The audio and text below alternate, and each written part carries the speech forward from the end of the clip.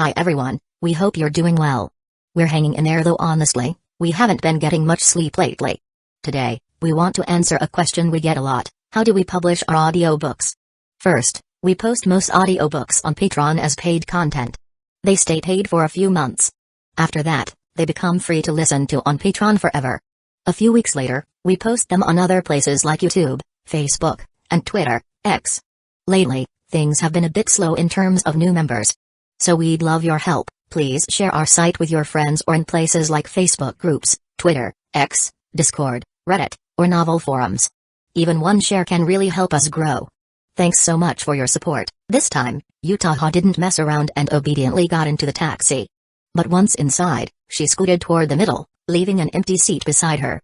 Hakuto, are you sure you're not tempted? If you get in now, I can have the driver change the destination. As she spoke, she patted the seat next to her. Her expression made it clear she wasn't joking. Hakuto didn't respond directly. Instead, he put on a professional smile and said to her through the open car window, "Looking forward to your next request, senpai. Don't forget to pay for today's job. Driver, you can go now." With that, he shut the door firmly. "Hakuto, you'll regret this." Who knows?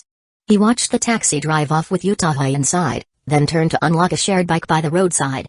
What? You say Hakuto swore he'd never ride one of these again? Come on, how could that be taken seriously? Just like how so many people swear off bad habits but never really quit. Off work. Heading home. Meanwhile, inside the taxi, Utaha wasn't the least bit annoyed about being rejected. Instead, she had a satisfied smile as she scrolled through her photo album. All the timestamps in the lower left corners of the pictures were from today, and most of them featured Hakuto in some way. But the one Utaha was most pleased with was the photo of Hakuto's back tattoo. His well-defined upper body, paired with his long, jet black hair and just the right amount of ink. It was perfect. How did I never notice that Hakuto had such a great body? I wonder what would happen if I sent this to that blonde loser? With that thought in mind, Utaha instinctively opened Ariri Spencer Sawamura's contact. Without hesitation, she sent the photo. As soon as she saw the read receipt appear, Utaha swiftly retracted the message. Utaha, oops, slipped. Ariri, what the hell are you up to now?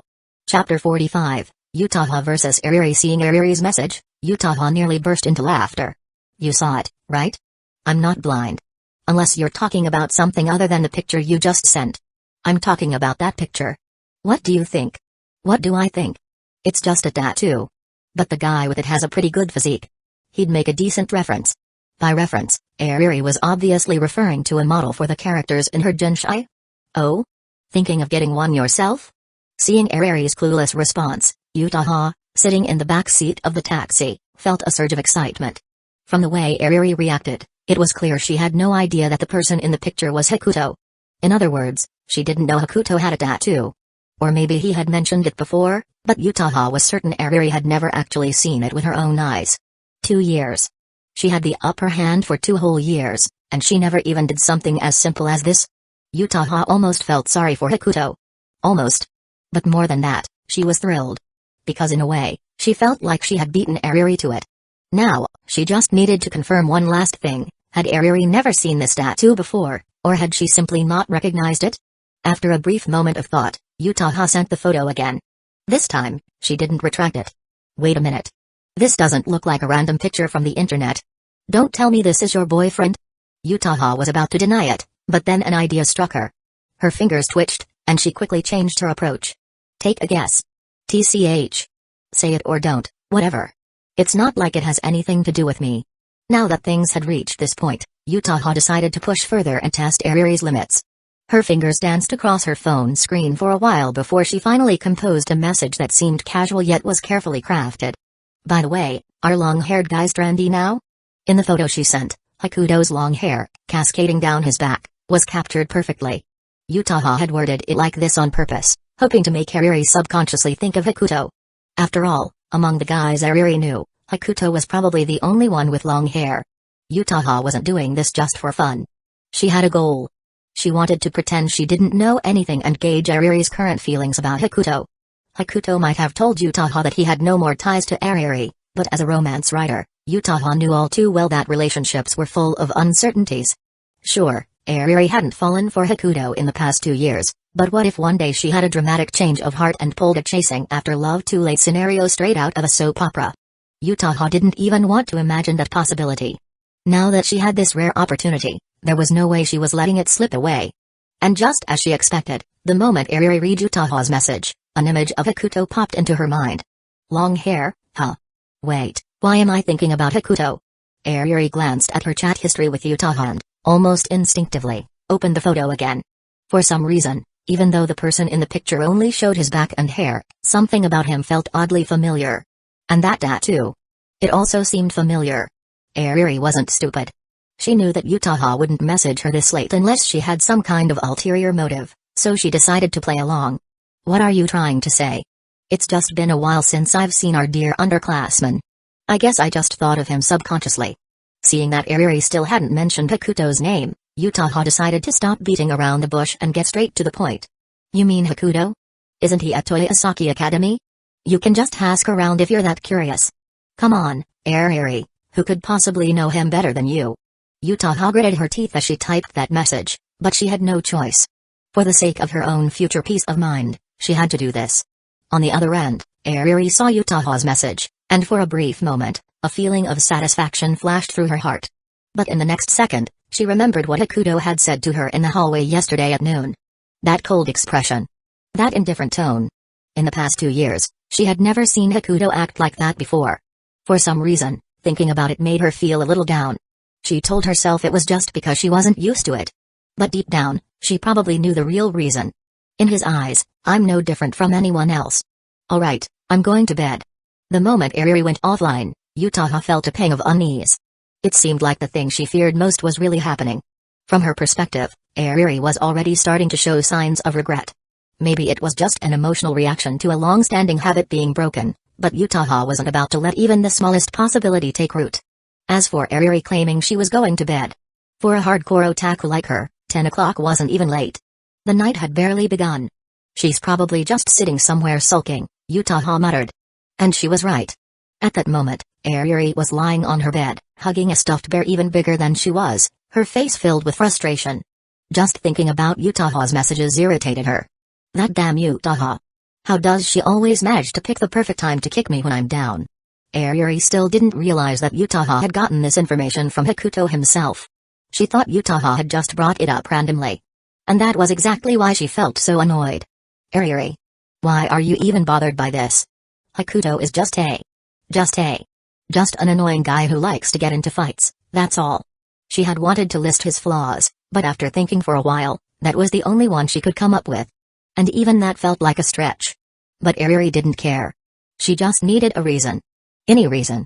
To convince herself that she shouldn't be feeling this way.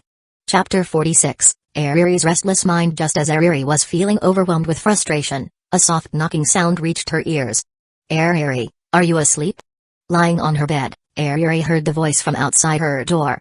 She patted her cheek slightly, took a moment to collect her thoughts, then slowly got out of bed and opened the door. What is it? I'm going out to grab something to eat. Do you want to come along?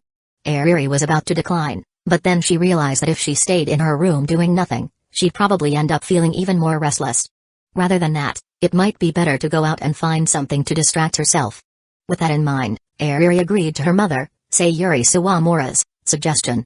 Wait a minute, let me change first. Alright, I'll wait for you downstairs. Sayuri carefully closed the door before heading downstairs, taking a seat on the sofa in the living room. In truth, she wasn't actually hungry. As someone who had been through similar experiences, she simply figured that her daughter must be reaching her breaking point and wanted to help distract her. I'm going to gain weight again. Sayuri, just hang in there for a couple of days, and it'll pass. Like Ariri, Sayuri believed that her daughter's current state was simply due to her struggling to adjust after a long-standing habit had suddenly been broken. So as long as she got through these next few days, everything would be fine. A few minutes later, Ariri came downstairs dressed in casual clothes. It had to be said. There was a reason why she was considered on par with Utaha and Yukino at Toyosaki Academy. Aside from her mixed heritage and family background, her looks alone were more than enough to compete with them. Even in such a simple outfit, her beauty still shone through. Let's go. Walking along the bustling streets, Ariri looked around at the numerous food stalls lining the roadside and couldn't help but ask, going out for late-night snacks like this. Mom, aren't you worried about gaining weight? Of course Sayuri was worried. But for her daughter's sake, she had no choice. We're already out, so let's not spoil the mood with the kind of talk. Eat more. Who knows, maybe you still have room to grow. Huh? What kind of comment is that? I'm only 16.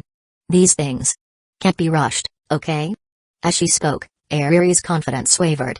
Because she had just thought of Utaha's chest. In the end, she could only console herself with the fact that Utaha was a year older than her. Alright, let's drop the subject. What do you want to eat? Eat what? Hearing this, Ariri instinctively scanned the surrounding food stalls. With her father being a diplomat, her family was well off, and their home was located in one of the most prosperous areas. Because of that, night markets always popped up around her neighborhood, offering a dazzling variety of food choices. Eventually, her gaze settled on a handmade dessert stall, and she slowly walked toward it. Seeing this, Sayuri's heart sank. If she remembered correctly, the last thing Ariri ate that was made by Hakuto was also a handmade cake. There was no way this was just a coincidence. Sayuri didn't believe that for a second. But at this point, there was nothing she could do except go with the flow. A few minutes later, both Ariri and Sayuri had a handmade cake in their hands. It looks nice, but I wonder how it tastes. Ahem. Before Sayuri could finish her sentence, Ariri suddenly started coughing.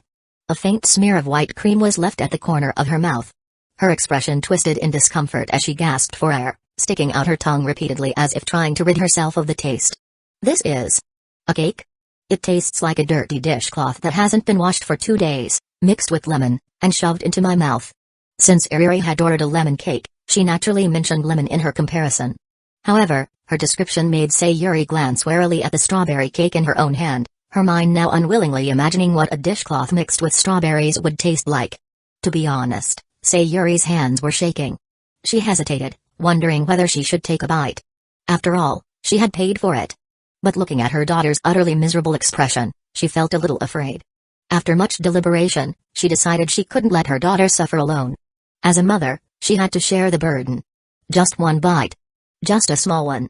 Convincing herself, Sayuri brought the cake to her lips, took a tiny bite, and began to chew. Wait. It's not that bad.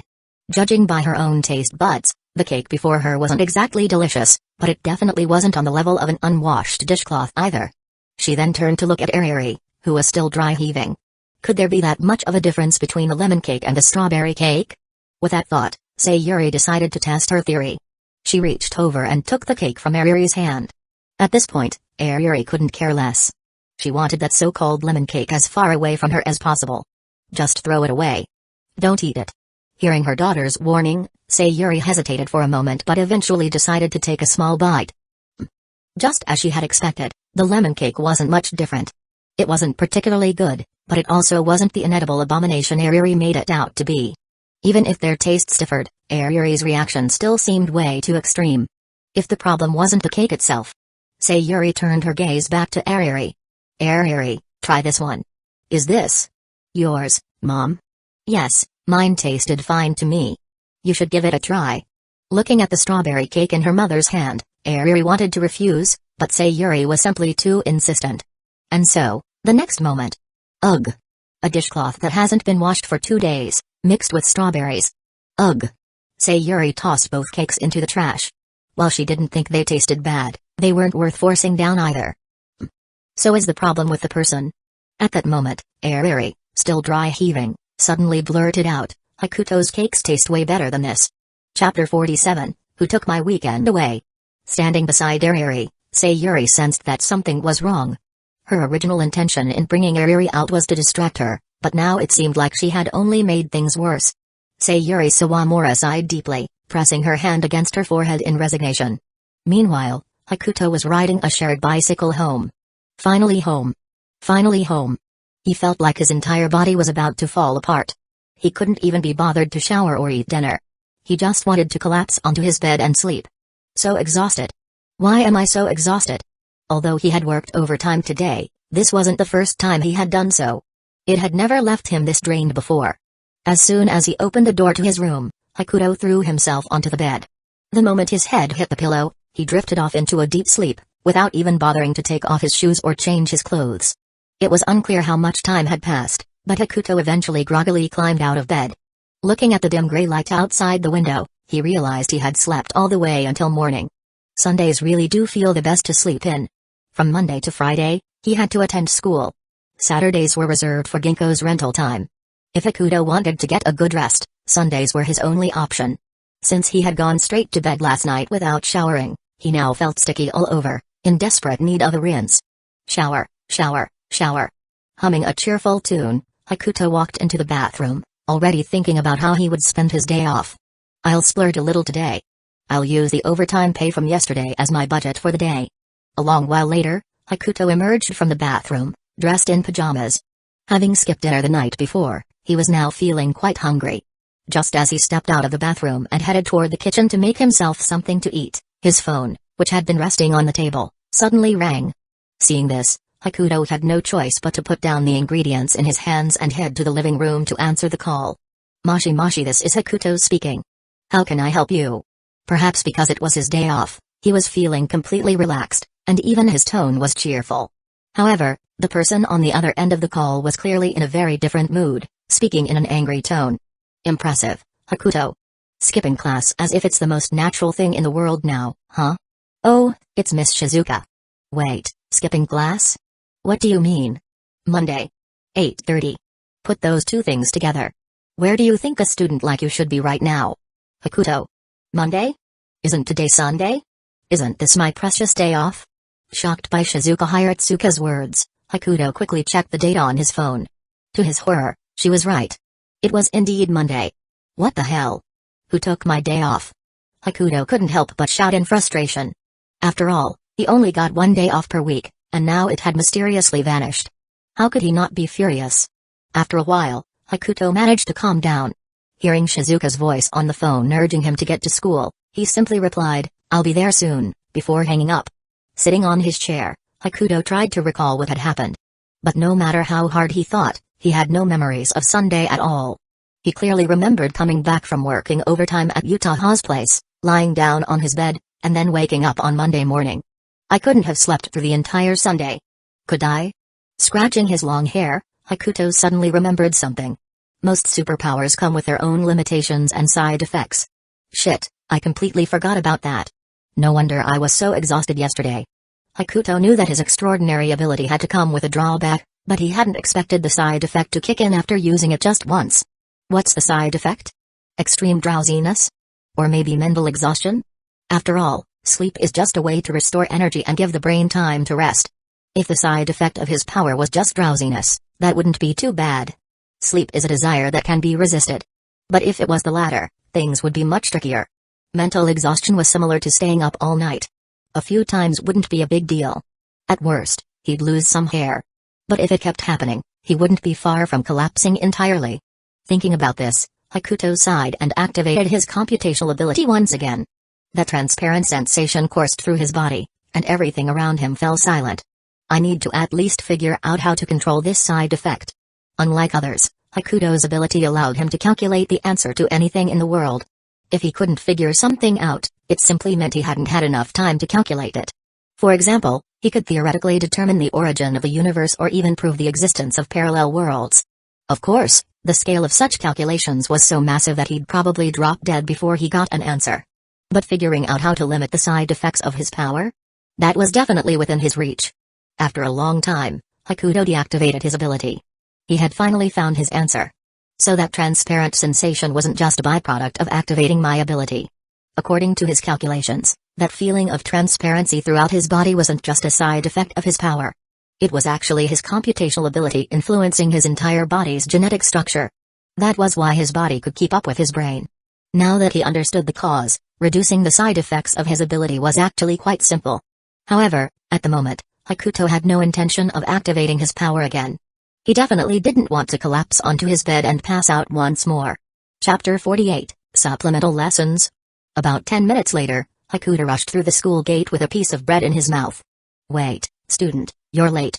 Please register your name. Shiratori Hakuto. Hakuto quickly blurted out his name and then ignored the student council member blocking him, dashing straight into the school. Shiratori Hakuto? At first, the student council member in charge of recording tardiness didn't react. It wasn't until they had written down Hakuto's name in the logbook that they finally realized what had happened. Glancing around to ensure no one was watching, They quietly tore out the page with Hakuto's name on it.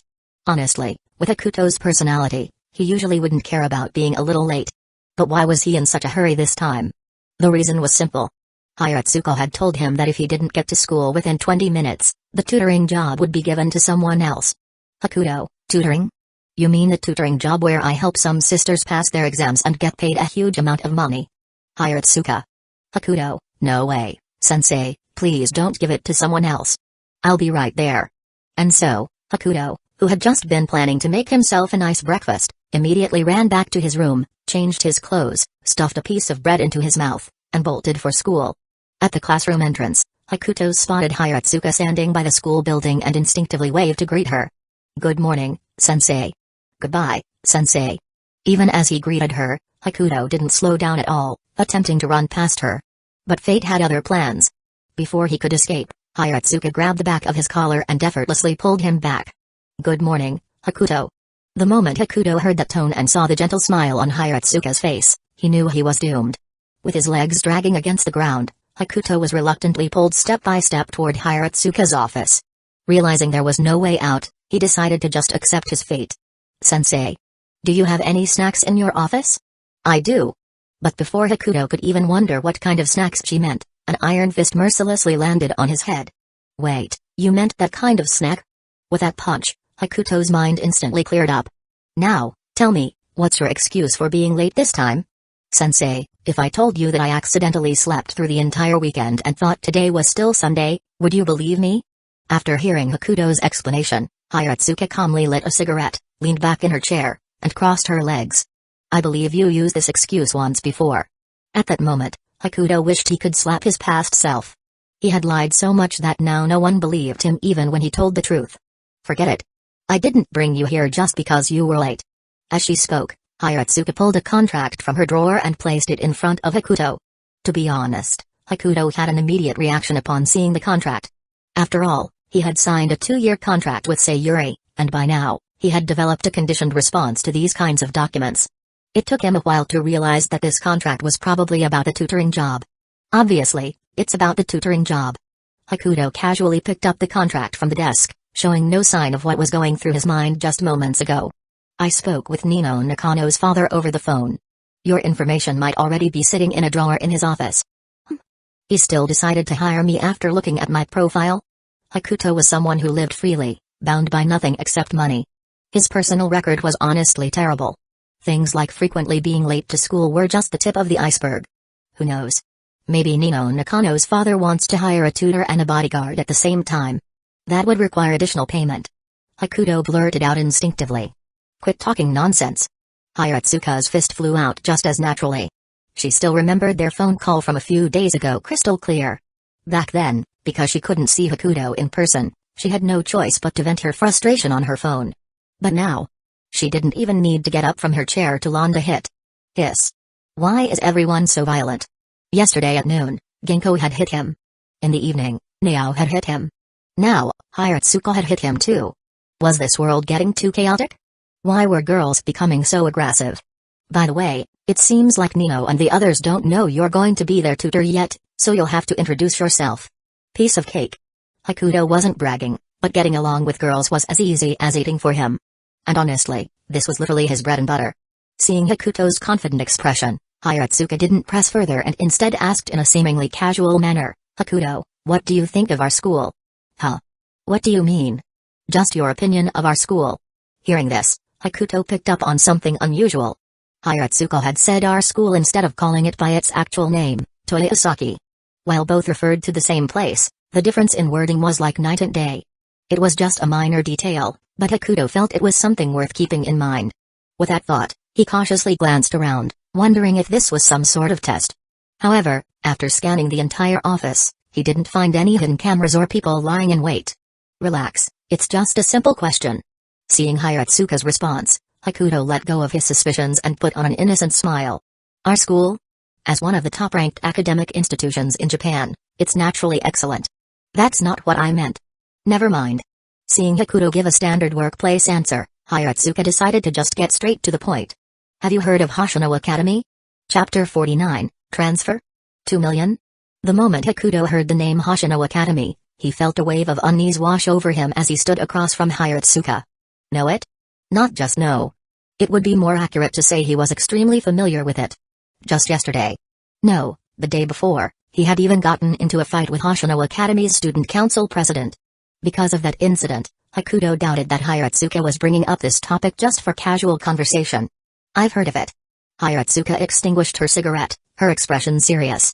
From what I know, this school has an exceptionally high transfer rate. Many students from various schools have transferred there at some point. So? Of course, the transfer rate was high. After all, supernatural abilities often manifested without warning. And when it came to Hoshino Academy, as long as someone showed even the slightest signs of an ability awakening, they would be pulled in immediately. Not only that. If an older sibling awakened abilities, their younger siblings would also be enrolled into Hoshino's affiliated middle school.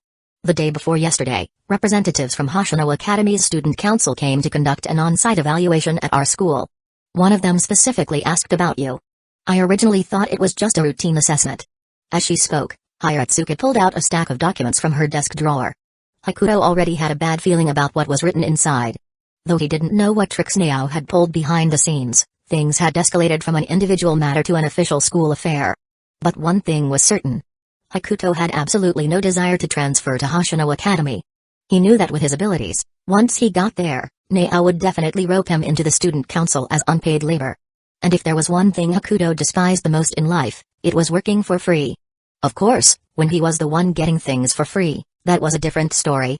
Wait, no. Regardless, he refused to be exploited. He would rather die than give in.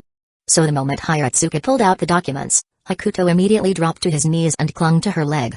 Please, no. Sensei, I don't want to transfer to Hoshino Academy. I have deep feelings for Toyosaki.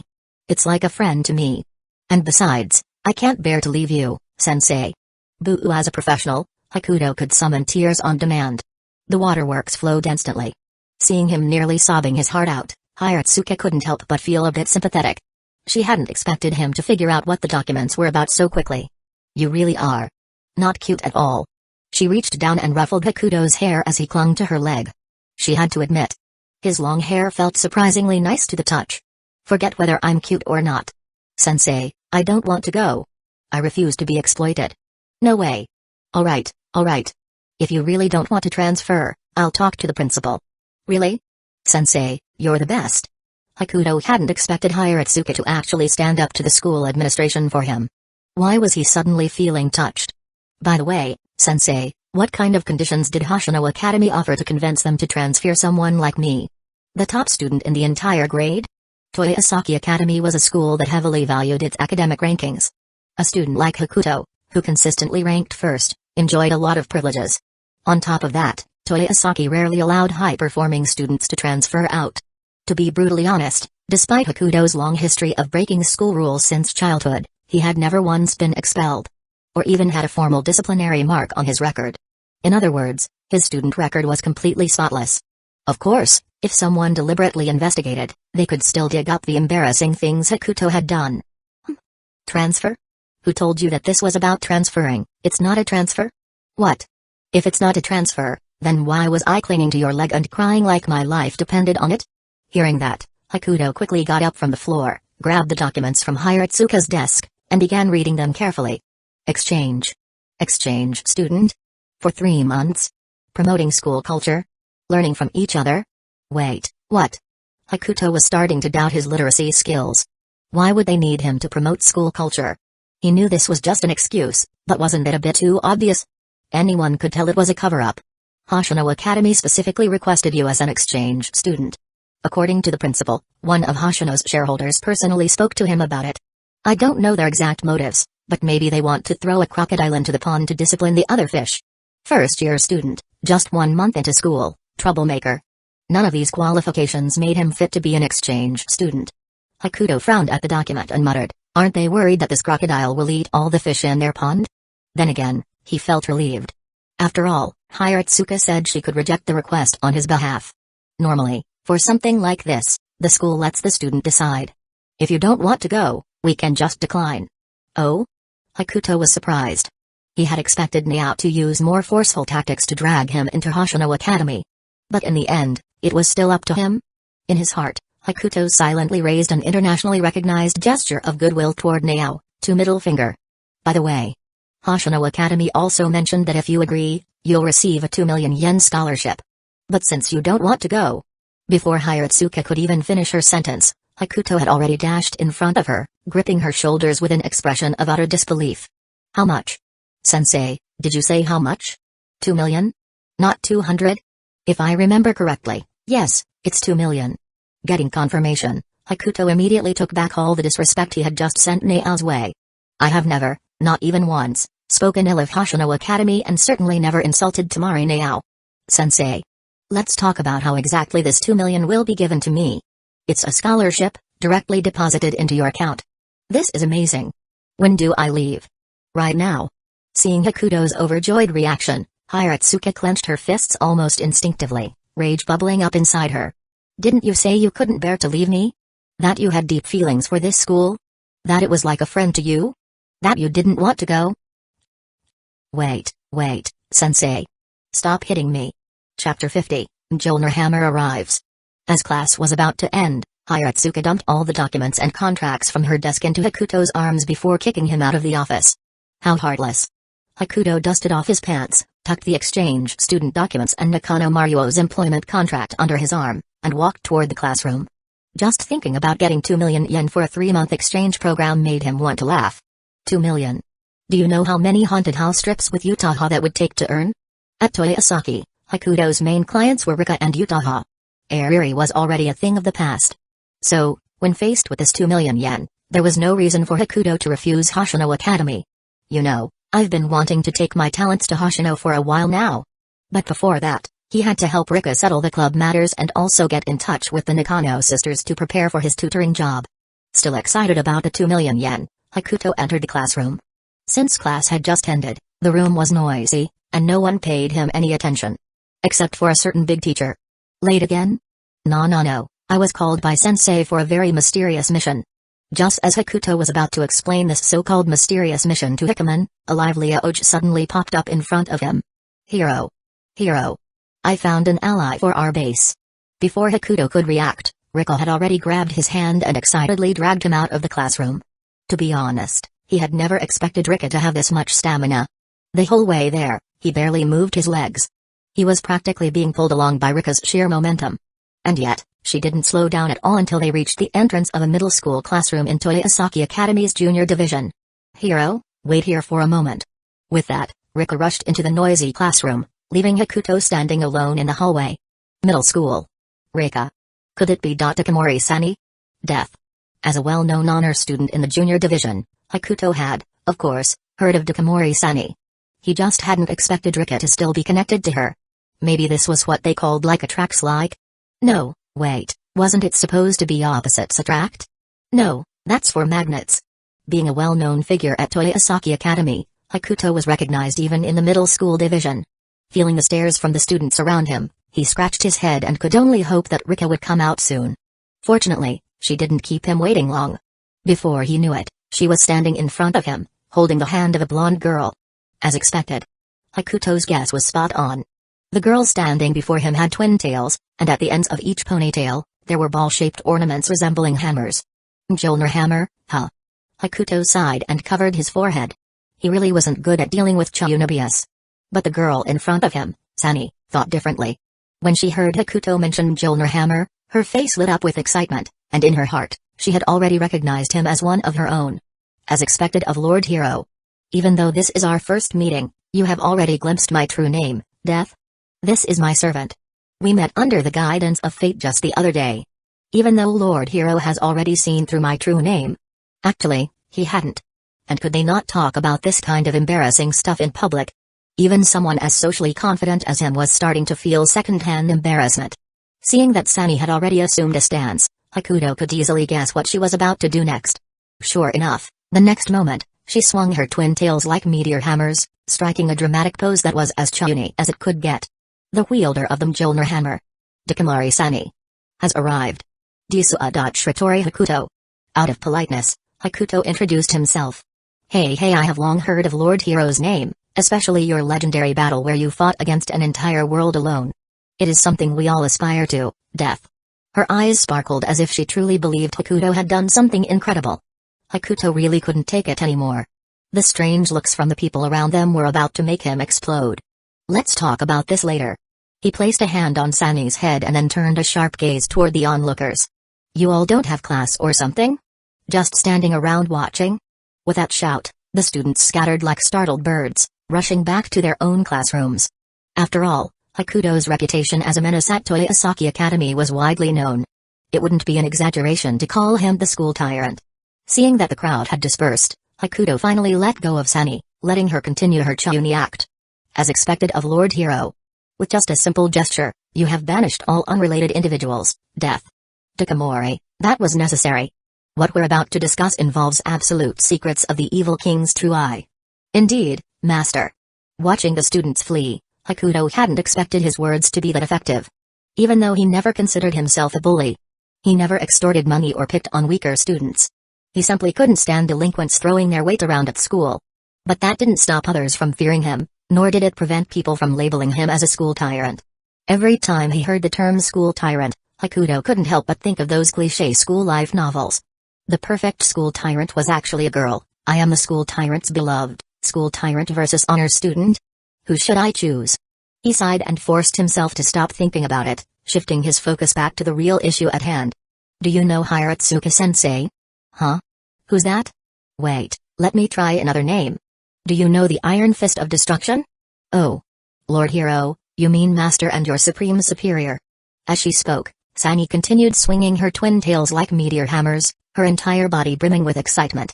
Chapter 51, about how to approach a girl I previously rejected came to the Iron Fist of Destruction's domain at noon tomorrow. Can you make it? Okay. Seeing that his message had been delivered clearly, Hakuto let out a sigh of relief. At the very least, he could settle Rika's request before heading to Hashinoami Academy. Does Lord Hero have any other orders, Death? For some reason, Hakuto felt that Sunny treated him with an unusual amount of respect. Could this be some sort of hierarchical distinction exclusive to Chayunobu? That's all. Oh right, my servant occasionally does some strange things. Strange things? As soon as Hakuto finished speaking, he saw Sunny suddenly start spinning her twin tails like a whirlwind. Thunder God's hammer tornado. Her golden twin tails swirled around her, creating an aura that almost felt like an actual electric tornado. And then, in the very next second, she ended up getting completely tangled in her own hair, collapsing onto the ground like a little bird with broken wings. I can't move. I was asking a question, but you really didn't have to demonstrate it on the spot. Damn, this was peak Shayunobu. An even purer specimen than Takanashi Rika had appeared. That was Sunny. Hakuto sighed. Dealing with one Chayuni fool was already exhausting. Now he had to deal with two. Well, at least once this club matter was settled, it would no longer be his problem. He still had to head to Hashinoami Academy. Back in class, Hakuto occasionally glanced at Hakuman sitting beside him, a peculiar look flickering in his eyes. Hakuman felt shivers down his spine under Hakuto's gaze, goosebumps rising all over his body. Hakuman, are you interested in joining a club? Not at all. Absolutely not. Hakuman knew Hakuto had an agenda, but he hadn't expected it to be this. Don't be so quick to refuse. Hakuto still wanted to try and scam Hakuman, but the guy wasn't falling for it at all. No way, no matter what you say, it's not happening. Really? Really? I recall Kamaki messaged me a few days ago, asking me to take her out shopping. And just like that, under Hakuto's threats and temptations, Hakuman reluctantly prepared to join Rika's club, albeit with some expectations. As for Haru, Hakuto didn't even need to put in much effort. After all, for him, a club was just another place to slack off. Still one short. Truthfully, unless absolutely necessary, Hakuto didn't want to drag in people he wasn't familiar with just to fill out the numbers for Rika's club. And so, I thought Junior-kun asking me if I wanted to join Takanashi's club was just a roundabout way of hitting on me. Do you really think I would do something that boring, senpai? Since Hakuto couldn't find anyone better, he had no choice but to consider Utaha, someone who hadn't joined a club and wasn't particularly interested in them. For senpai, it's just changing locations to right, so it shouldn't be much of a problem, right? That's true, but what do I get out of it? How about I waive one commission fee for you? A benefit? No way.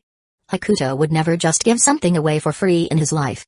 While waiving a commission fee might seem like a gain for Utaha on the surface, in reality, once this arrangement became a habit, she would essentially become his regular client. So in the end, It looked like Utaha was winning, but Hakuto was the one profiting. Hilarious. I broke the defenses of professional shogi player Kuzuryu Ueaki, made the student council president of Hashinomi Academy suffer losses. Have they ever gotten anything out of me? Are you free this weekend? Definitely not on Saturday. As for Sunday, it depends. Unless, of course, Senpai wants to go explore a haunted house at night again, then I might be able to make time on Saturday too. I'll join the club. Utaha yawned and accepted Hakuto's proposal. She then waved her hand dismissively, returned to her seat, and promptly laid down on her desk for another nap. Seeing that the matter was settled, Hakuto breathed a sigh of relief. Now, he just needed to reach out to the Nakano sisters, and then he could head to Hashinomi Academy without any worries. Ready to unleash his talent, and get paid. Time passed quickly, and before he knew it, school was over for the day. During lunch, Rika's club was successfully established. Hiratsuka was easy to talk to. As soon as Rika gathered enough members, she approved the club without hesitation. Now that Rika's club situation was resolved, Hakuto could shift his full focus to his tutoring job. Speaking of which, Nakano Nino probably doesn't still holds a grudge against me, right? Hakuto glanced toward Nakano Nino, who was packing up her things in the classroom. Ever since he had refused to give her his contact information, they hadn't interacted at all. It made sense, though. While Nino was a looks-focused person and had a natural fondness for bad boys, Hakuto was essentially her kryptonite. Still, even so, she had her own pride. Being publicly rejected when asking for contact information must have stung her ego a little. Hakuto wasn't sure. If he went up to Nino now, would he get utterly humiliated? Huh? You, someone who doesn't understand girls at all, are supposed to be my tutor? I absolutely refuse. Just imagining how he was about to get stonewalled made Hakuto instinctively scratch his head. All the boomerangs he had thrown in the past were coming back to hit him square inches the forehead. This morning, he had scrambled for excuses to be late, and now, he was dealing with this tutoring situation. Sigh. I was never some social genius. I was just forced into it. There was no choice. No matter how awkward it was, Hakuto had to go talk to Nino. Who would turn their back on money? As Nino finished packing up and prepared to leave the classroom, she suddenly paused when she saw Hakuto standing at the door. Lowering her head, she pretended not to see him and attempted to walk past. But just as they were about to brush shoulders, Hakuto spoke. Nino, do you have a moment to talk? Chapter 52, The boomerang hits its own forehead, so why did you call me over? The humiliation Hakuto had imagined never materialized. Instead, Nino actually agreed to his request for a conversation. After everything I did in the past, Nino, you're still willing to stop and listen to me? So you do know how overboard you were back then? And also, since when were we close enough for you to call me by my name? Because you have 4 sisters. If I called you Nakano, wouldn't that just make things confusing? Nino glanced at Hakuto but didn't refute him. That was as good as agreement. The fact that the Nakano quintuplets were identical was well known throughout Toyosaki Academy. After all, having 5 people who looked exactly the same suddenly appear on campus was bound to surprise anyone. If that's all you wanted to say, then stop wasting my time. With that, Nino turned to leave, but Hakuto quickly blocked her path. I just wanted to apologize for what I did before. Sorry, I acted out of line due to some personal reasons. If that's all, then there was no need to stop me just for that. It was necessary. And also, Nino, can I get your contact information? A boomerang. This is a total boomerang moment. Nino watched as Hakuto confidently pulled out his phone and waved it in front of her. She stared intently at his expression, trying to detect any ulterior motives. But no matter how long she observed, she couldn't find anything suspicious. With no other choice, Nino reluctantly took out her phone and exchanged contact information with him. I thought for sure you'd outright reject me and get back at me for before. Why would I bother with something so childish? Fair point. Hearing footsteps approaching from behind, Hakuto knew the other 4 had come looking for Nino, so he quickly wrapped up the conversation. Well then, I'll be counting on you in the future. He lifted his phone slightly, then turned to leave. Nino wasn't sure why Hakuto was acting so differently today. Could he really have just wanted to apologize? She remained standing there, dazed, until a girl with a star-shaped hairpin patted her on the shoulder, snapping her back to reality. What's wrong, Nino? And nothing. The newcomer was Nakano Itsuki. Since Nino had been held up talking to Hakuto, the others had come to find her in her classroom. Huh? Was that Hakuto just now? Nakano Yatsuba craned her neck, staring at the direction he had left, as if she had just witnessed something thrilling. I saw him too. But Nino, didn't he reject you before? What do you mean reject? I was just asking for his contact information. How did that turn into a confession in your head? Huh? Aren't those the same thing? Nakano Akika, ever the troublemaker, chimed in with a teasing smirk. Of course not. Nino refuted. But if it's just contact info, I already saved it earlier.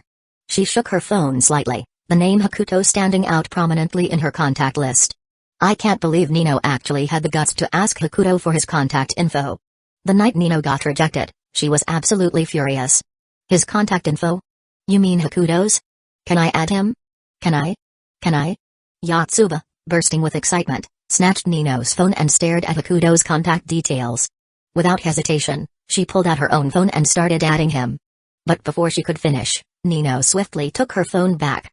Yotsuba, that's really rude. I know.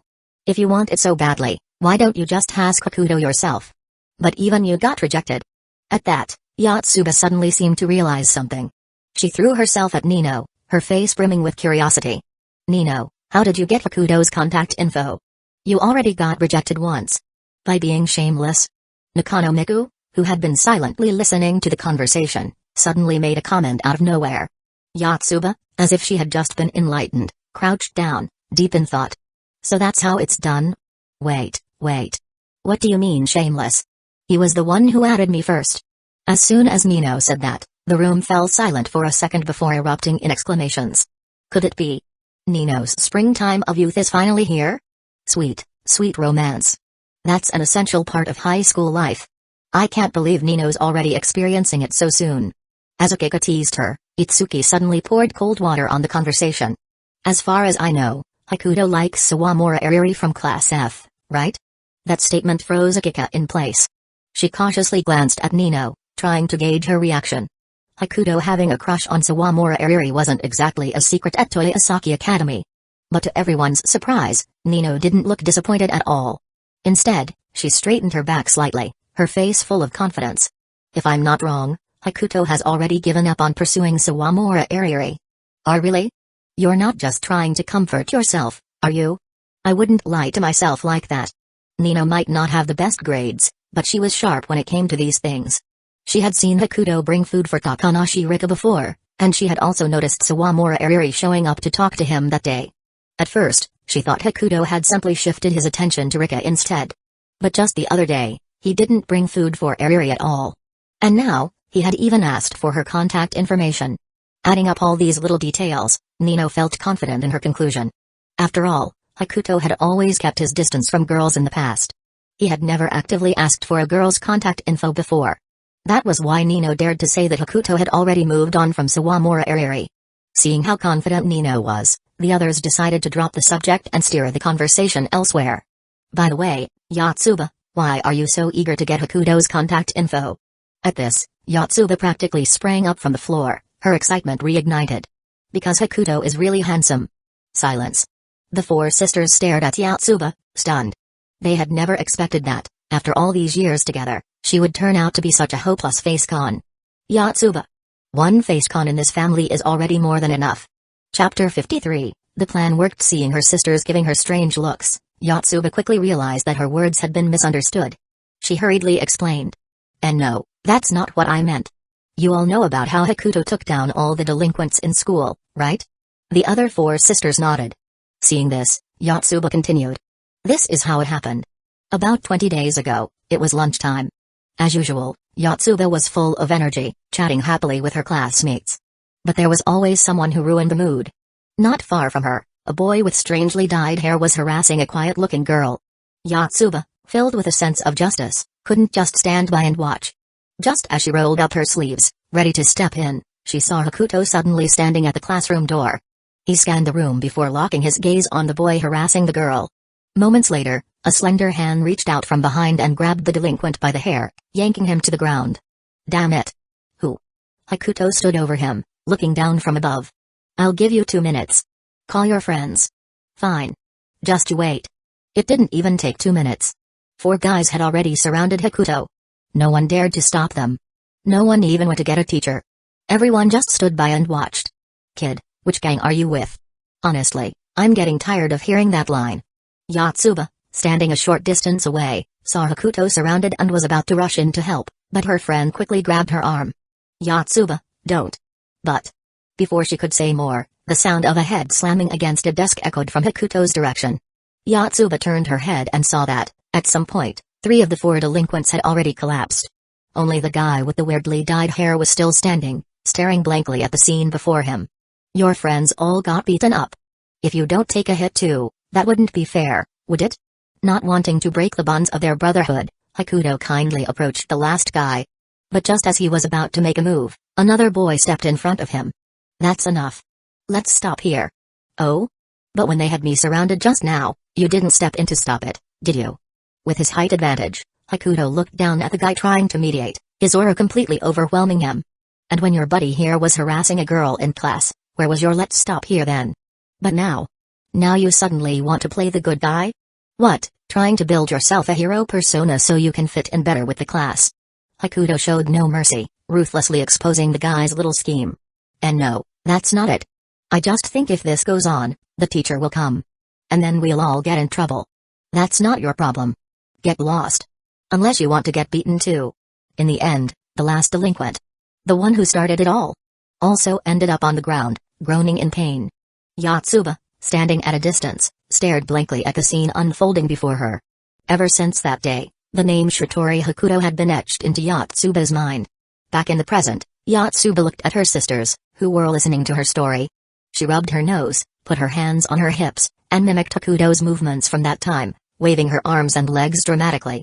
Hakuto was like this, and then like that. And those 4 guys were on the ground in no time. Seeing her sister's confused expressions, Yotsuba asked in surprise, wait. Don't tell me you didn't see it? I remember Hakuto went from class to class taking them all down, didn't he? Nino shook her head and spoke first. In our class, he took on 5 guys in the bathroom. That's the incident they talked about at the assembly. Itsuki said, I heard my class tried to ambush Hakuto on the street, so I didn't see it myself. But those guys looked absolutely terrified the next day. Miku added, same here. So that means I'm the only one who saw Hakuto's heroic fighting in person. Maybe. Anyway, let's go home. Whoa. Nino, let me tell you, Hakuto was seriously so cool. Huh. Meanwhile, Hakuto looked at Nino's contact info on his phone and smiled slightly. Looks like the first step of the plan was a success. To be honest, he hadn't expected to get Nino's contact so easily. He figured his face and his delinquent personality played a big role in this. Hakuto wondered, if I showed my tattoos, would Nino scream on the spot? As for the whole private tutor thing, Hakuto had his own approach. Since Nakano Maruo hadn't told his daughters about hiring a tutor, Hakuto decided to take advantage of that and keep quiet about it too. First, he would guide Nino's studies as a friend. Then, using her as a stepping stone, he'd get the other 4 sisters to follow along. Hakuto thought his plan was absolutely brilliant. After all, being told to study by a teacher and being encouraged by a friend were 2 completely different things. The former was much harder to accept than the latter. Imagine if he invited Nino out for a casual outing and just so happened to walk into a library. If he casually sat down to read a book, would Nino just stand there playing on her phone? No. She would naturally pick up a book and start reading too. At that moment, Hakuto could accidentally share some study tips with her or explain a few concepts. Wouldn't that be perfect? Way better than barging into their home and declaring himself their tutor. As for whether she'd agree to hang out, Hakuto was pretty confident. Judging by today, Nino seemed to have a favorable impression of him. So asking her out for something simple shouldn't be a problem. To those deadbeat parents who abandoned me, at least you left me with this handsome face. That's the one good thing you ever did. Hakuto silently thanked his absent parents in his heart. Of course, if this approach didn't work, he still had a backup plan. Super calculation mode activated. Chapter 54, First time at Hashinoami. The next day, Hakuto groggily climbed out of bed. He walked into the bathroom, splashed cold water on his face, and looked at the memo stuck to the mirror. Because of his job, he often puts notes on the bathroom mirror to remind himself of important things. He didn't want to forget something and leave a bad impression on his customers. Huh? Is today Ginkgo's match? Hakuto glanced at the memo, relieved that he had written it down. After all, knowing Ginkgo's personality, if he forgot, she wouldn't remind him in advance. She'd settle the score afterward. That meant stepping on his head with her black stocking-clad foot as punishment. Today is also the day I go to Hashinoami, but luckily, Ginkgo's match is in the afternoon. Hakuto was glad Sayuri had cancelled their contract a few days ago. Otherwise, he wouldn't have been able to fit this into his schedule. Tearing the note off the mirror, Hakuto left the bathroom, got dressed, grabbed a few pieces of bread from the fridge, and headed out. After a while, Hakuto arrived at the gates of Hashinoumi Academy. He thought his journey into the world of superpowers was about to begin. Until the school security stopped him, shattering his illusion.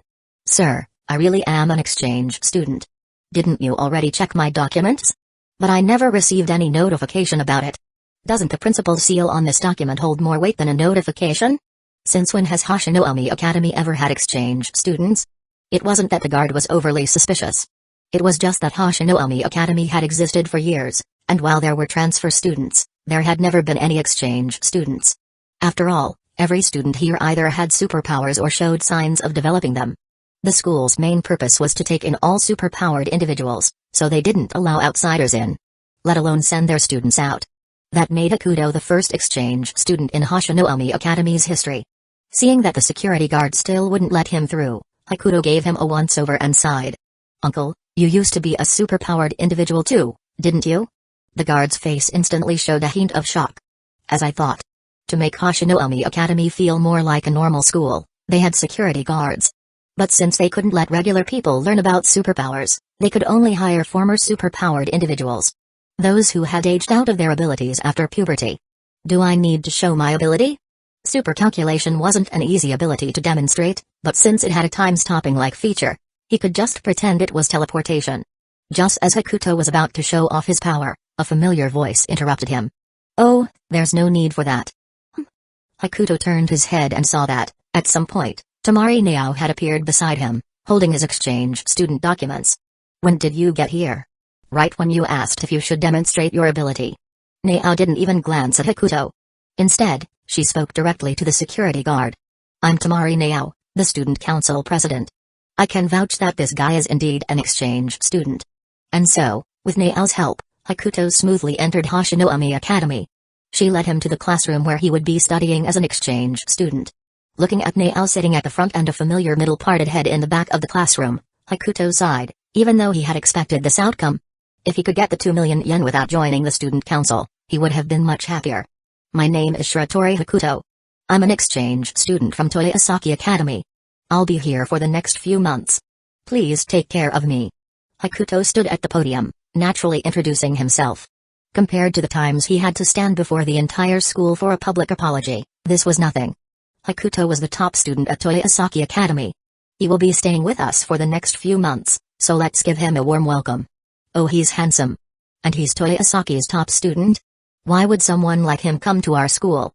Following the teacher's arrangement, Hakuto was seated next to Takajo Jojiro. "Hey." Just as Jojiro was about to strike up a conversation, Hakuto cut him off. "Takajo Jojiro, I've seen you before. Last week, you followed me for quite a while." Though Hakuto had never met Jojiro face to face, he had deduced what had happened to Nao using his ability. Naturally, he had also noticed Jojiro in the process. Jojiro was briefly stunned but quickly realized that this was Hakuto's power at work. Super calculation is terrifying. Yeah, otherwise, do you think Nao would have insisted on bringing me to Hashinoumi just for an exchange program? Throughout the 2 morning classes, Hakuto barely paid attention. His top student status wasn't bought. It was earned. But more importantly, he knew he wasn't here to study. Sure enough, as soon as the second class ended, Nao set down her portable music player and walked over to Hakuto and Jojiro. "Our informant has news. Looks like it's time to get to work. Let's go." Hakuto smoothly stood up and left the classroom, as if he had done this 100 times before. Nao and Jojiro exchanged glances, then followed him out. Before long, they arrived at the Hashinoumi Academy Student Council office. The familiar long table and map were still there, but this time, there was an extra person. And that person seemed to be arguing with the student council president. "You acted so confident, but in the end, I was the one who led the way here. If you keep running your mouth, I'll calculate all your embarrassing childhood moments and spill them. You couldn't even figure out where the student council office was." "I didn't bother to calculate it, not that I couldn't." Jojiro stood there watching their argument, unable to get a word in. Just then, the office door swung open, and a man, completely drenched, slowly walked inside. "This is the informant. His ability tells us the locations of superpowered individuals. But given your ability, I suppose I don't even need to explain that. I can supercalculate, but I'm not omniscient." Hakuto indeed had some knowledge of the informant, but he didn't want to give them the illusion that he knew everything. It was like going to a fortune teller. If the fortune teller asks for your birth date and you say, "Shouldn't you already know?" That would be ridiculous. A single drop of water fell from the informant's fingertip onto the map, soaking the area where it landed. Watching the scene unfold, Hakuto suddenly had a bad feeling. Sure enough, the next second, a deep voice came from the informant's lips. Ability. Blunder. Chapter 55, Tamari Nao, the peeping Tom again. I just got here, and I already ran into this. Guess I have pretty good luck. Hakuto watched as the informant walked away, muttering to himself. To be honest, Hakuto didn't think his ability was any weaker than a Tosakayu's. It was just that the other guy's power was completely overpowered. He could plunder the abilities of anyone within his line of sight.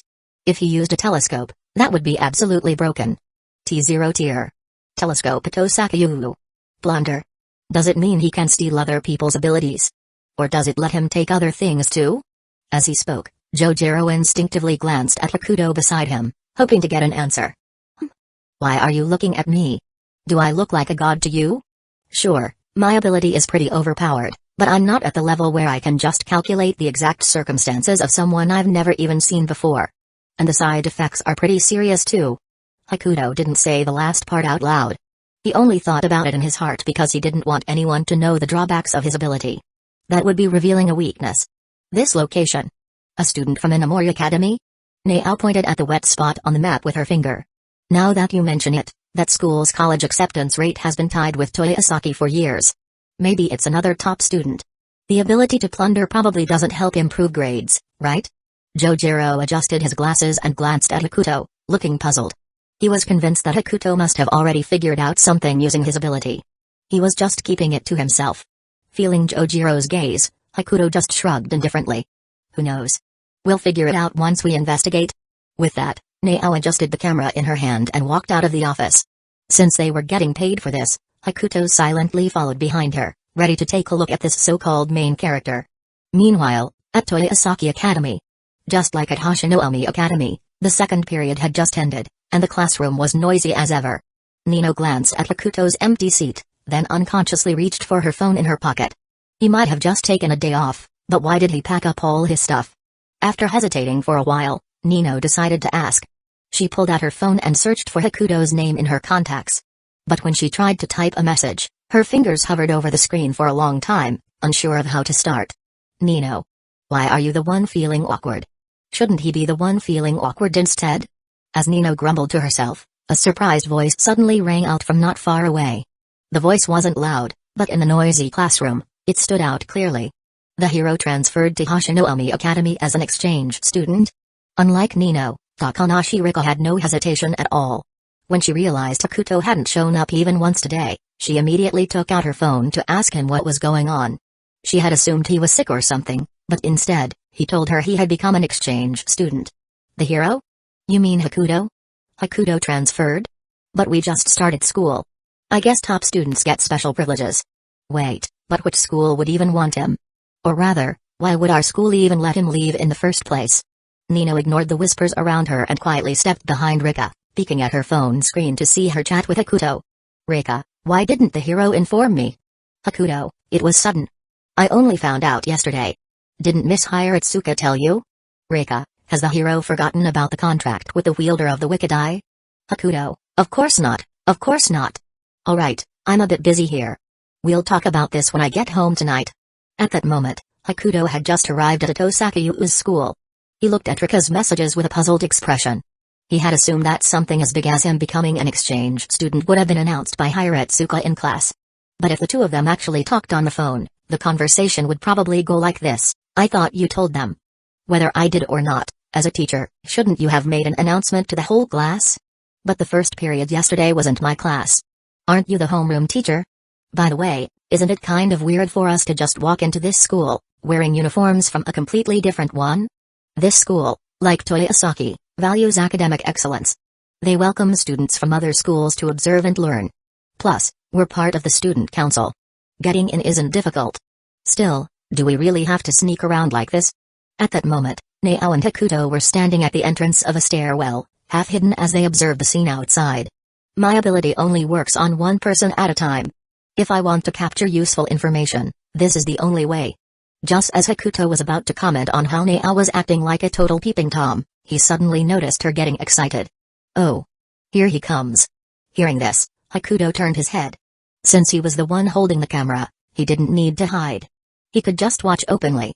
Amidst a crowd of ordinary students, a boy with strikingly good looks stood out. He was standing in front of the academic rankings board, looking at the name at the very top. He ruffled his hair with one hand and flashed a proud smile. That boy was their target. Ato Sakayulu.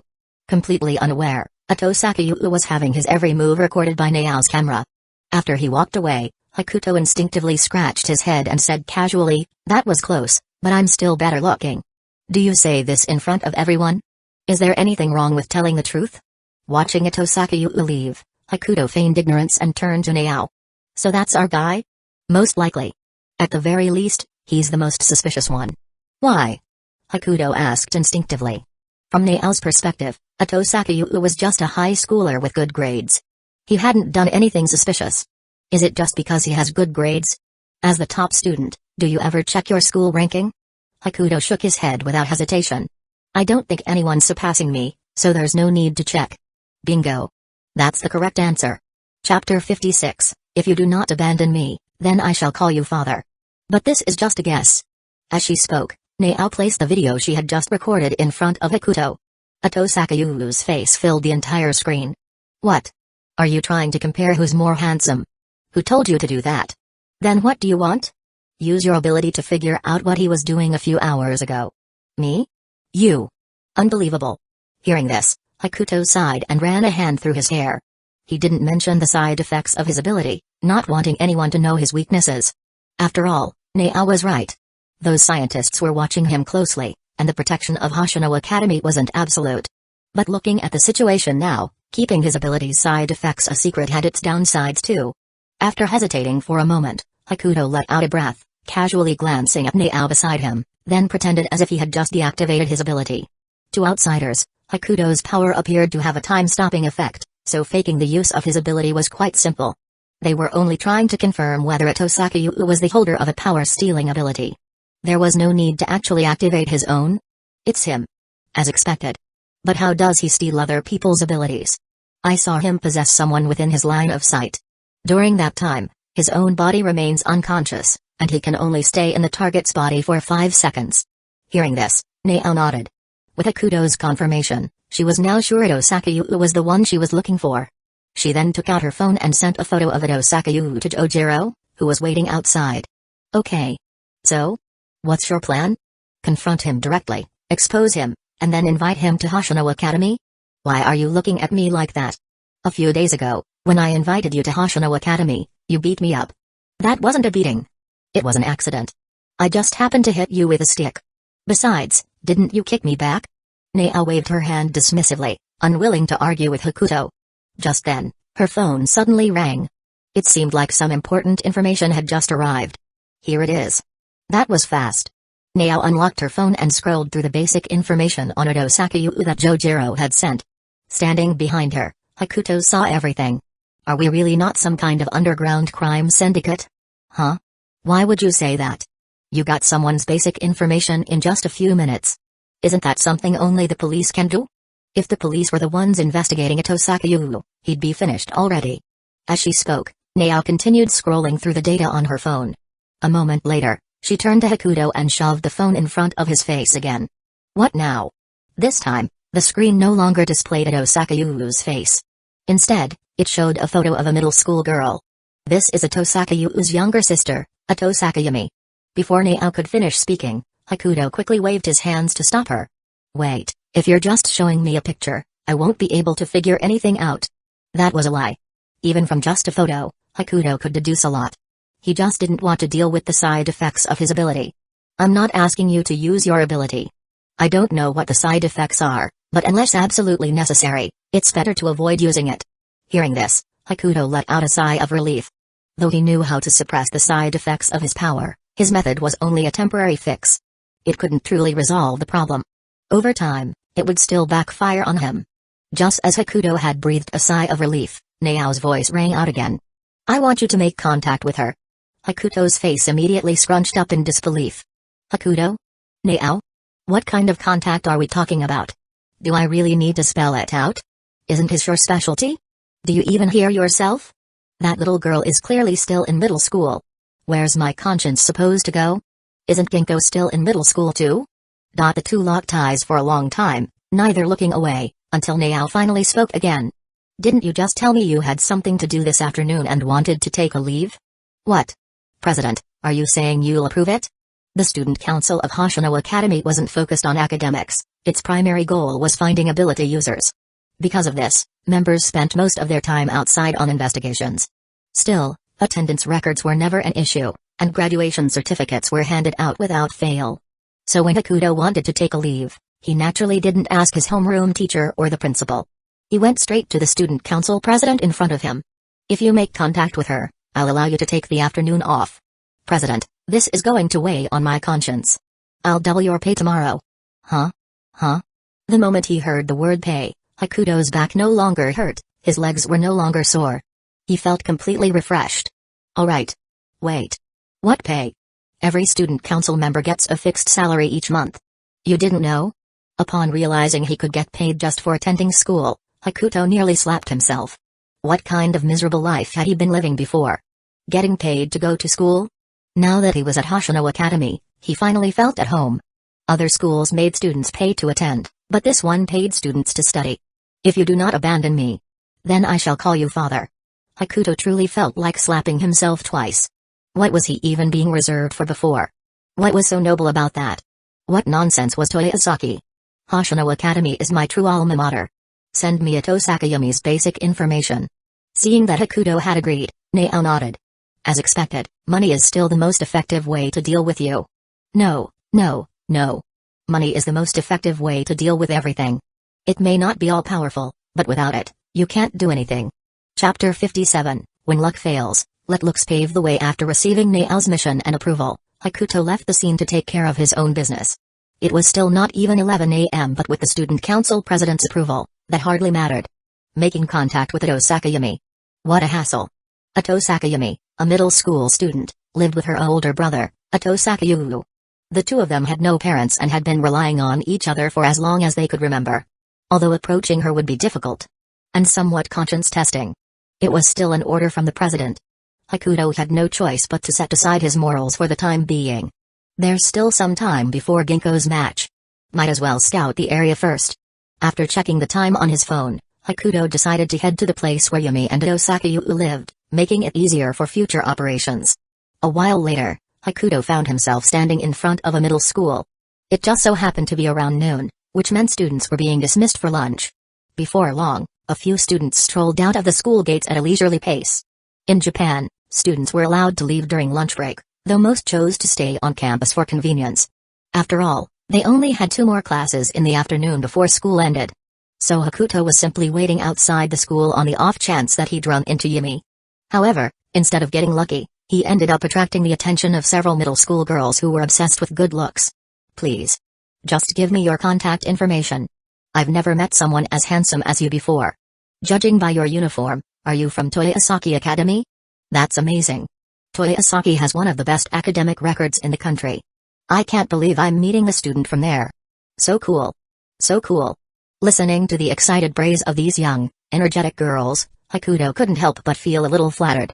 Since he was alone and not currently on duty, there was no real reason not to give them his contact info. It wasn't like he was practicing some path of emotionless detachment.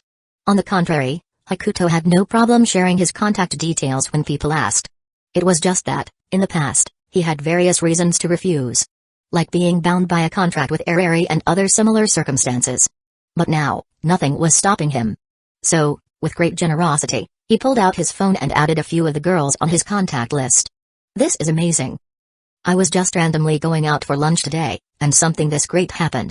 So awesome. Ha ha ha. So cool. So cool. Watching the girls cheer while clutching their phones, Hakuto felt a slight pang of guilt. But he hadn't forgotten his real purpose here. Now that we've exchanged contacts, can I ask you girls for a favor? Huh? Big brother, do you want me to be your girlfriend? I don't mind. Wait, is this a date invitation? Hold on. I'm gonna request a leave right now. Seeing their over-the-top reactions, Hakuto instinctively took 2 steps back. Hold it. That's not what I meant.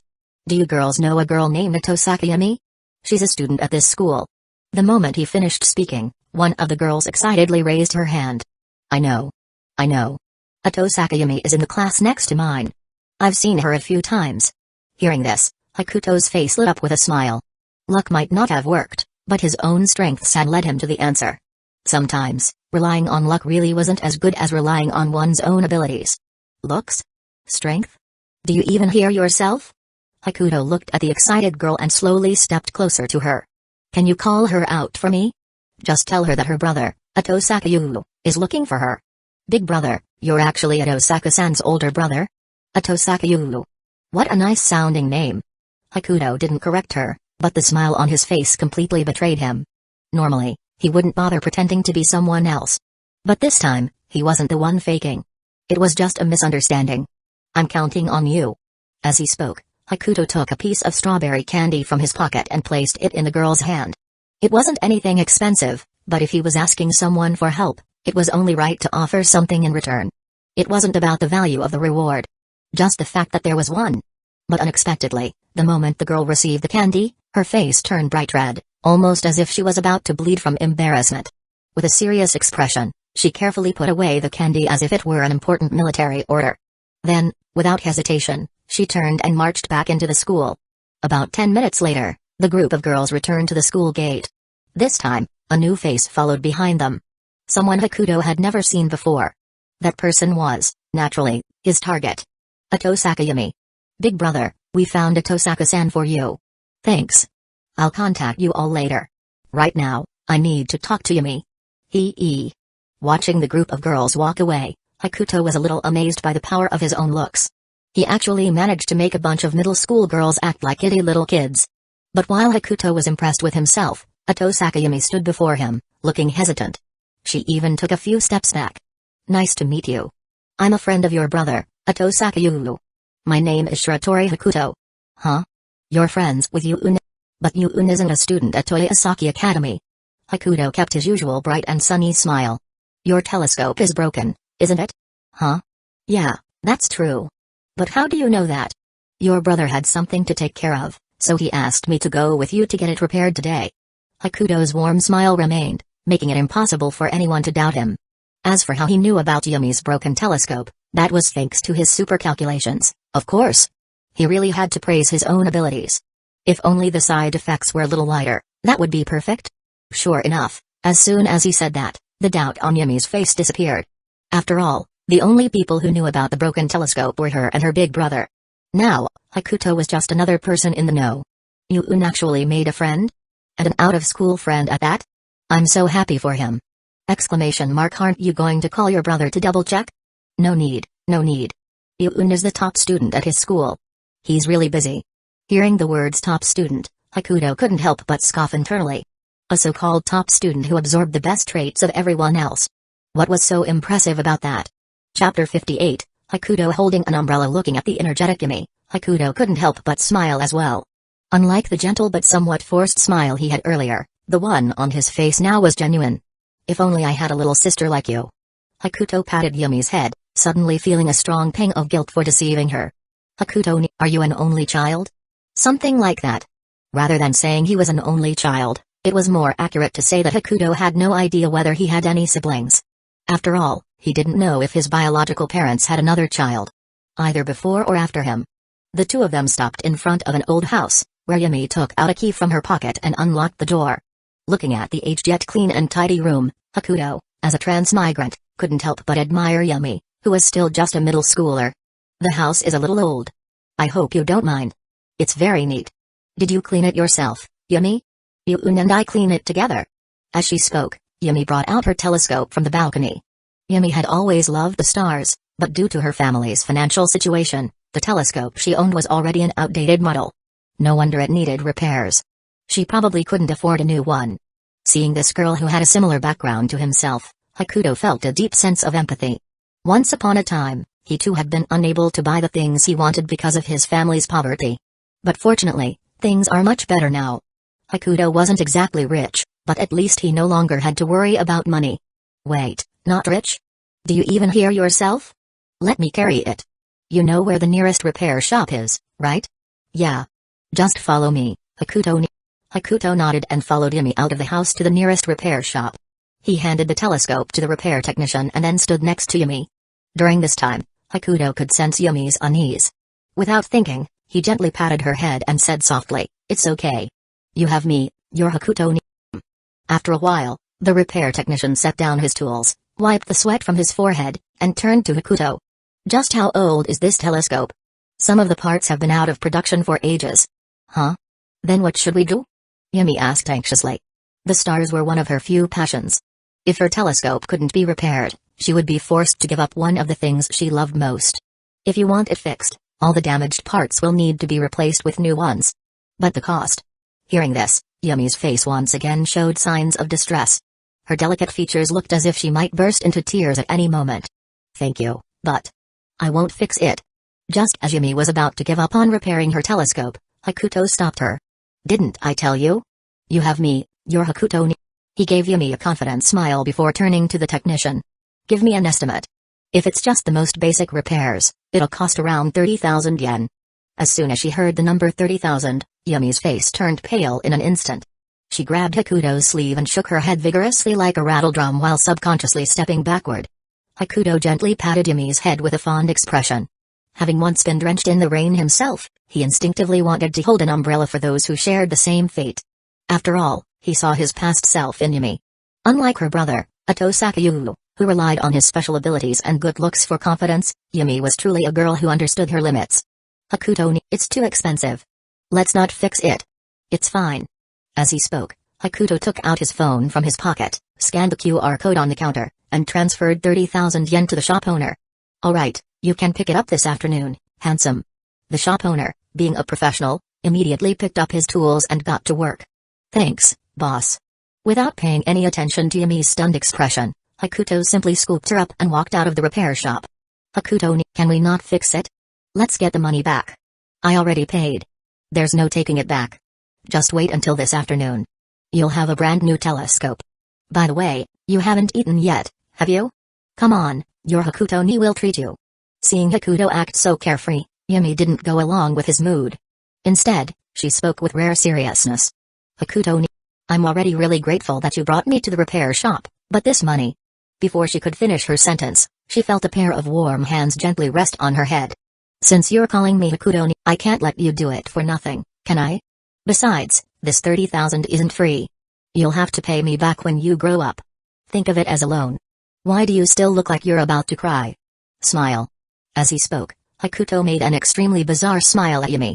The girl, who had been on the verge of tears, couldn't help but burst into laughter at his ridiculous expression. Having grown up without parents, Hakuto had now found a girl who shared a similar fate, and he was using his own strength to hold a small umbrella over her. "All right then, I'll consider this money as a loan from you, Hakuto ni." Yeah. Don't worry. Once you grow up, I'll remind you to pay it back." "Hakuto ni." "Thank you. No need to thank me. If you want to thank someone, thank the supercomputer." Hakuto wasn't wrong. Yumi really did have the supercomputer to thank. If not for the side effects of the supercomputer, Hakuto wouldn't have overslept and ended up saving this 30,000 yen. After all, he had originally planned to spend that money on Sunday. If not for the supercomputer, Hakuto wouldn't have known that Yumi's telescope was broken, nor would he have brought her to the repair shop. "Oh, and this is our little secret. Don't tell your brother." "Why?" "If he finds out, he'll try to find a way to earn money and pay me back. But I don't want his money. I want Yumi's money." That was a lie. From the very beginning, Hakuto had been lying, and now he had to keep that lie going.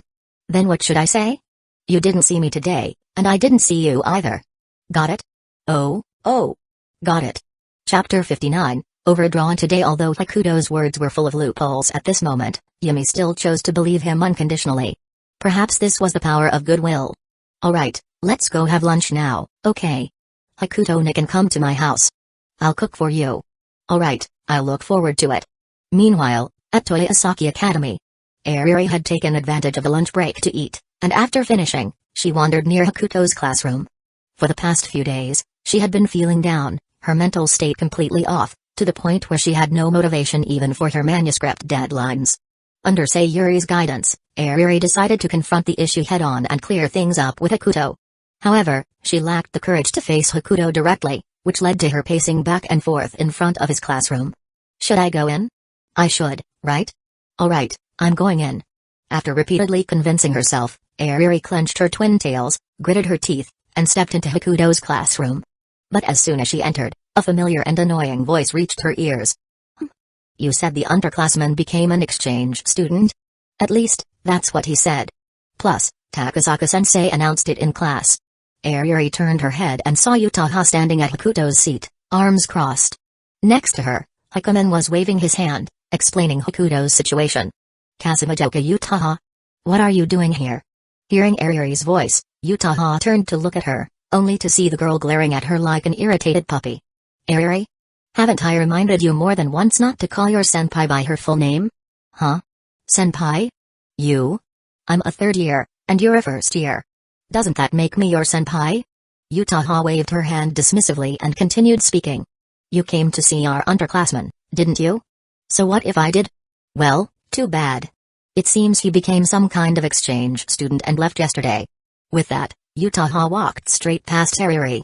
Since Hakuto wasn't here, there was no reason for her to stay. Exchange student? But isn't Hakuto in the same year as me? Didn't we just start school? Airi found it hard to believe. What kind of school sends a student who just enrolled to be an exchange student? But more importantly, she had finally mustered the courage to talk to Hakuto, only to find out he was already gone?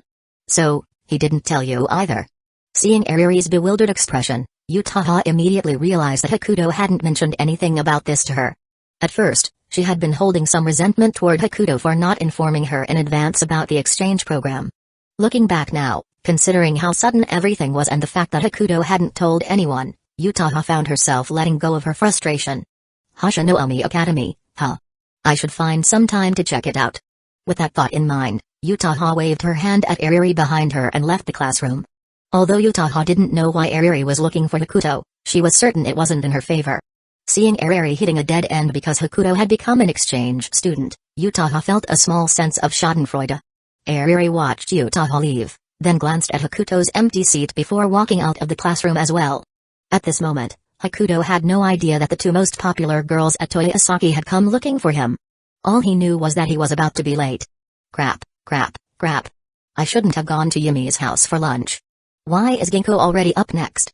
Couldn't the previous players hold out for a few more rounds? Don't they understand that shogi is all about never giving up? After getting off the train, Hakuto sprinted at full speed, his phone playing the live broadcast of Ginkgo's match. According to Hakuto's calculations, Ginkgo was supposed to play around 2 p.m., but the previous games had been so one-sided that the schedule had been pushed forward significantly. Meanwhile, Ginkgo was sitting quietly outside the match area, dressed in a black kimono. Her sky-blue hair shimmered under the hall lights. She was silently calculating how much time she had left before her match while constantly glancing at the spectator seats. Her gaze kept scanning the audience, searching for the one person she wanted to see. Ginkgo. It's your turn. The voice of Kitaki Kika, who was sitting beside her, pulled her back to reality. At that moment, the match before hers ended with one of the players conceding, signaling that it was time for Ginkgo to step up.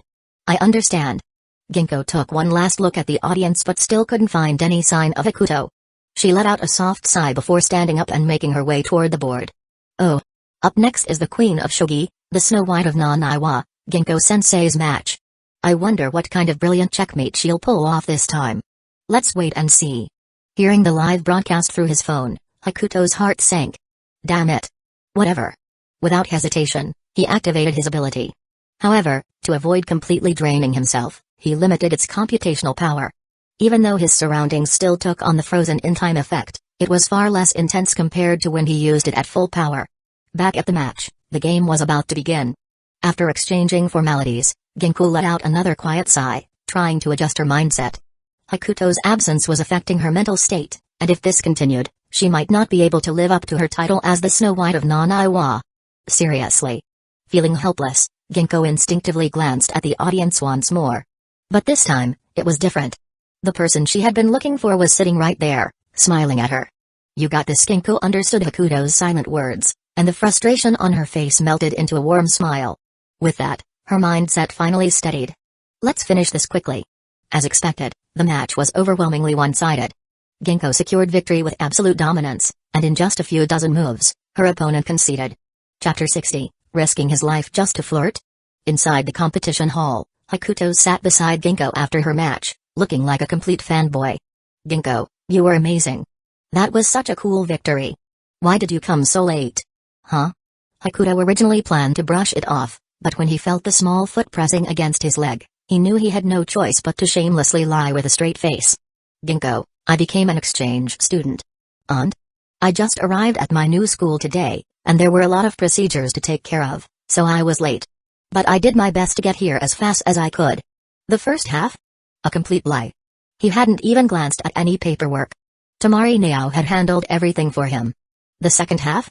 Absolutely true. Hakuto had rushed here at full speed, even using his ability. Ginko glanced at the faint sweat on Hakuto's forehead, thought for a moment, and decided he wasn't lying. She then moved her foot away. I thought you got caught up with some girl. Hakuto almost spat out the soda he was drinking. Because Ginko wasn't wrong. He had indeed been delayed because of a girl. And that girl wasn't much different in age from Ginko. Cough, cough. That reaction. Don't tell me I was right? No. I just ran too fast and got a little nauseous. Hakuto lied without a single change in expression or heartbeat. After all, it was practically second nature to him by now. Still, he hadn't expected to have to lie to two girls of the same age in such a short period of time. The guilt was real.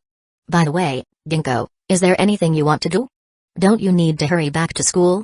I still have an hour or two left on my leave, so I can spend some time with you.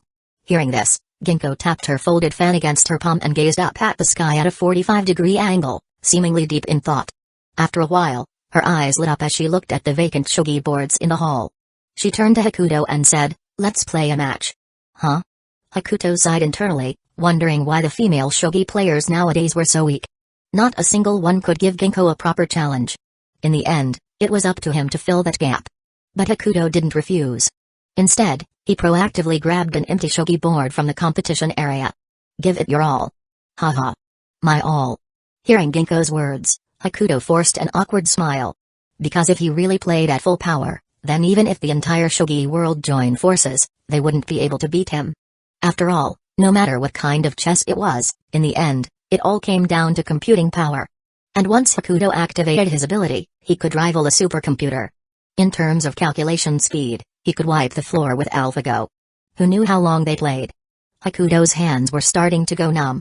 Meanwhile, Ginko was still completely absorbed in the game, even showing signs of not having had enough. Hakuto was starting to wonder. Did Ginko have some kind of masochistic tendencies? Was she actually into this?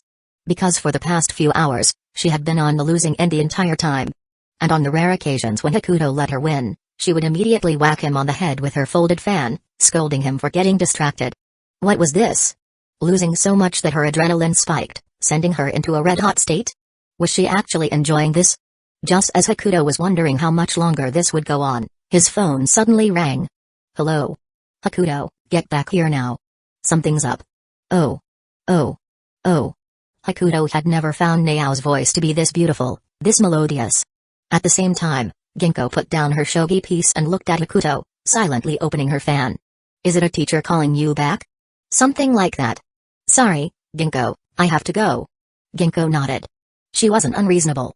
If Hakuto had something important to take care of, their match could be postponed. I'll be waiting for you on Saturday. Seeing Hakuto's gentle smile, Ginko remained expressionless on the surface, but only she knew how unsettled she truly felt inside. Half an hour later. Why did you take so long? Come on, this is already really fast. Hakuto stood next to Nao, hands on the wall for support. He felt like he had spent half of his energy today just rushing around. Did you find anything? Class, more class, receiving love letters from girls, rejecting confessions. Nao recounted everything recorded on the camera, detailing Itosakayu's activities throughout the day. Even though you used your supercomputing ability to track him and saw what happened to him in the past, we still don't have any proof of him using his power. So what now? Didn't you say something was happening? There's something happening. Saying that, Nao shoved the camera screen right in front of Hakuto's face.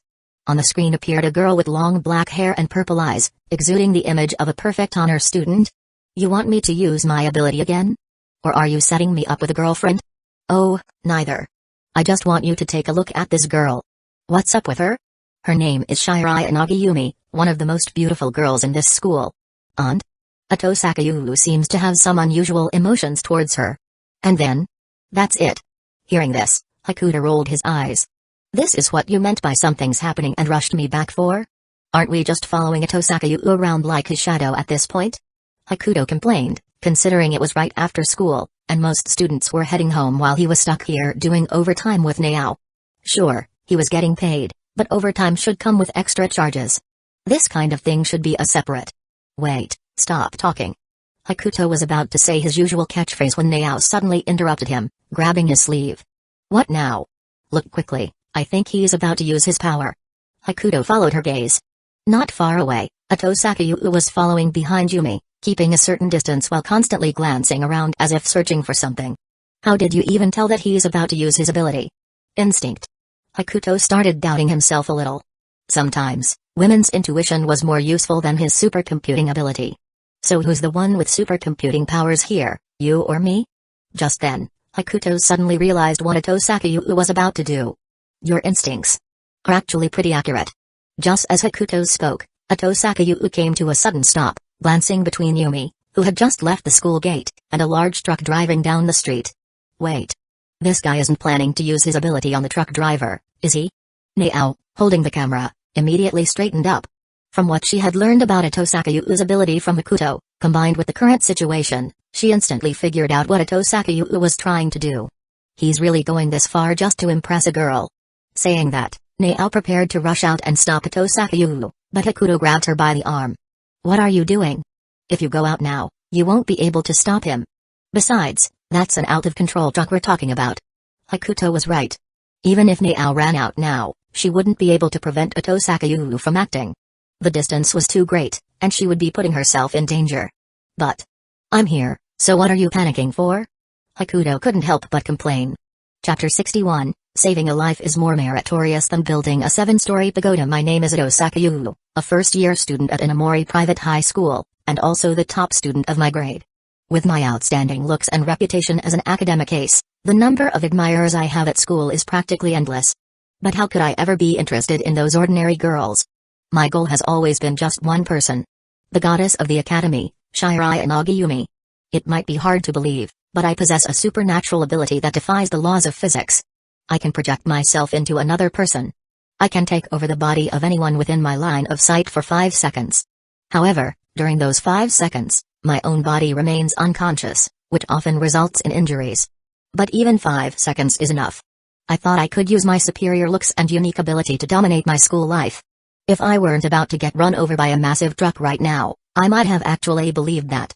At this moment, a runaway truck was only inches away from Ito Sakayu. Beside him, Yumi stood frozen, staring blankly at the approaching vehicle, completely caught in the moment of a life flashing before her eyes experience. Originally, Ito Sakayu thought that with his ability, he could minimize any unexpected incidents, but he had clearly overestimated himself. First, he used his power to send Yumi's friends away. Then, he controlled the exhausted truck driver to steer the vehicle toward Yumi just as she exited the school gate. He thought he had everything under control. But judging by the situation now, that clearly wasn't the case. Sorry, Yumi.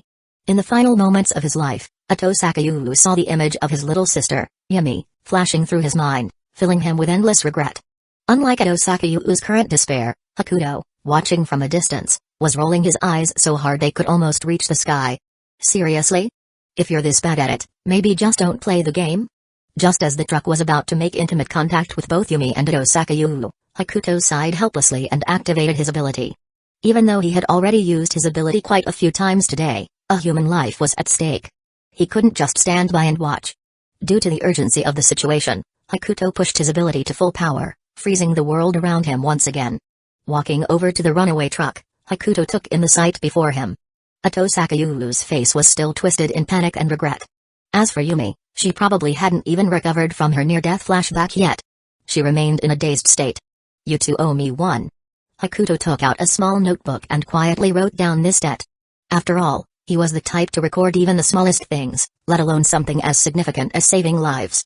Once that was done, Hakuto opened the truck's door and adjusted the driver's position, carefully tweaking his grip on the steering wheel. After calculating the trajectory and ensuring no casualties would occur, Hakuto nodded in satisfaction and closed the door. However, because Yumi and Ito Sakayu were too close to the danger zone, no matter how he adjusted the driver's movements, they were still in a fatal position. Seeing this, Hakuto let out another sigh and toned down his power before scooping up the dazed Yumi in his arms and grabbing Atosaka by the collar with his other hand, dragging both of them out of harm's way. After completing all necessary adjustments, Hakuto ran one last calculation to confirm that the damage had been reduced to a minimum. Satisfied, he snapped his fingers and deactivated his ability. The frozen world resumed its motion. What should have been a scene with at least 2 casualties had now, thanks to Hakuto's intervention, resulted in no injuries at all. What happened? The truck lost control? Someone, go check. Wasn't there a couple of students in front of the truck just now? Where did they go? Were they thrown into the air? What about the driver? Is he okay? Looks like she just fainted. Seeing that he had just saved multiple families from tragedy, Hakuto couldn't help but feel a little smug. He was practically a savior. Then, he turned his head to look at Yumi, whom he was still holding in one arm. At that moment, Yumi's eyes were blank, clearly still in shock from what had just happened. But in the next second, as she remained in Hakuto's arms, her whole body trembled slightly, and her eyes gradually regained focus. Huh? She stared in confusion at the truck that had crashed into the wall ahead, as if wondering why she wasn't dead. Since you're awake, hurry up and get down. Holding you like this is tiring. Huh? You are. Hakuto didn't answer. Instead, he flicked her forehead with his finger before gently setting her down. After that, as if casually, he gave Osaka, who was at his feet, a small kick. Hakuto looked at Yumi and smiled warmly. Remember, you owe me a life. And you too, you bastard. Atosaka looked up in confusion at Hakuto, who had just kicked him. You. How did you save me? Hearing this, Hakuto crouched down and whispered into Atosaka ear. What's the matter? Feels strange? But you have a similar kind of ability, don't you? After saying that, Hakuto flashed a carefree smile at Atosaka, whose expression was caught between confusion and fear. But remember, you owe me a life. Just as Hakuto was about to stand up, the red-haired girl who had been sent away earlier by Atosaka ability suddenly came running over to Yumi in a panic. Yumi. Yumi. I thought you were done for. What just happened? I don't know either. The truck suddenly lost control, and by the time I realized what was happening, that guy over there was already holding you.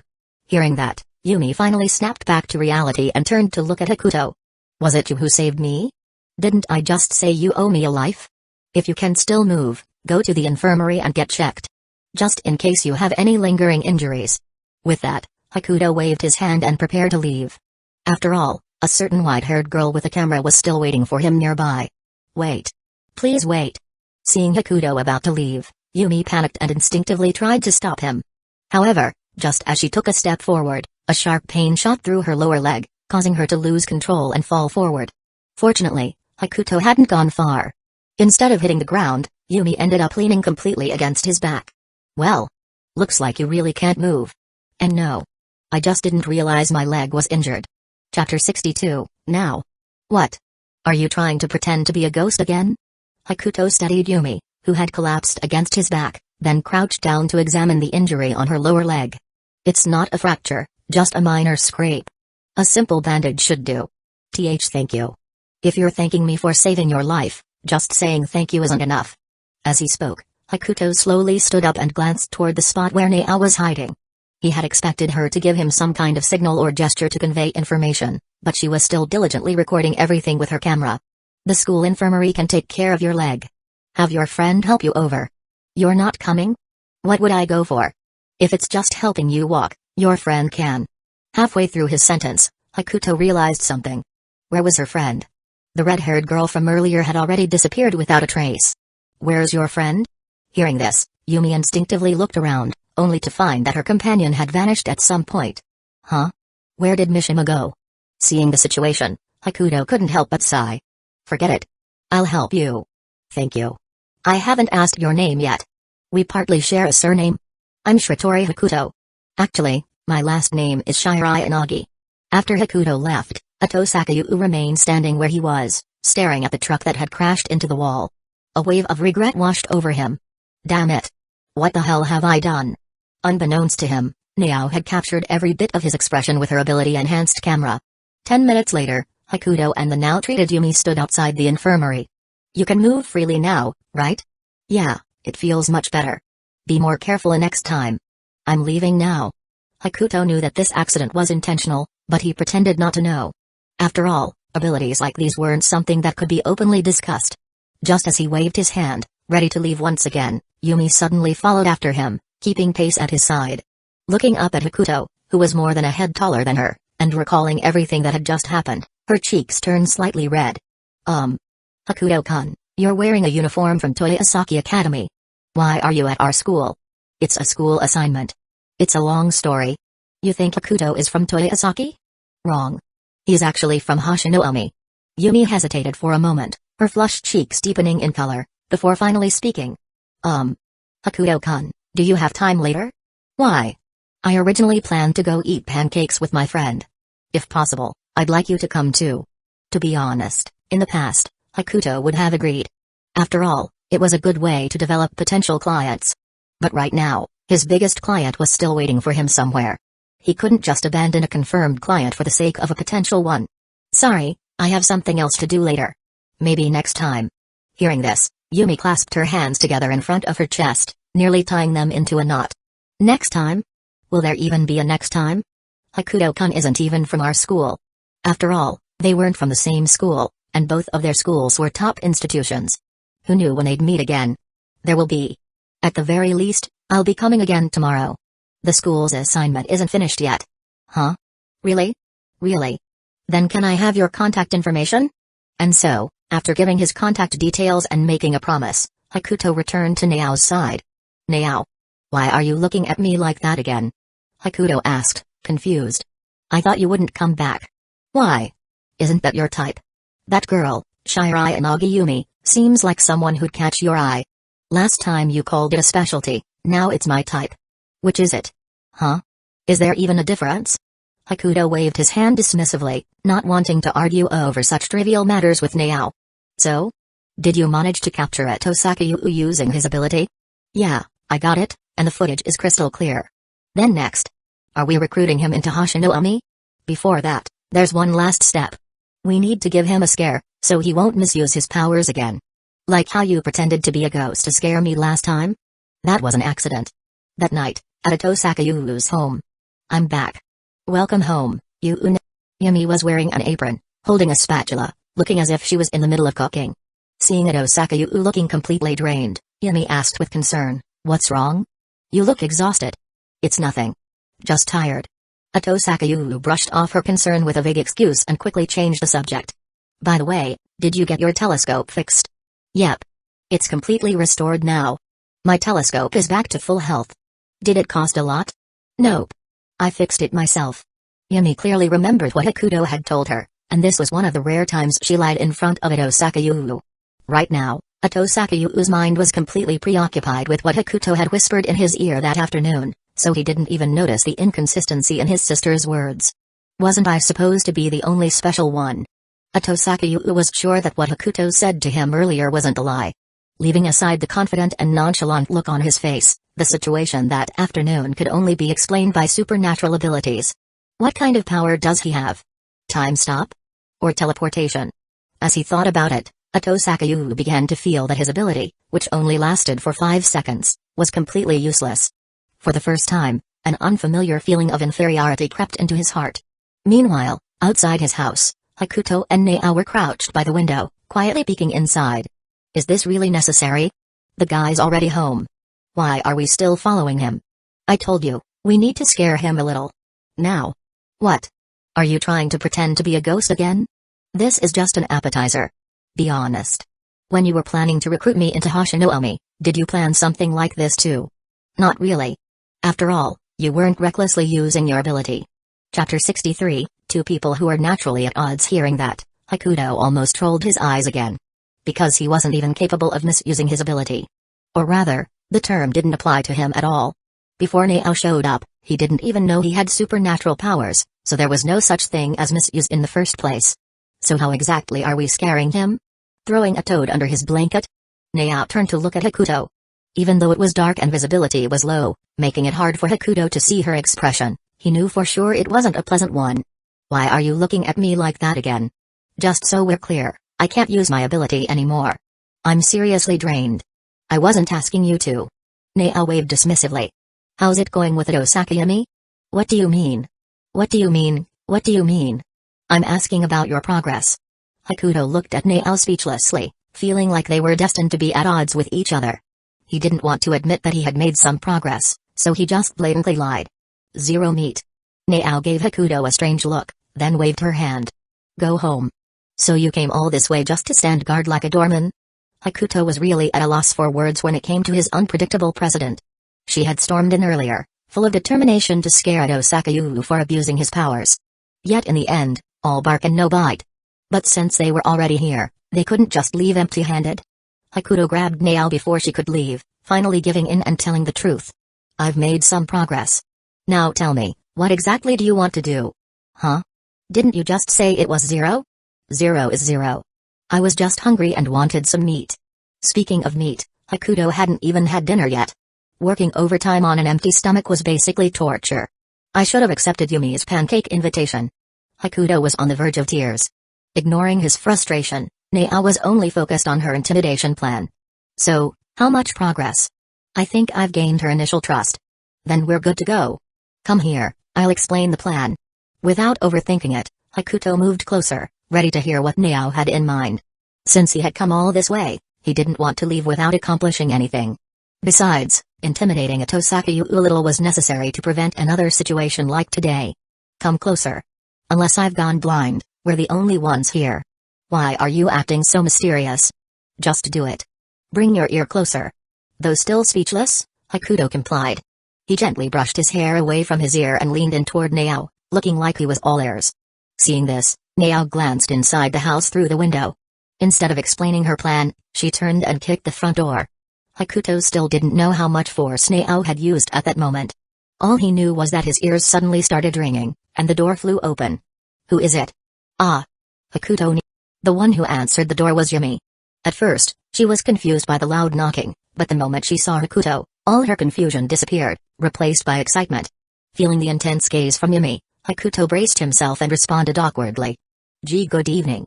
Good evening. Hakuto, what are you doing here? By then, Nao had already activated her ability, making herself invisible to Yumi. But in reality, she was standing right next to Hakuto, bickering with him the entire time. This is your so-called plan? Seriously? Relax, everything is under control. Would it kill you to discuss this with me in advance? Where's the fun in that? Improvising is way more natural. I'm running out of polite words to describe how much I want to curse at you. As Hakuto and Nao continued arguing, Yumi, who was watching Hakuto act strangely, called out to him softly. Hakuto. I'm here, what's up? Hakuto nudged Nao aside with his hip and focused his attention on Yumi. Hakuto, were you just talking to someone? No, I was just talking to myself. By the way, aren't you going to invite me in? Oh. Sorry. Hakuto, please come in. Seeing Yumi's adorable reaction, the irritation from bickering with Nao faded significantly.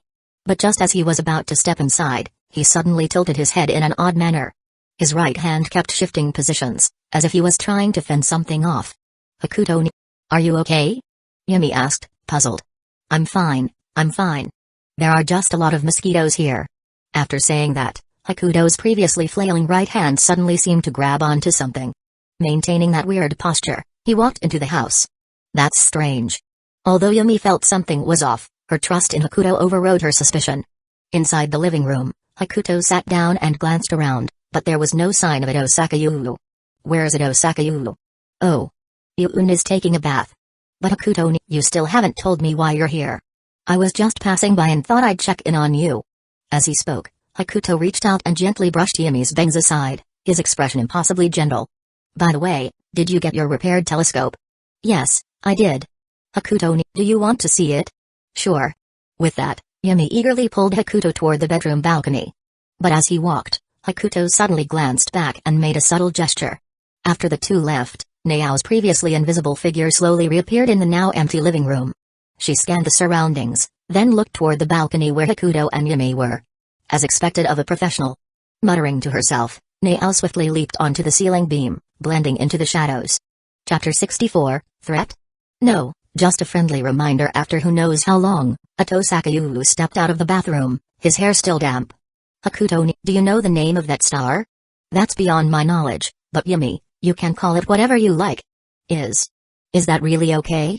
I guess so. Tosaka-Yu, who had just come out of the bathroom, hadn't even dried his hair when he overheard Hakuto and Yumi's conversation from the balcony. Hakuto.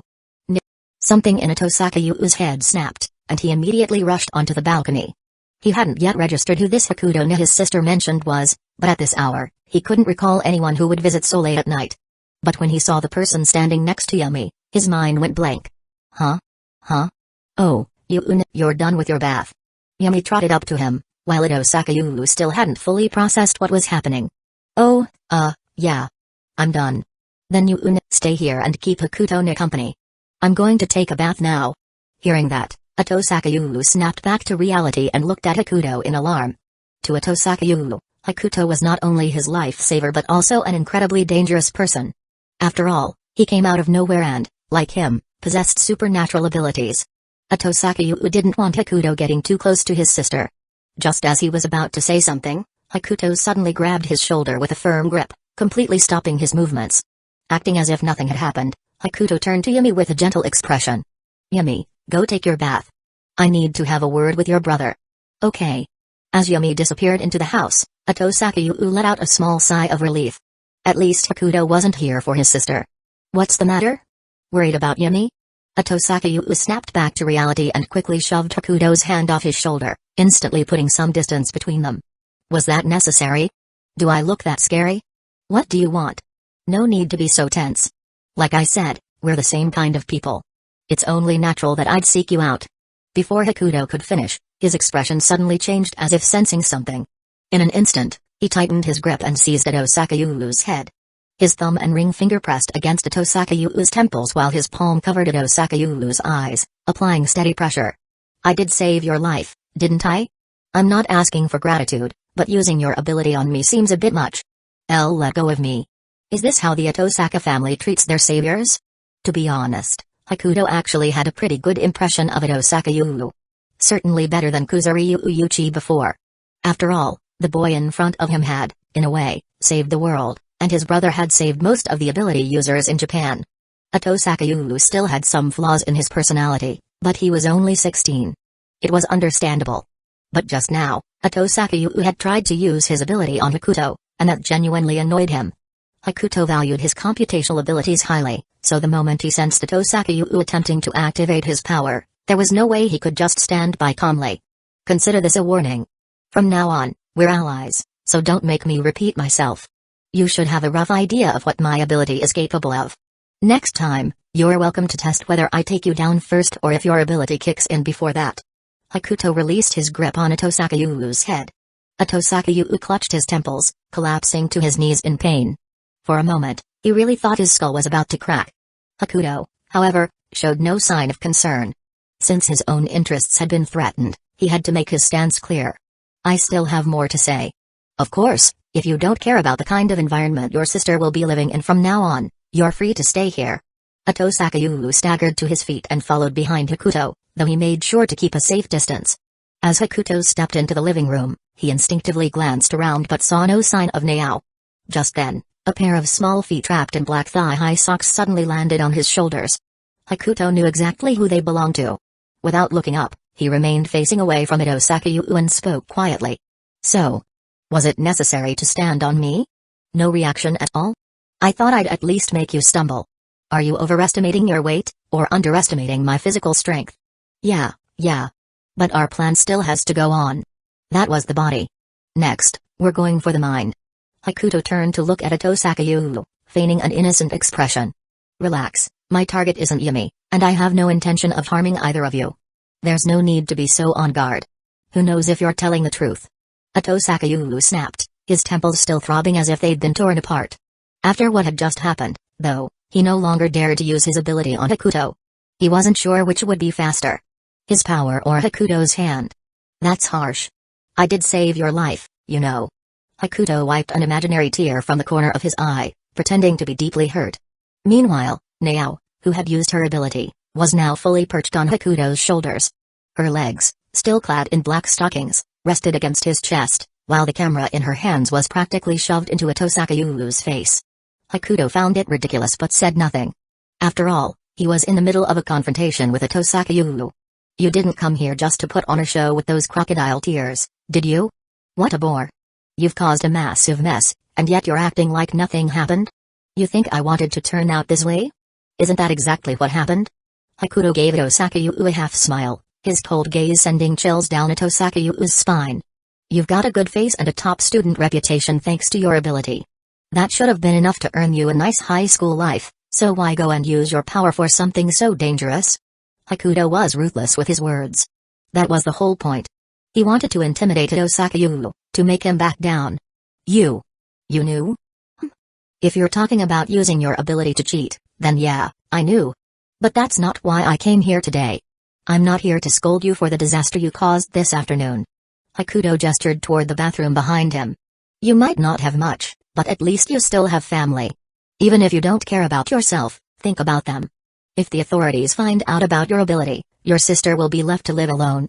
Are you trying to scare me? That kind of thing would never happen. It's real. At least, as far as I know, quite a few ability users have already been locked up by neuroscientists for research. Especially those who recklessly use their powers like you. The moment Hakuto finished speaking, he felt Naao tremble slightly on his shoulders. But Osakayu's reaction was even more intense. Hakuto wasn't wrong. Yumi was the only thing keeping him tethered to his current life. Chapter 65, Night Market? Dinner? Let's go. After confirming that his objective had been achieved, Hakuto had no intention of staying any longer. Especially since there was still a certain girl sitting on his shoulders. I've said everything I needed to say. What you choose to do with it is up to you. I'll be taking my leave now. I understand. Seeing that his persuasion had worked, Hakuto felt a sense of pride deep in his heart. I'll do as you said and hold back. That's good to hear. In that case, see you tomorrow. See you tomorrow? Hakuto didn't bother explaining. He simply turned and left without another word. The moment he stepped outside, he immediately shrugged Naao off his shoulders. You sure make yourself comfortable, huh? Naao landed steadily on the ground thanks to her agility, then adjusted her shoes. Perfect? The plan went off without a hitch. What plan? I was improvising the whole time. Huh. That was my plan all along. Can I hit you? Sorry, but no. Hakuto seriously regretted believing in Nao's nonsense and following her into this mess. He hadn't even finished his meal before coming here, and now he was starving to the point where he felt like he might pass out on the street any second. Let's go. Where to this time?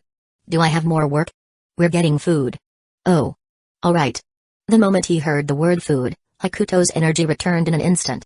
Wait, does the student council provide free meals? No.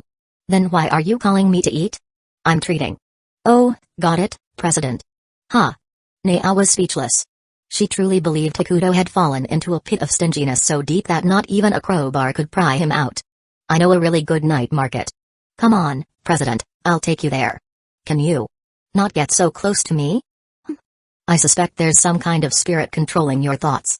Or is this a side effect of your ability?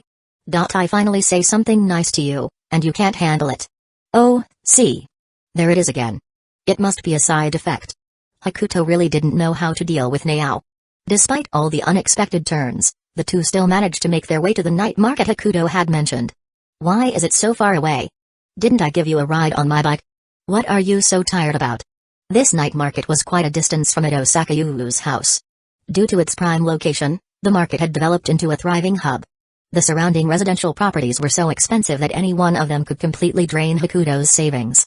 And even that wouldn't be enough. Since Naao was the one paying, Hakuto had no financial concerns and ate to his heart's content. Seriously? You finally come to a night market, and you buy instant food? What do you know? This is beef tongue rice. The kind that heats up on its own when you pull the string on the box.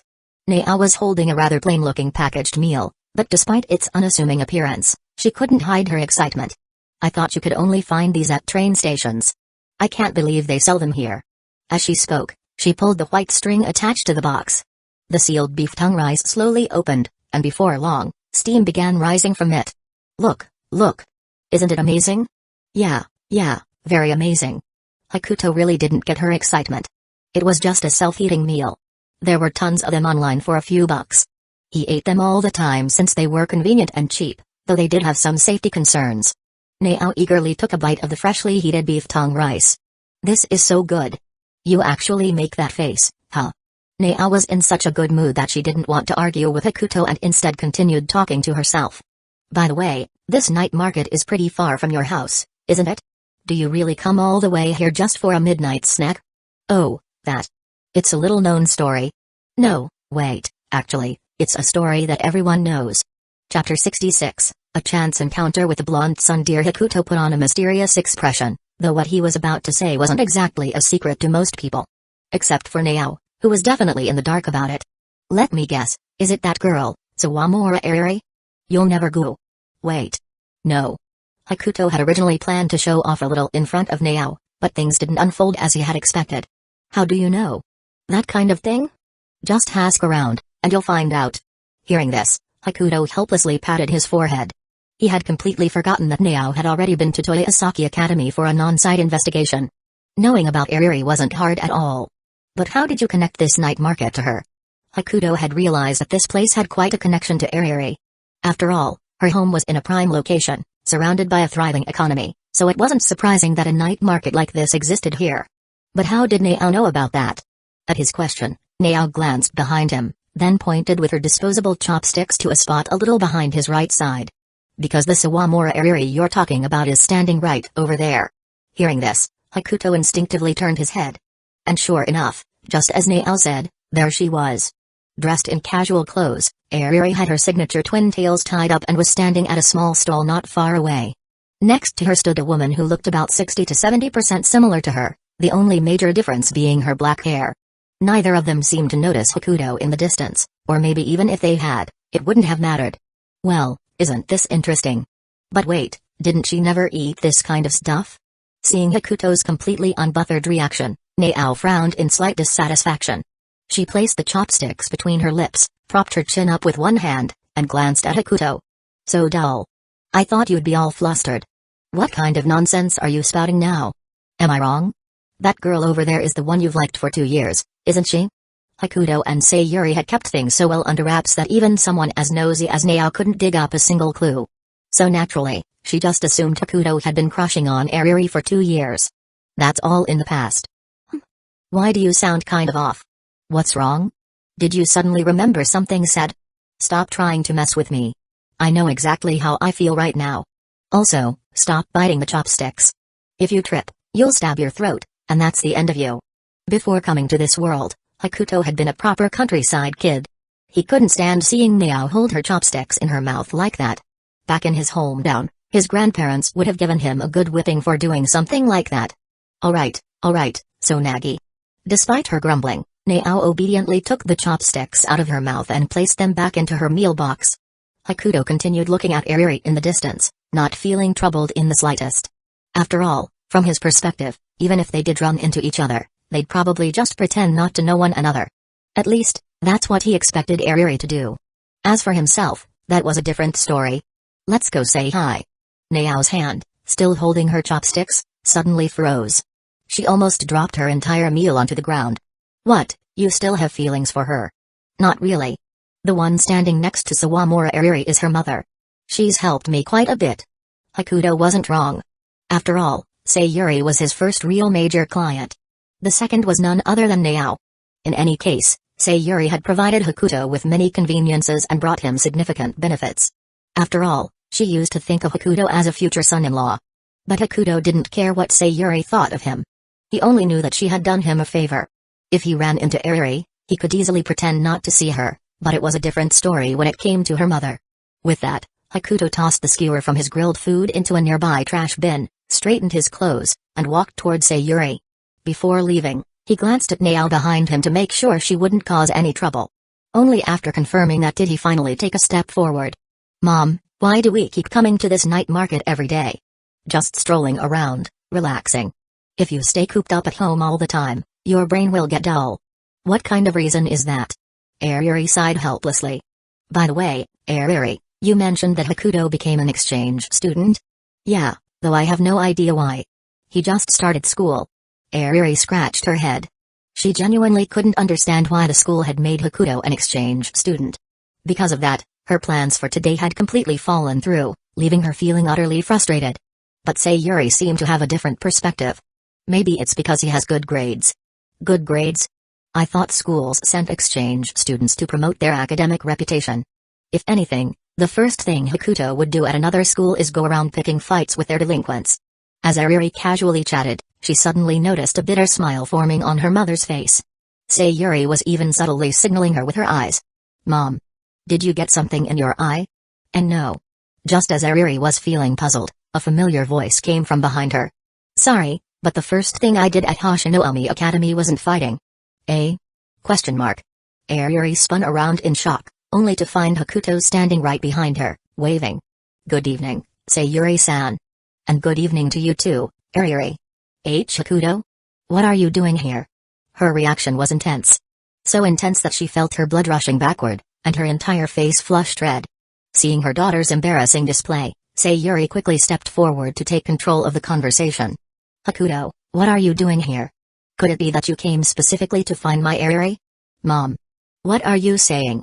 Sometimes, Sayuri truly felt her daughter had issues. Especially when it came to relationships. You're joking, Sayuri-san. I'm just here to visit the night market. I see. So you just happened to run into us? That's right. I heard you became an exchange student at Hashinoumi Academy? I just got the notice yesterday morning. At that moment, Sayuri suddenly pointed at the empty space beside Hakuto. And this girl? Did she come with you? I see she's wearing Hashinoumi Academy's uniform. Chapter 67, Let me help you find what you lose. Hakuto was stunned when he heard Sayuri's words. He looked in disbelief toward the direction she was pointing. Even though, in Hakuto's eyes, there was no one there, he quickly understood what was going on. Seeing that Nael still refused to deactivate her ability, Hakuto had no choice but to bite the bullet and say, she's the student council president of Hashinoumi Academy. Student council president? Since when did you start taking an interest in things like the student council? I wouldn't say I'm interested. As he spoke, Hakuto discreetly moved closer to Nael, relying on his instincts. Then, trusting his gut, he reached out and grabbed her arm. What are you doing? What am I doing? Turn off your ability. Oh, was I using it? The moment she finished speaking, Nao's figure appeared before Hakuto, her face carrying an innocent expression. Sorry for causing trouble. Hope you have fun, Sayuri-san. Hakuto just wanted to get away from this situation as soon as possible. He was worried that Nao would pull some kind of stunt. Wait a minute. Just then, Sayuri stopped him. Is there something else? Hakuto held onto Nao's arm tightly. If she tried anything, he would immediately yank her away. Sayuri reached behind her, trying to grab Sayuri, but after waving her hand around for a while, she found nothing. If you're looking for Sayuri, she left just now. Huh? Sayuri turned around in disbelief, only to realize that Hakuto was right. Sayuri was nowhere to be seen. Ha. Ha ha. It's fine, Hakuto. Then I'll be going now? Watching Hakuto walk away, Sayuri subconsciously clenched her fists. But she wasn't angry at him. She was angry at her own daughter. Meanwhile, Hakuto pulled Nao back to the food stall that was selling beef tongue rice. Boss, another order of beef tongue rice. Did you bring me here just to buy food? Seeing Nao's nonchalant expression, Hakuto felt at a loss. He was already exasperated enough for the day. Was it fun following me around while invisible? Not really. I was just expecting to witness some dramatic scene. I must have been out of my mind to think you'd stay put. I thought you knew I was following you. You even reacted when I kicked you while using my ability. Do you want me to dump this beef tongue rice on your head? Don't. That would be such a waste. Meanwhile, Sayuri had found Sayuri sitting at the doorstep of their house. Sayuri was squatting by the door, her head buried in her knees, looking utterly dejected. You didn't bring your keys, so why did you run back alone? Sayuri crouched in front of her daughter and gently tidied her messy twin tails. She could tell that Sayuri's emotions were all over the place. Seeing that Sayuri didn't respond, Sayuri spoke again. What's wrong? Weren't you eager to talk to Hakuto when you saw him? She wasn't lying. Ever since that day, Sayuri had been completely out of it. It wasn't until Sayuri talked to her last night that she started to feel a little better. No. Who wants to talk to him? Hearing the sob in her daughter's voice, Sayuri didn't know what to say. She never expected that something like a chasing after lost love scenario would actually happen to her own daughter. Though, in truth, she had seen it coming. And Sayuri's reaction was extreme. Just seeing Hakuto and Nao interacting had already left her in this state. Look at me and talk, okay? No, no, no. Sayuri shook her head, rejecting her completely. Sayuri sighed. She had expected this. The moment the contract ended, she knew this day would come just from how strangely Sayuri was acting. Back then, she had thought it was just a normal withdrawal reaction. But now, after an unknown amount of time, Sayuri finally lifted her head to look at Sayuri. Sayuri immediately noticed her daughter's red and swollen eyes, But she chose not to point it out. Or rather, she chose not to say anything. Ariri, why do you think you feel this way? What do you mean? Ariri rubbed her sore eyes. She wasn't sure what had happened. After seeing Hakuto grab Nao's hand, her mind just blanked, and she ran off. By the time she realized it, she had already ended up here, feeling awful. Can you be honest with me? What do you think about Hakuto right now? Hearing her mother's question, Ariri instinctively averted her gaze and stammered, What? What else could I think? He's just a friend. If he's just a friend, then why were you crying? Who was crying?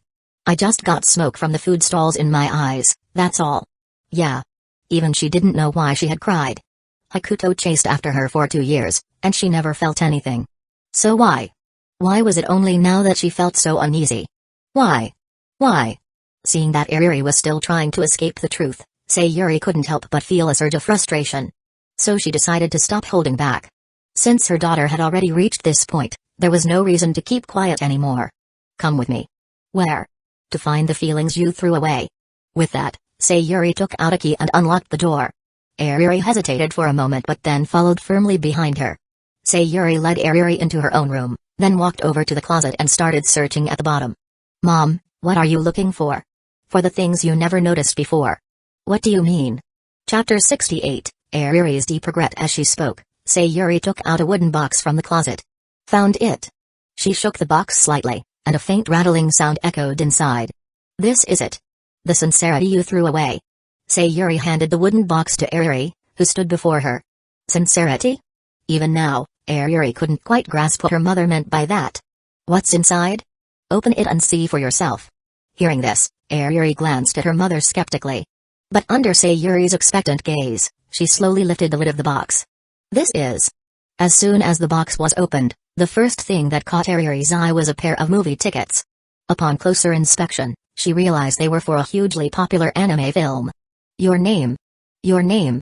These are movie tickets? She picked them up and held them under the light for a better look.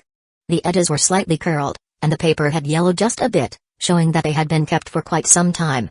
Even so, Ariri still couldn't understand what her mother meant by sincerity. She looked up at Sayuri, who was watching her closely. Then Sayuri gave her a look, signaling her to continue checking inside the box. Seeing this, Ariri put down the tickets and turned her attention back to the wooden box. This time, what she found inside was a chibi-style figurine and a metal badge. And both of them, without exception, featured her. The figurine was small but crafted with incredible detail, while the badge, though just a simple metal piece, had an impressively lifelike illustration on it. This is me? Ariri's hands trembled as she picked up the figurine and the badge, placing them in her palm for closer examination. As someone deeply involved in otaku culture, she had never imagined that one day she would be turned into a figurine. Nor had she ever thought that her face would appear on a badge like this. I don't remember ever taking this picture. She stared blankly at the artwork on the badge. It's obviously drawn, isn't it? Sayuri, amazed at how slow her daughter was to catch on, sighed and pointed it out bluntly. But who drew these? Who made this figurine? And those movie tickets? The more she thought about it, the more uneasy she felt. Deep down, she already had a vague guess, but she was afraid of confirming it. If I told you that Hakuto gave you all of these, would you believe me? Sayuri rested her chin in her hand and smiled at her daughter. Unlike Sayuri's amused expression, Ariri was in complete shock. This. That's impossible.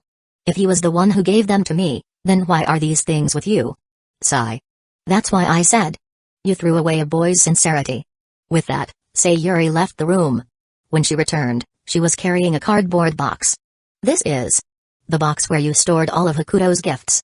Sayuri took out the sketchbook from the cardboard box, along with a stuffed bear, the drawing board at the bottom, and a cup resting on the right side. Ariri, let me show you what you've truly missed. As she spoke, Sayuri opened the sketchbook and took out the 2 movie tickets from the wooden box. Ariri, tell me, how much of this sketchbook did you actually look through? I finished it. Really? Then why did you never notice the 2 movie tickets hidden in the middle of the pages? With that, Sayuri flipped the sketchbook open to the center and gently pressed the 2 tickets back onto the faint tape marks where they had once been attached. Watching this, Ariri felt a storm of emotions she couldn't put into words. Her gaze remained fixed on the tickets placed in the center of the sketchbook, and her thoughts drifted back to a year ago. That was when Hakuto had handed her this very sketchbook. This is a collection of famous illustrations. I thought you might like it. What makes you think I'd like something like this? Aren't you the ace of the art club? Maybe these could inspire you. Back then, Ariri had never told Hakuto about her love for otaku culture, nor had she revealed that she was the person behind the name Kashiwagi-iri. She had assumed Hakuto knew nothing about it. Even though she genuinely liked the sketchbook he had given her, she barely glanced through it. To maintain the image she had carefully built, she soon tossed it aside and forgot about it. No wonder. No wonder back then, he always looked at me with such hopeful eyes. What have I done? What have I done? Regret consumed Ariri. She regretted not treasuring Hakuto's gift, not taking him seriously, and for all the ways she had treated him in the past. Just then, Sayuri lifted her daughter's face. Mom? This isn't the only thing you threw away. With that, Sayuri placed the chibi figurine and the badge back where they once belonged. A palm-sized stuffed bear with a metal badge hidden inside. Ariri, tell me honestly, did you ever truly appreciate the gifts Hakuto gave you? I'm sorry. I'm sorry. Ariri couldn't even meet her mother's eyes anymore. She buried her face in her knees, repeatedly whispering apologies. 2 years. Tell me, what exactly have you done in these 2 years? If you truly never liked Hakuto, then your actions wouldn't be wrong. But let me ask you. When you saw Hakuto interacting with another girl just now, why did you run away in a panic? Is it really just that things you can't have always seem the best? Ariri, can you be honest with me? Sayuri was angry. She had seen everything Hakuto had done over these 2 years. Even if she tried to look at it objectively, she couldn't help but feel sorry for that boy. I didn't mean to. I really didn't. Ariri's sobs grew uncontrollable. Faced with everything her mother had just pointed out, faced with her own past actions, the weight of regret crushed her. Sayuri, however, wasn't done. Since she had chosen to lay everything bare, she was going to see it through to the end. She picked up the sketchbook again and continued. This sketchbook. I remember it was incredibly hard to find. I also remember that you really wanted it. But why? Why is it that the moment it became a gift from Hakuto, it suddenly lost all its value in your eyes? Chapter 69, the third situation she never considered. But why? Why did everything change in your eyes? Sayuri was not going to let her daughter off the hook. She had turned a blind eye for far too long. Now that the truth was out, she had to resolve this once and for all. A clean break was always better than prolonged pain. Sayuri understood this well. No. Mom. I really didn't. Ariri desperately shook her head, her long twin tail swaying like a metronome. Seeing her daughter in such agony, Sayuri felt a pang of guilt. But she couldn't stop now. She had to do this. Hakuto. He really liked you back then. I don't know if he hid any other gifts for you. These are just the ones I managed to find. With that, Sayuri stopped looking at her daughter, who was curled up on the floor in pain. Instead, she carefully placed each item. Each piece of Hakuto's sincerity that Ariri had never noticed. Right in front of her. Ariri. Think carefully. What exactly are your feelings toward Hakuto right now? If you don't like him, and you truly don't care about him, then starting tomorrow, we'll go back to our normal lives. You walk your own path, and he walks his. But if it's something else, then I hope you can open your heart and talk to me. With those words, Sayuri turned and left the room. Just before stepping out, she glanced back at Ariri one last time. Once Sayuri was gone, silence filled the room.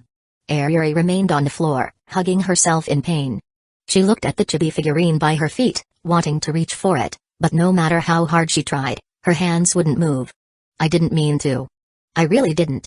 She had no idea how long she stayed in that position. It wasn't until her mother re-entered the room and stood before her again that she snapped out of it. Mom. This was a gift from Hakuto. It's long expired, so I was going to throw it away. But now, I'll leave the decision to you. Sayuri set a small glass jar filled with colorful candies down in front of Ariri, lining it up neatly with the other items. Come talk to me once you've made up your mind. I'll be waiting. With that, Sayuri closed the door, leaving Ariri alone with her thoughts. Sayuri was a good mother. She always had her own way of guiding her daughter toward something better. Ariri stared at the jar of candies by her feet. A strange feeling crept over her, as if she had just realized something important. In a sudden frenzy, she grabbed the jar. Her teary eyes focused on the inside of the glass. After a moment, she slowly twisted the lid. Because it had been sealed for so long, the lid was stuck. No matter how hard she tried, she couldn't open it. Seeing this, Ariri grabbed the hem of her dress and wrapped it around the lid, increasing the friction in an attempt to pry it open. Maybe it was sheer luck, or maybe it was fate. This time, she managed to twist the lid off. Staring at the colorful candies inside, Ariri hesitantly picked up a single piece. It was pale white. Without hesitation, she popped it into her mouth. That's strange. It's been expired for so long. But why is it still so sweet? She didn't care that the candy was old. Right now, the only thing she blamed was herself. For not realizing all of this sooner. To her, the candy hadn't expired. She had simply discovered it too late. One by one, she stuffed the candies into her mouth, not stopping for a second. Even though expired food wasn't lethal, it could still be harmful to her body. But Ariri didn't care. Not one bit. I'm sorry. I'm sorry. Ariri muttered apologies between bites, but then, suddenly, her hand froze. Her fingers had brushed against something inside the glass jar. A piece of paper, stained in various colors from the candies over time. At first, she was startled. But then, a wave of joy washed over her. She carefully unfolded the note. There were no words. No, there were words. Written in Chinese. Ariri couldn't read Chinese, but she recognized the script. Right. Hakuto is Chinese, isn't he? Staring at the line of Chinese characters, Ariri instinctively reached for her phone, intending to search for a translation. But she stopped. She couldn't. Or rather, she didn't dare to. At least. Not now. Ariri's eyes remained locked on the note before she carefully placed it back into the jar and slowly screwed the lid shut. She gathered the other items at her feet, brushed off her skirt, and turned toward the door with newfound resolve. You've made up your mind? Sayuri stood at the doorway, waiting for her daughter. It was as if she had expected Ariri to come out that night. Yeah. If that's the case, I assume you're ready to be honest with me. Ariri nodded. Then. Go on. I want to apologize to Hakuto. That's all? Yeah. It took all the courage she had, every ounce of strength in her body, to force out those final words. I'm not good enough for Hakuto. I don't deserve the love he gave me. As soon as she said it, all the strength drained from her. Holding on to the box in her arms, Ariri turned and retreated into her room, her expression filled with sorrow. Sayuri, left standing in place, was stunned. The folding fan in her hand slipped and fell to the floor. Looks like things are going to get busy from now on. Sayuri understood her daughter's state of mind all too well. Originally, she had only considered two possible outcomes. 1. Ariri truly didn't like Hakuto. If that were the case, she would simply apologize for her past actions, and that would be the end of it. 2. Ariri faced her feelings and realized she had fallen for Hakuto. If that happened, Sayuri would do everything in her power to support her daughter. It was like flipping a coin. Heads or tails. But deep down, the moment the coin was tossed, one already knew which outcome they were hoping for. But Sayuri had never expected the coin to land on its edge. A third outcome I never considered, huh? She didn't know what consequences this result would bring. But she knew that time would reveal everything. For now, all she had to do was wait. Ariri. Maybe I never should have introduced you to Hakuto 2 years ago. Chapter 70, that aged well. Hey, the next morning.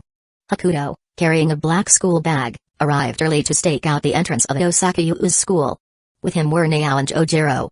By the way, Dakajo, where were you yesterday? Me? I was stationed in the student council office the whole time. Hearing that, Hakuto's face twisted in disbelief. You're telling me?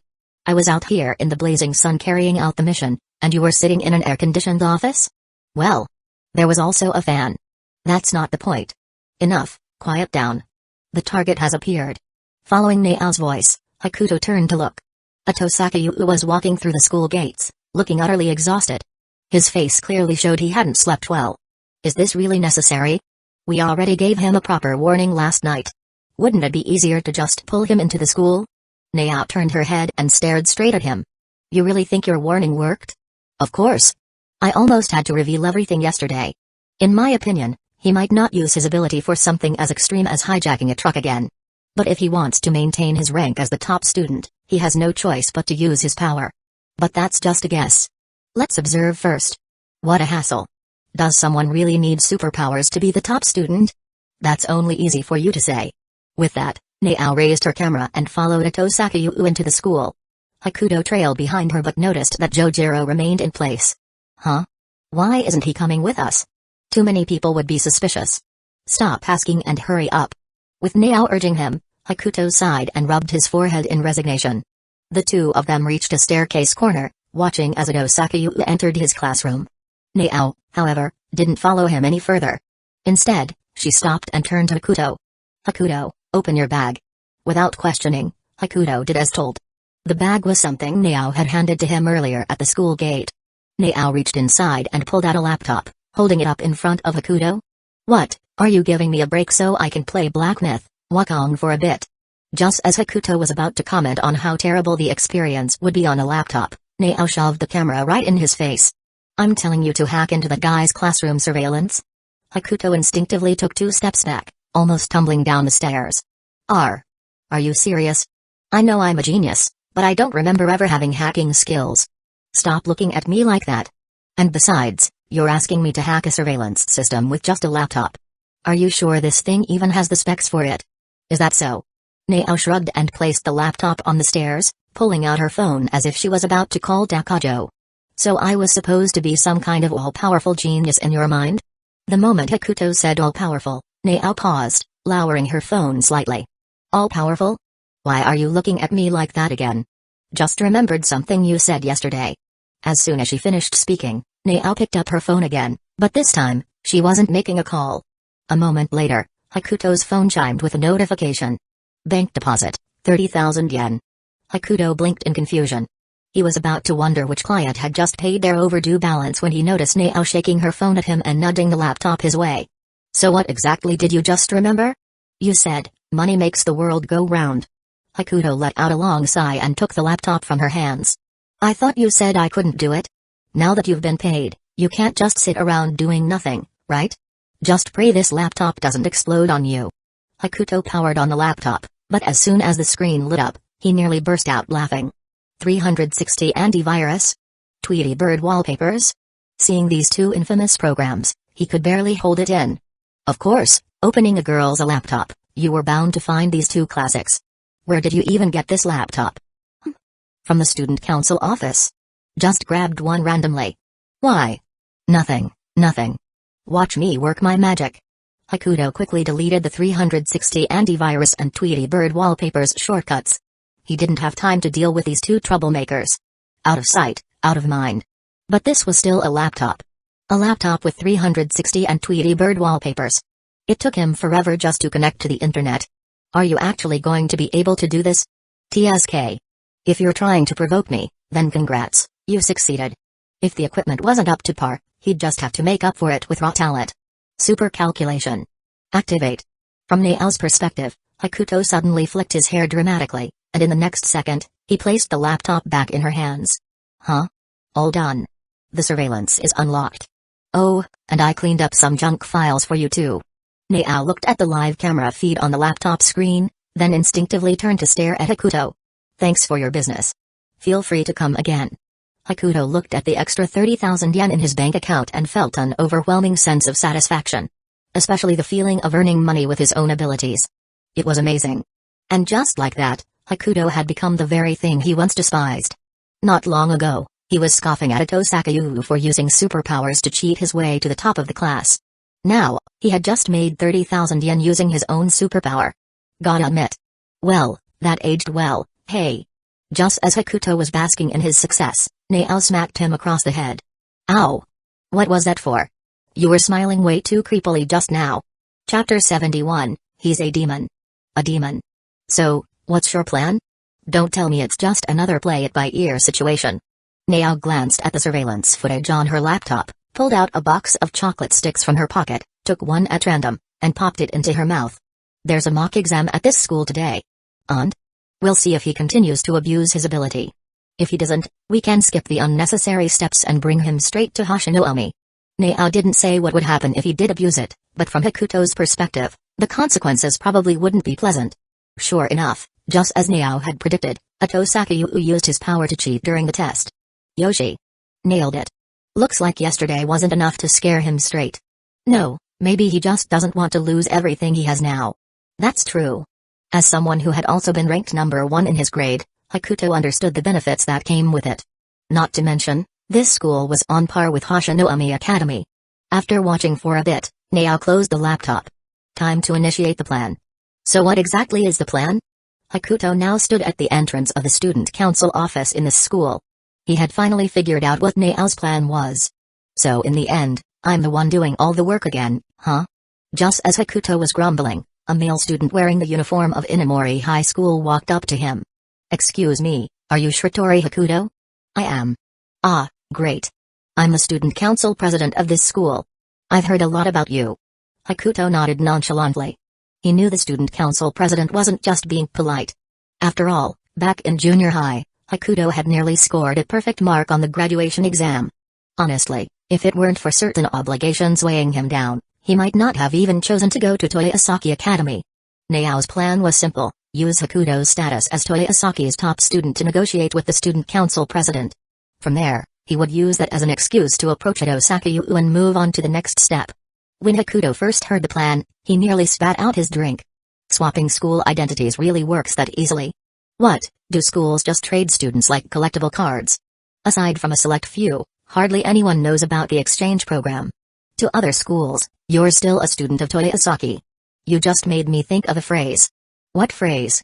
I am the double agent between Toyosaki and Hashinomi. Codename Pangolin.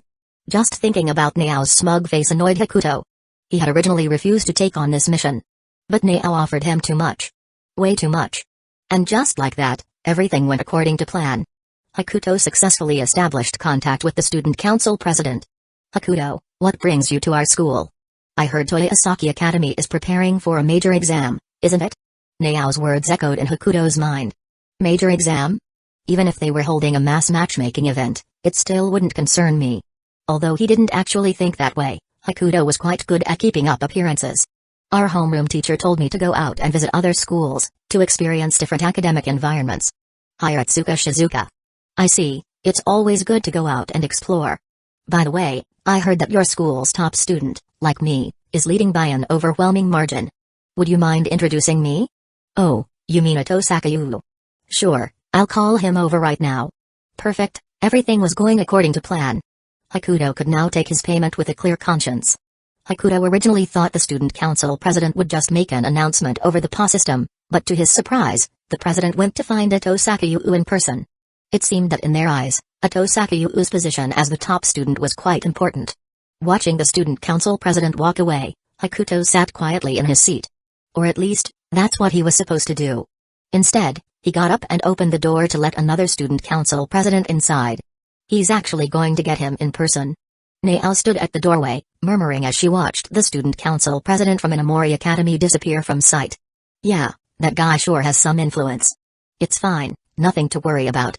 Nao waved her hand dismissively, then stepped into the office and quickly found a place to hide. About 10 minutes later, the student council president returned with Toyosaki Yu. The moment Toyosaki Yu saw Hakuto, all the blood drained from his face, and he instinctively took 2 steps back. Why is it you? Long time no see. What do you mean long time no see? We just met yesterday. The student council president didn't pick up on the tension in their conversation. He assumed they were old acquaintances. Oh, so you two already know each other?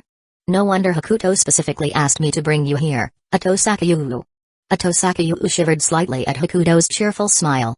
Even though you two know each other, let me formally introduce you anyway. This is Hakuto, the top student at Toyosaki Academy. And this is Toyosaki Yu, the top student at our school. Top student? Him? Toyosaki Yu looked as if he had just heard the most ridiculous joke in the world. He knew Shiratori Hakuto was from Toyosaki Academy. After all, the uniform made it pretty obvious. But he had no idea that Hakuto was also the top student in his grade. Then, in the next second, Toyosaki Yu suddenly remembered that Hakuto, like himself, had a special ability. That explained a lot. Hakuto casually walked up to Toyosaki Yu, draped an arm over his shoulder, and acted as if they were lifelong friends. Looks like you didn't take my word seriously yesterday, Toyosaki Yu. What do you mean? Oh, nothing much. I just wanted to ask you about some math problems. As he spoke, Hakuto pulled out a test paper from behind his back and placed it on the desk in the middle of the office. Toyosaki Yu. To be honest, when Toyosaki Yu first saw the paper, he was already feeling a bit lost. But when he saw the title, National Mathematics Competition, his mind went completely blank. A national math competition? That's right. This is from the last competition. I was hoping to discuss it with you, Toyosaki Yu. At that moment, Toyosaki Yu felt as if Hakuto was a demon, one that had latched onto him and refused to let go. Chapter 72, Out of the Wolf's Den, Into the Tiger's Lair. This is the test paper from the last math competition. Although the title National Competition sounds intimidating, it shouldn't be a problem for you, right, Toyosaki Yu? Listening to Hakuto's overly enthusiastic praise, Atosakayu's brain short-circuited. At this moment, forget national competition math problems. He would struggle even with basic functions. Huh. Why would I waste my time on something so boring? Atosakayu was still resisting. To him, Hakuto was just trying to cause trouble. If he refused to participate in this so-called math discussion, then everything should be fine. Refusing, huh? Hakuto seemed to have anticipated this response. He turned to look at the student council president, as if seeking his opinion. Even the student council president hadn't expected Atosakayu to refuse. Normally, high-achieving students wouldn't turn down an opportunity to improve themselves. But Atosakayu was an exception. Not only did he refuse, but he did so without hesitation. I think this is a great chance to challenge yourself. You should give it a try, Atosakayu. I still have class to attend. I'll take care of it with your teacher. You can focus on discussing the competition problems with Hakuto. Atosakayu never expected the student council president to be so persistent. Could he actually discuss math? Of course not. He was a complete fraud. No, calling him a fraud was still giving him too much credit. His entire academic record was based on cheating. There was no way he could handle a test without an answer sheet. No matter what, he had to find a way to escape this situation. I've already solved this test in advance, so I don't think this discussion will be of any benefit to me. I have other things to do, so I'll be leaving now. Atosakayu didn't even bother to make his lie sound convincing. Hearing this, Hakuto nearly burst out laughing on the spot. Without wasting another second, Atosakayu headed straight for the office door, desperate to get away from this nightmare. Every second he spent here felt like torture. But before he could leave, Hakuto struck again. You've already solved it? Perfect. There were some parts I didn't understand. Would you mind explaining them to me? Hakuto wasn't letting up. He had Atosakayu completely trapped. Atosakayu, I already used Flash, and you're still chasing me? Are you really going for an auto attack after Flash? Sorry, but I don't want to waste my time here. Before Atosakayu could finish his sentence, Hakuto leaned in slightly and whispered into his ear. I suggest you go along with it. Hearing this, Atosakayu glanced at Hakuto, who was now dangerously close. He had no idea what Hakuto's goal was, but there was no way he was going to agree to this. I don't know what you're trying to do. You've said that many times already. From the very beginning, you've never known what I was trying to do. Hakuto cut him off with a grin. In the end, Atosakayu still rejected Hakuto and decisively left the student council office. This time, Hakuto didn't stop him. He simply watched Atosakayu's departing figure, a hint of sympathy flashing in his eyes. If you don't want to choose me as your NPC opponent, then don't blame me when the next thing you face is the final boss. Hakuto, what are you talking about? Nothing, just talking to myself.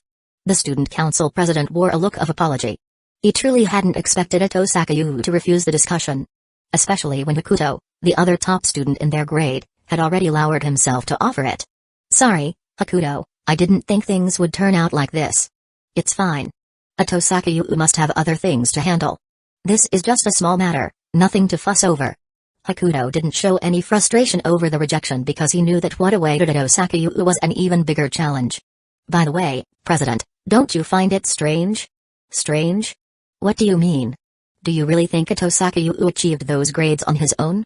The student council president's face showed utter disbelief. Hakuto, you must be joking. Atosakayu is ranked first in the grade. Who else's grades could he have taken?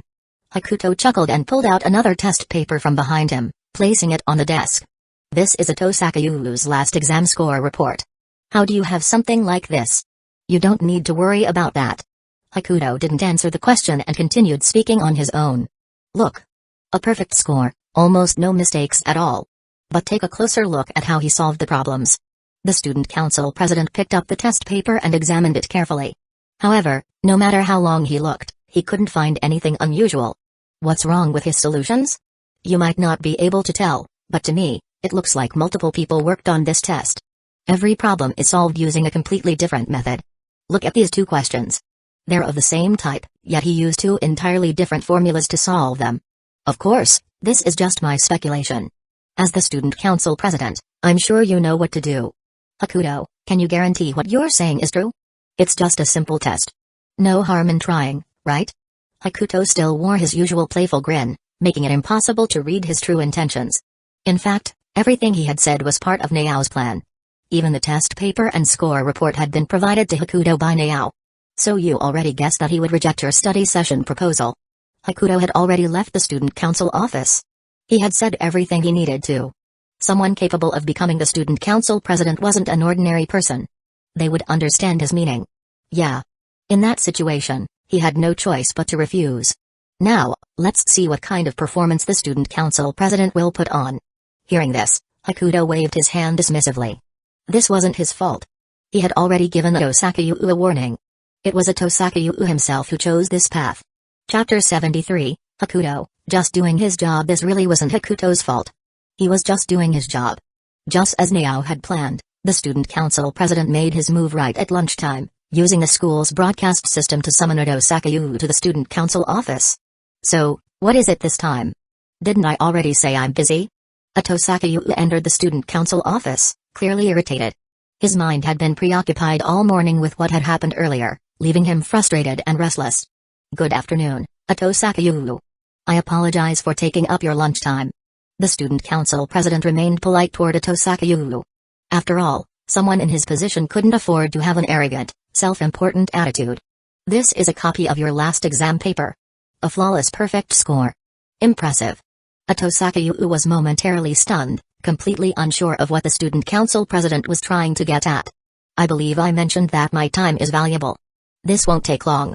As he spoke, the student council president pointed to a desk in the center of the office. Over there is an identical test to the one I'm holding. Please take a seat and start solving it. Hearing this request, Tosakayu's mind went completely blank.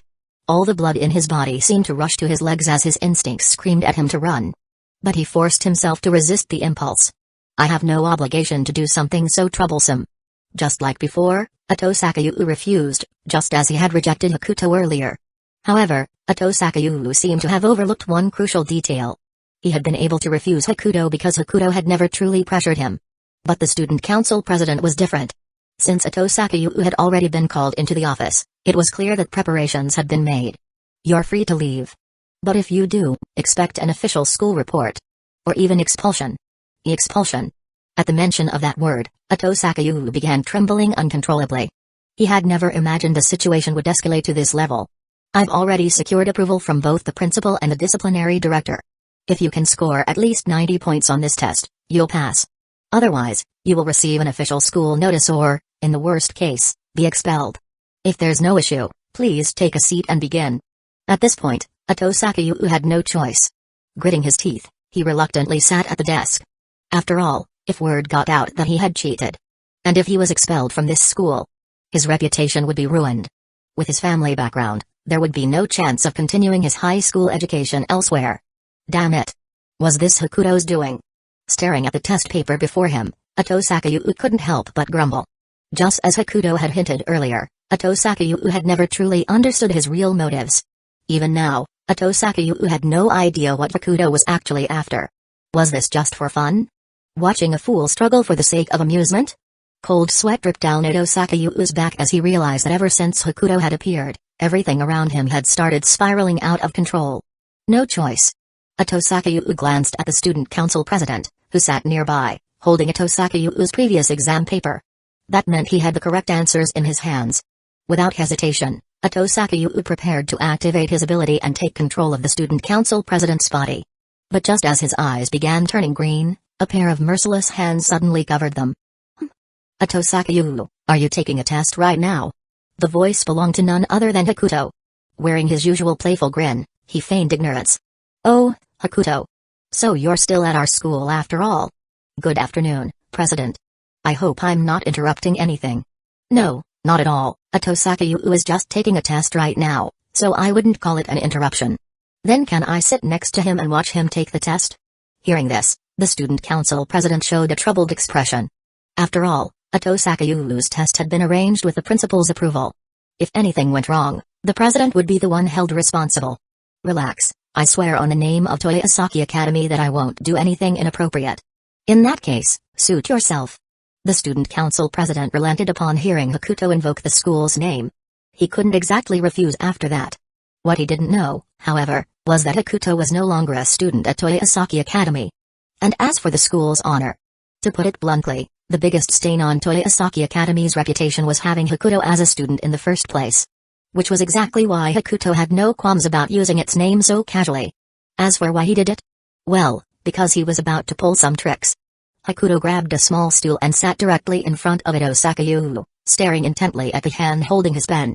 Ito Sakayu, why aren't you writing? Ito Sakayu was already under immense pressure.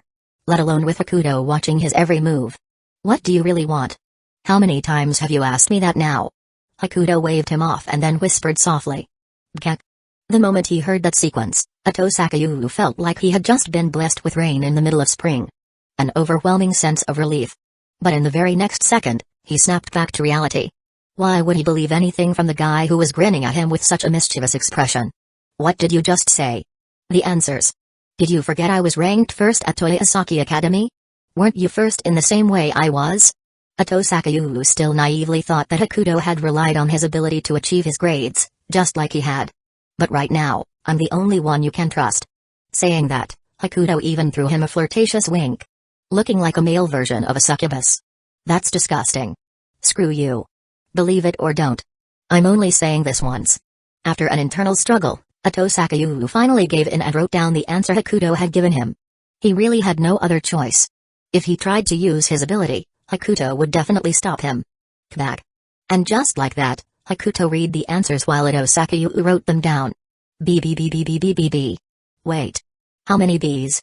Just write what I say. This test maker is something else, throwing in so many B's. Hearing that, Ito Sakayu had the sudden urge to slap Hakuto across the face. What? Why are you looking at me like you want to hit me? There are only 10 multiple choice questions, but you've fed me way too many answers. At that, Hakuto awkwardly turned his head away, whistling as if to change the subject. Chapter 74, What the hell are you trying to do? Realizing he had been exposed, Hakuto didn't plan to stick around any longer. He simply turned and waved goodbye. See ya, but just as he was leaving, Hakuto casually swiped Ito Sakayu's eraser from his desk. In other words, even if Ito Sakayu managed to see the correct answers now, it was useless. Unless he was willing to dip his finger in saliva to erase the wrong answers he had just written. Honestly, Hakuto thought that method wasn't too bad.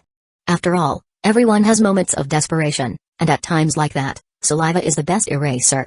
Huh? Ito Sakayu watched in disbelief as Hakuto took his eraser. He tried to grab it back, only to have his hand slapped away. Be a good boy and focus on your test, Ito Sakayu. No funny business. You son of a.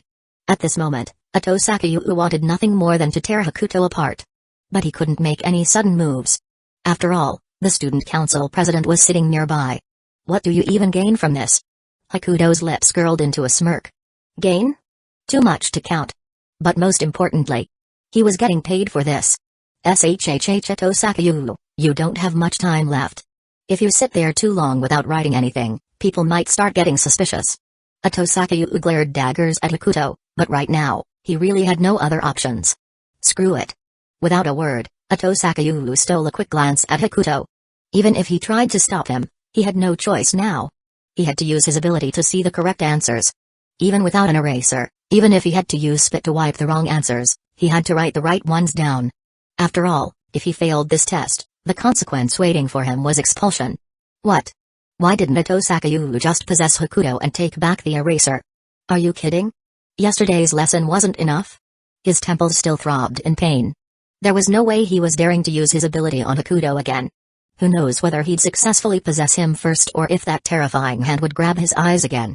Backed into a corner, Ito Sakayu hesitated for a moment before deciding to use his ability on the student council president instead. Hakuto didn't react or try to stop him, as if he either didn't notice or simply didn't care. He just sat there, quietly watching. With no interference, Ito Sakayu smoothly took control of the student council president's body. Alright. Just as Ito Sakayu was about to look at the answers on the president's test paper, the numbers 36D suddenly filled his vision. What the hell is this? Ito Sakayu nearly coughed up blood. Because in the student council president's hands wasn't a test paper, but a poster of a bikini model. Thinking the answers might be hidden underneath, Ito Sakayu quickly lifted the poster, hoping to find the test beneath it. But under the poster was a blue and white striped swimsuit. On a girl. You've got to be kidding me. Furious, Ito Sakayu ripped both posters into shreds. But at that moment, the 5-second possession time limit ended, and he was forced back into his own body. Regaining control, The student council president blinked in confusion, staring at the fluttering scraps of paper around him, completely unaware of what had just happened. What? What just happened? You just... The main priority right now should be supervising Ito Sakayu to complete his test, right? Hakuto, sitting to the side, interrupted Ito Sakayu's explanation. Everything else can be discussed later, don't you think? Seeing the gentle, almost serene expression on Hakuto's face, Ito Sakayu truly felt like he was staring at the devil. After a moment, the student council president seemed to accept Hakuto's reasoning and didn't bother questioning where his swimsuit posters had disappeared to. Instead, his full attention was now locked onto Ito Sakayu. And this time, without any swimsuit posters to distract him, the president was even more focused. Not even Hakuto had a chance to talk to Ito Sakayu anymore. At this point, Ito Sakayu felt like he was sitting on pins and needles. No matter how much he racked his brain, he just couldn't figure out what Hakuto's goal was. If he was here just to mess with him, why didn't he stop him from using his ability? But if he was here to help, why did he act the way he did? Right now, Hakuto seemed like a walking contradiction, completely toying with Ito Sakayu's mind. Time passed, and the lunch break was nearly over. Ito Sakayu didn't have much time left. Under Hakuto's watchful gaze, Ito Sakayu found himself unable to write a single word. Not only because he had no clue what the answers were, but also because Hakuto's stare was too intense. Like he was trying to see right through him, all the way down to the color of his underwear. Scribbling something is better than nothing. Who knows? Maybe you'll get a 90 by accident. Under immense pressure, Ito Sakayu finally started to write random answers on his test. By the time he realized what he was doing, it was already too late. His test was now covered in pencil marks, and his only eraser was still in Hakuto's hands. Just as he was about to figure out a way to fix this, Hakuto suddenly picked up his test paper and waved it toward the student council president. Ito Sakayu's finished. Wait. I'm not done yet. But I see answers written for every question. As he spoke, Hakuto was about to hand the test over. At the same time, the student council president opened a drawer and pulled out the actual answer sheet. No. No way. Seeing that his test was about to land in the president's hands, Ito Sakayu panicked. Without thinking, he snatched the paper back, threw open the office door, and bolted out. As he ran, he nearly crashed into a white-haired girl holding a video camera. As expected. Watching Ito Sakayu flee, Nao pulled out her phone and dialed Jojiro's number. Meanwhile, Ito Sakayu gripped his test tightly, glancing back every few steps. Damn it, damn it. He had no idea how to escape from this mess. In that moment, his blood rushed straight to his legs, and before he knew it, he had burst out the door. At a time like this, all he could do was run. He had to run. He didn't care about the consequences anymore. If his test ended up in the student council president's hands, he wouldn't even have a chance to worry about consequences later. Why? What is that bastard Hakuto after? Is he just messing with me? As he ran, Ito Sakayu desperately tried to make sense of Hakuto's actions, but no matter how hard he thought, he just couldn't figure it out. Chapter 75, Stirring Up a Nest of Espers. You saw this coming all along. Looks like it's my turn now. Standing by the school gate, Jojiro adjusted his glasses as he watched Ito Sakayu fleeing in panic. After all, glasses that reflect light only appear on big shots. Ito Sakayu glanced behind him. Once he was sure no one was chasing him, he crumpled up the test paper in his hands and tossed it into the trash can. But just then, a nearby store suddenly exploded for no apparent reason. The sound of shattering glass was piercing, making Ito Sakayu tense up again just when he had barely managed to calm down. At first, he thought there had been a car accident or something, but in the next second, a boy with a middle-parted hairstyle, glasses, and blood dripping from his forehead appeared not far behind him. For some reason, even though Ito Sakayu didn't recognize him, his instincts screamed at him to run. But Jojiro behind him had no intention of letting that happen. He activated his ability once more and rushed after Ito Sakayu. I wonder if the school will compensate for all this damage caused by Takajo. Inside the shop that had been completely wrecked by Jojiro's collision, Hakuto and Nao appeared. The school takes care of things like this. Nao responded nonchalantly since Hashinoumi Academy had plenty of money. Then, she walked over to where Ito Sakayu had been standing earlier, reached into the trash can, and retrieved the discarded test paper. I thought you'd make me do this kind of thing. Quit complaining. Takajo should have already caught up with that guy. With that, Nao started walking in the direction Ito Sakayu had fled, and Hakuto followed closely behind. Why are you chasing me? Ito Sakayu was utterly bewildered. He still hadn't figured out why Hakuto had messed with him like that. And now, there was another person. Someone with a special ability who could move at speeds the naked eye couldn't follow. Chasing after him. While Ito Sakayu was still confused, Jojiro finally caught up, thanks to his high-speed movement. When Ito Sakayu turned his head, he saw Jojiro flying at him like a missile that had gone off course, crashing straight into him. Under the force of the impact, both of them were sent flying. If not for the reservoir below them, they would have been seriously injured, if not dead. Struggling wildly in the water, Ito Sakayu realized he was sinking fast. He didn't know how to swim. Just as he thought he was done for, a mysterious force suddenly grabbed his clothes and hurled him onto the shore. That won't kill him, right? Of course not, I had it under control. But I swear I just saw you flying up high enough to shake hands with the sun. Still dazed from being thrown onto land, Ito Sakayu overheard two boys talking. One of the voices sounded eerily familiar. When he looked up, he saw the very person who had been chasing him earlier. And standing beside him was a man Ito Sakayu would never forget for the rest of his life. Shiratori Hakuto. Shiratori Hakuto? Hey. Long time no see. Like how it is. I never wanted to see you again. Ito Sakayu's temper flared instantly. Anyone would be pissed after being messed with like that, not to mention the feeling of being kept in the dark the entire time. Come on, don't be so mad. If you had just listened to my advice last night, none of this would have happened. What do you mean? And who was he? Ito Sakayu shifted his gaze to Jojiro, who had been standing beside Hakuto. Even though Jojiro had been moving at high speeds the entire time, Ito Sakayu managed to recognize him instantly thanks to his injured body and distinct middle-parted hairstyle. My name is Takajo Jojiro, a first-year student at Hoshino-umi Academy. Hoshino-umi? Ito Sakayu had never heard of that name before. Wasn't Hakuto from Toyosaki? Why was he hanging around with someone from Hoshino-umi? As Ito Sakayu was lost in thought, a crumpled-up test paper suddenly appeared in front of his eyes out of nowhere. Hello, is this yours? What? What the? No, wait, how did that even get here? The one speaking was Naao. She had actually been crouching beside Hakuto the whole time, but Ito Sakayu hadn't seen her because she had activated her ability. Is this yours? Naao held out the test paper Ito Sakayu had discarded earlier, bouncing slightly as she slowly approached him. This is. How did you get that? So you admit it's yours? Let me see. Naao held the test up to examine it carefully. But no matter how long she looked, she couldn't make sense of it. The test was too difficult for her to understand. It couldn't be helped. As the student council president of Hoshino-umi Academy, she spent most of her time tracking down ability users. Studying had always been a lower priority. Seeing this, Hakuto instinctively rolled his eyes and leaned in to whisper something in Nao's ear. Wow. Aside from the multiple choice questions, everything else is wrong. Is this really the top student of Ikano's High's first-year class? Wait. All the multiple choice questions are correct? Ito Sakayu, why would I lie to you? The answers I gave you were definitely right. Then why were there so many consecutive B's at the end? I was stuttering, you believe me? You bastard. Ito Sakayu glared at Hakuto, gritting his teeth as he pushed through his pain and lunged at him. But just as he moved, Naao suddenly vanished from Hakuto's side. Before Ito Sakayu could react, an invisible attack landed squarely on his face. High kicks are cool and all, but aren't you wearing a skirt? So what? I have safety shorts. Flat on the ground, Ito Sakayu was utterly bewildered.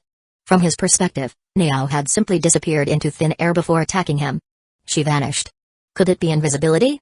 Ito Sakayu suddenly had a realization. He had just stirred up a nest of espers. Chapter 76, the bullied Naao with the gentle persuasion of Hakuto, Naao, and the others, Ito Sakayu finally entered Hoshino-umi Academy with anticipation. The next day, he and his sister, Ito Sakayumi, joined the high school and middle school divisions of Hoshino-umi. Ito Sakayu, gentle? Anticipation?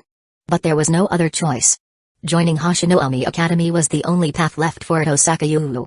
If he returned to his original school, he would face expulsion, and he also needed some kind of protection for his status as an ability user. After settling Ito Sakayu's situation, Hakuto finally had time to take care of other things. Speaking of which, I should put tutoring on my schedule. Hakuto sat in the classroom, completely ignoring the teacher at the podium while casually scrolling through his phone. Although he wasn't currently attending Hoshino-umi Academy, tutoring didn't necessarily have to take place at school, so it didn't really matter.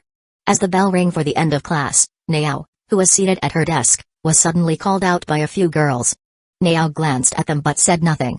She simply removed her earphones and walked out of the classroom, surrounded by them. What are they planning to do? Atosaka watched as Nao was called outside and instinctively asked the person beside him, Jojiro. Them. Well. There's no helping it. That's just how Nao operates. Thanks to her ability, she can easily beat up anyone. But also because of her ability, to outsiders, she just looks like she's attacking people. Whether it's a security camera or surveillance footage, everything captures her every move. Even though she only ever hits those who deserve it. Hearing this, Atosaka rubbed his chin. The kick he took from Nao yesterday still ached a little. He saw no reason to intervene, so he didn't. I've been meaning to ask. Why is Hakuto, a student of Toyosaki, wearing the uniform of Hashinoumi Academy? He's an exchange student. A few months from now, he'll return to Toyosaki. We have exchange students in this school. Hakuto is the first. There's no helping it. His ability is just too overpowered. Jojiro struggled for a moment, unable to find the right word, and ultimately settled on overpowered. Hearing this, Atosaka recalled the moment, just a few days ago, when Hakuto saved him from being hit by a truck. What exactly is that guy's ability? Time stop? It had to be something powerful enough to save him from an oncoming truck. Time stop was the only thing that came to mind. Hakuto's ability is called super calculation. I don't know much about it, but he can calculate the outcome of everything. Then how does he manage to move like he's teleporting? You'd have to ask him yourself. To be honest, Jojiro was a bit envious of Hakuto. He, too, could perform something similar to teleportation. But every time he did, he got hurt. Hakuto, on the other hand? Not only did he remain completely unscathed, but he didn't even lose a single hair. By the way, where is Hakuto? At that moment, in a secluded alley near the school field, Nao was grabbed by the collar and slammed hard against the wall by the girls who had called her out earlier. You. Nao wasn't really listening to whatever they were saying. She had an indifferent expression on her face.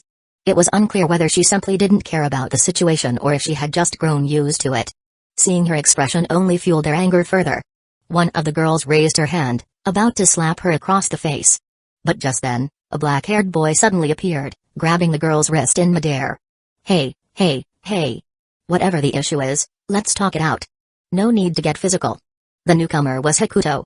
He had been following them from a distance, originally just curious to see what was going on. But he hadn't expected to witness a bullying scene firsthand. You're that exchange student? This has nothing to do with you. Get lost. Hakuto swore, if this were Toyosaki and not Hashinoumi, these girls would have already been strung up in a tree by now. If you don't want to have a nice chat, I do know a thing or two about fighting. What? You want to start a fight? That depends on how you want to handle this. Hakuto didn't want to start a fight at Hashinoumi. At Toyosaki, he had made it his mission to clean up the school's culture and eliminate bullying because he was going to be there for the next 3 years. Afraid of being bullied, so I had to bully others first. But he was only staying at Hashinoumi for 3 months. He had no reason or obligation to step in. Seeing his determined attitude, the girls glared at Hakuto before storming off angrily. As they left, Hakuto relaxed his stance and turned to look at Nao, who was sitting on the ground. You okay? Hakuto reached out his hand to her. That's surprising. I thought you'd just stand by and watch. Nao took his hand and got up from the ground. Those girls probably hate you now. Huh? Why are you looking at me like that? Haven't you already investigated me thoroughly? Do you think I'd be afraid of something like this? Hearing this, Nao nodded, said nothing more, and simply pulled out the MP3 player from her bag, putting her earphones back on. Why didn't you fight back? My ability only works on one person at a time. You should know that. So you didn't fight back because you knew you couldn't win? Why would you think I could take on 5 people at once like you? Around 3 p.m. Huh? Hiratsuka-sensei, you told Nino and the others about me being their tutor? You didn't tell them. I thought they already knew. Just as Hakuto was about to message Nakano Nino to discuss his plan, he received a call from Hiratsuka. And she had just hit him with a bombshell. Was this something I was supposed to keep secret? My plan. Hakuto sighed helplessly. His grand tutoring scheme hadn't even begun, yet his homeroom teacher had already ruined it. I originally wanted to do something different, but now I guess I'll just have to be a proper tutor. Chapter 77, The Master of Lies, Shiratori Hakuto. After hanging up the phone, Hakuto stared at the contact list, looking at Nino's name. If he had known things would turn out this way, he would have just revealed his identity right from the start instead of going through all this trouble. Even though the plan had changed, his mission as a tutor still had to continue. There was no other choice. Hakuto braced himself and invited Nino out. He was immensely grateful that she was still willing to talk to him. Ah, my looks. You are too great. I love you. Hakuto almost wanted to kiss himself. He had never expected his face alone to be this powerful. Meanwhile, Nino clenched her phone tightly as she looked at Hakuto's invitation message. A tutor, huh? She had genuinely thought Hakuto was reaching out because he felt guilty about what had happened before, which was why he asked for her contact information. But now it seemed like he had other motives. Nino, what are you thinking about? Nothing. Instead of rejecting Hakuto's invitation, Nino gladly accepted it. In fact, she was eager to go. I have something to do later, so you guys go home first. No need to wait for me. Miku and Itsuki and Akika and Yotsuba. After being sisters for over 10 years, they knew each other well. The moment Nino said she had something to do, the others immediately started speculating. Are you going shopping? Yeah. That's right. A friend invited me out to shop. Shopping, huh? Okay, go ahead, we'll head home first. With that, the four of them started walking home, leaving Nino alone. Seeing that her sisters didn't suspect anything, Nino let out a sigh of relief. But just then, another message from Hakuto arrived. If possible, you can call the other four over too. Too bad, they already left. Huh? Seeing Hakuto's disappointed response, Nino smirked, then put away her phone and started heading toward their meeting place. What she didn't know was that her sisters were currently hiding behind a large tree like a stack of dominoes, peeking out to watch her every move. Did you guys see that? The way Nino smiled just now. Who is she texting? She looks so happy. Huh? Isn't Nino just going shopping? Why are we following her? Idiot, Yotsuba. Let's go, let's go. And so, the four of them silently followed Nino, each one eager to see what she was really up to. After some time, Nino finally arrived at the agreed meeting spot, but she didn't see Hakuto anywhere. She took out her phone. Nino, I'm here. Where are you? Hakuto, turn around. Seeing the message, Nino obediently did as told. However, after looking around, she still couldn't see Hakuto. Nino, I don't see you. Hakuto, turn around again. Nino frowned but still followed the instructions. However, she still couldn't spot him. Nino, huh? Are you invisible or something? Hakuto, actually, I'm not even there yet. I just wanted to mess with you. Nino? Seeing the message from Hakuto, Nino nearly threw her phone in frustration. I must be insane for agreeing to this meeting. She grumbled angrily, then turned around, ready to head home. After being toyed with like this, she couldn't care less about their so-called appointment anymore. But just as she turned, she suddenly realized that Hakuto was already standing behind her, looking at her with a gentle smile. Good afternoon, Nino.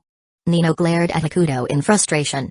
If she weren't fully aware of the power difference between them, she would have punched him on the spot. Weren't you not here yet? I've been here for a while. I just wanted to play a little joke on you. Hakuto's warm smile seemed sincere, as if he really wasn't lying. Looking at his face, Nino found that, for some reason, she couldn't even stay mad. So? Why did you call me out instead of focusing on your job as a substitute prince? You should already know, right? Your father asked me to be your tutor. Nino froze for a moment. She hadn't expected Hakuto to bring this up on his own. Tutor. Hakuto's sudden honesty caught Nino off guard, completely disrupting the scolding she had been preparing. What about the others? They don't know. Miss Hiratsuka only told me. Since Nino was in Hiratsuka's class, it made sense that she was the only one to receive the news. Hakuto waved his hand. What a shame. I was hoping to meet my future students today. Wait a second. Aren't you going to explain yourself? Hakuto feigned innocence. Explain what? About you adding my contact info out of nowhere. I already told you, didn't I?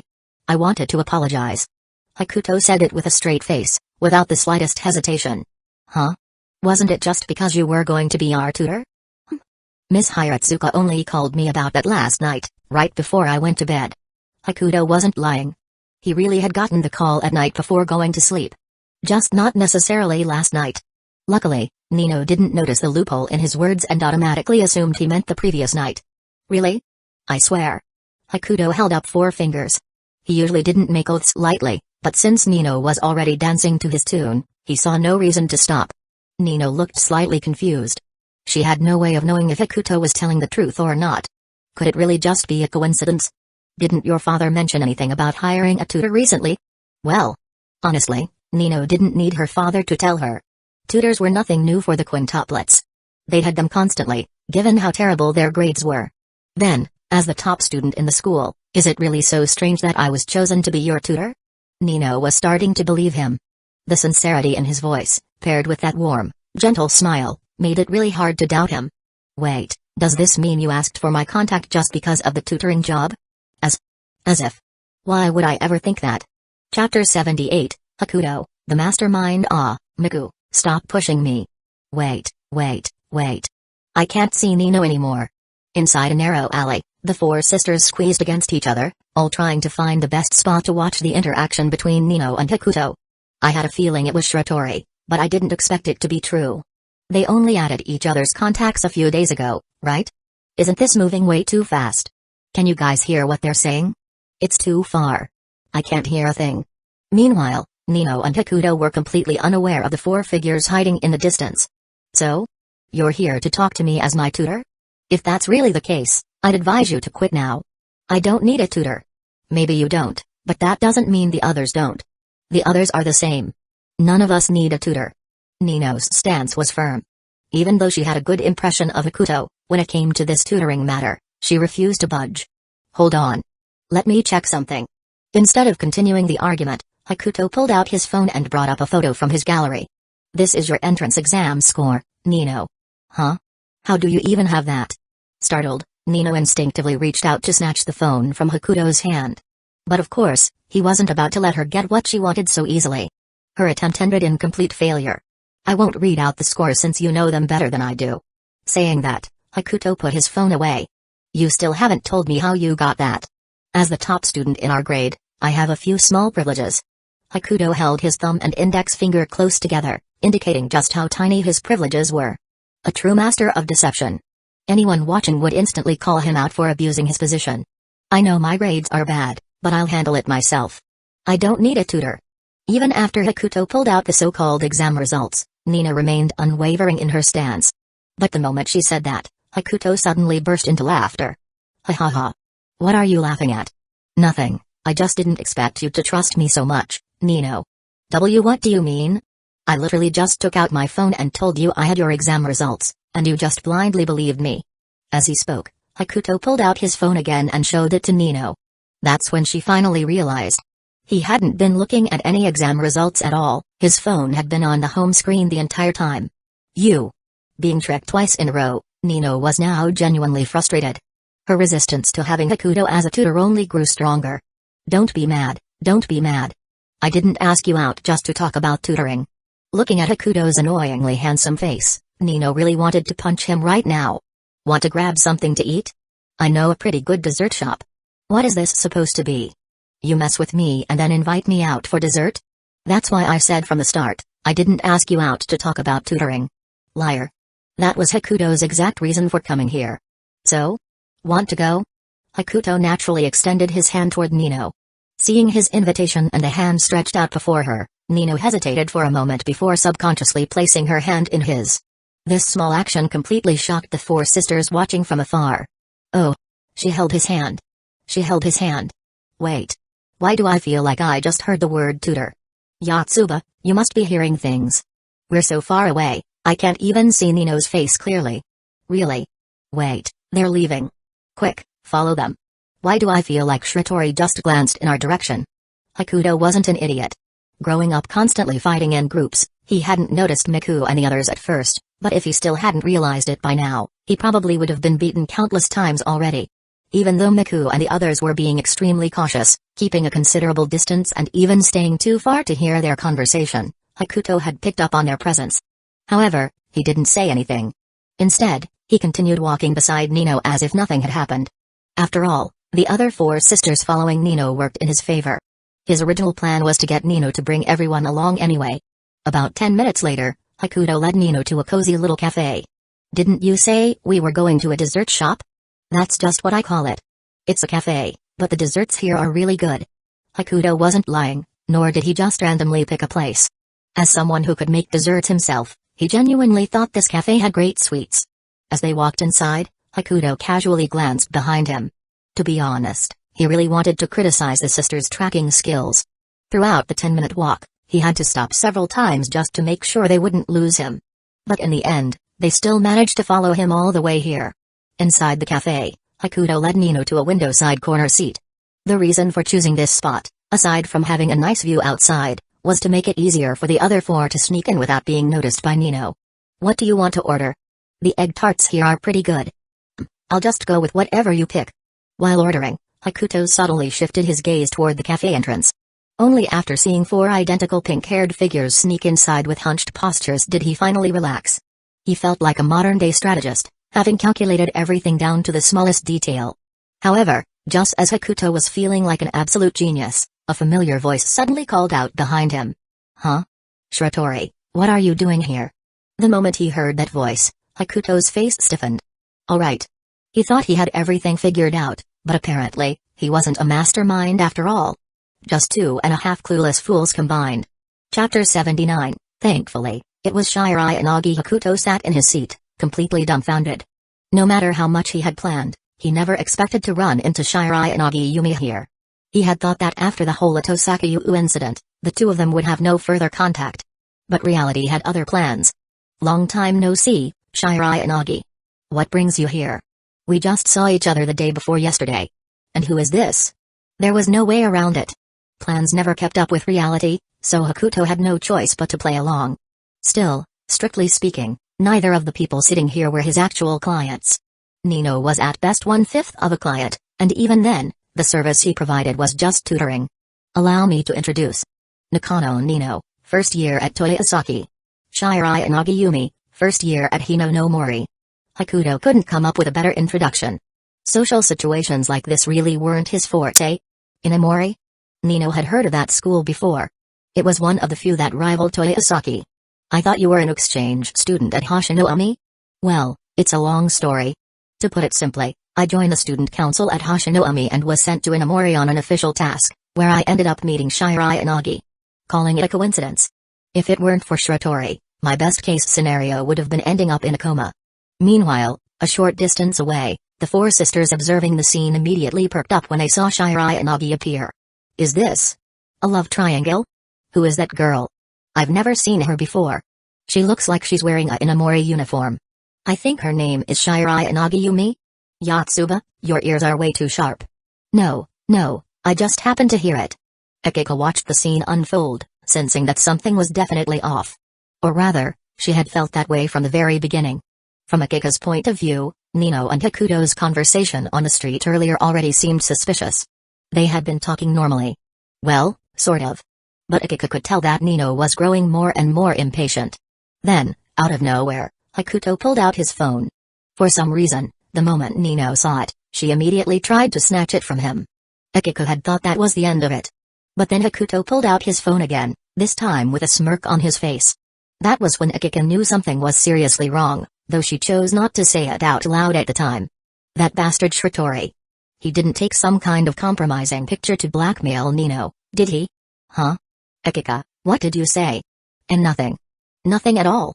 Akiko wasn't ready to share her suspicions with the others. After all, she had no proof. But the more she thought about it, the more likely it seemed.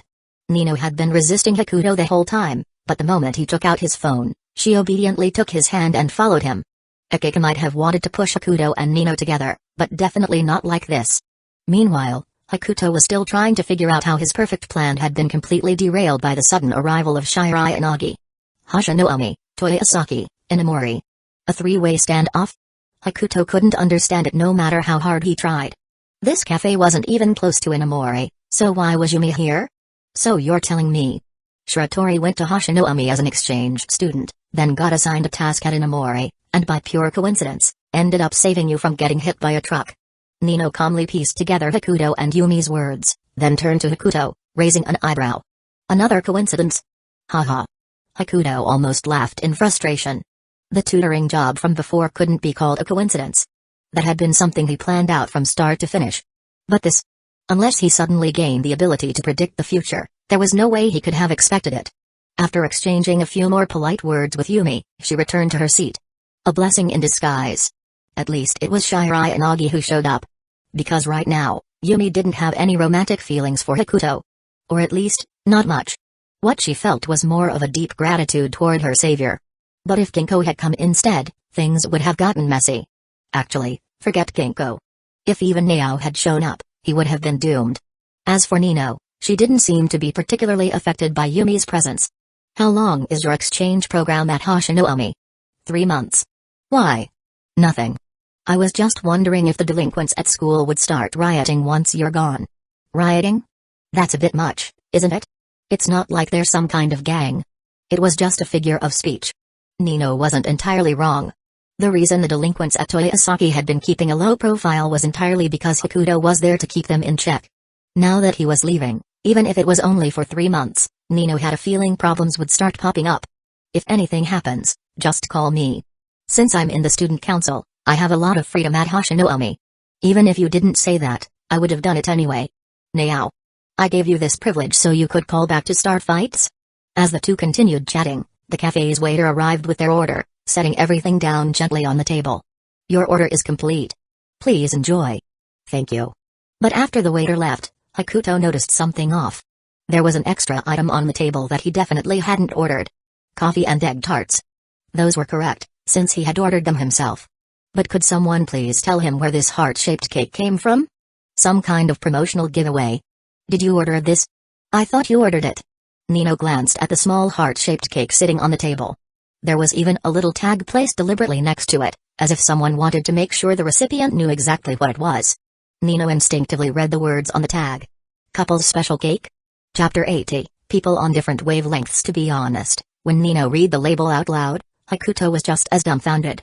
The two of them slowly lifted their heads at the same time, locking eyes in silence for a long while. Maybe it was a mistake. I'll call the waiter over. Hakuto almost blurted out something about this being a separate charge, but he stopped himself. After all, if word got out, it could affect his professional reputation. At his call, a waiter soon arrived at their table. Hello, sir. How can I assist you? This. Couple's special cake, Nino helpfully filled in when Hakuto struggled to recall the name. This couple's special cake. Was it placed here by mistake? We didn't order it. Hearing this, the waiter immediately checked the order slip into their uniform. According to our records, this item was ordered for your table. Can we return it? Apologies, but unless there's a special reason, we cannot accept returns once food has been served. With that, the waiter bowed and left.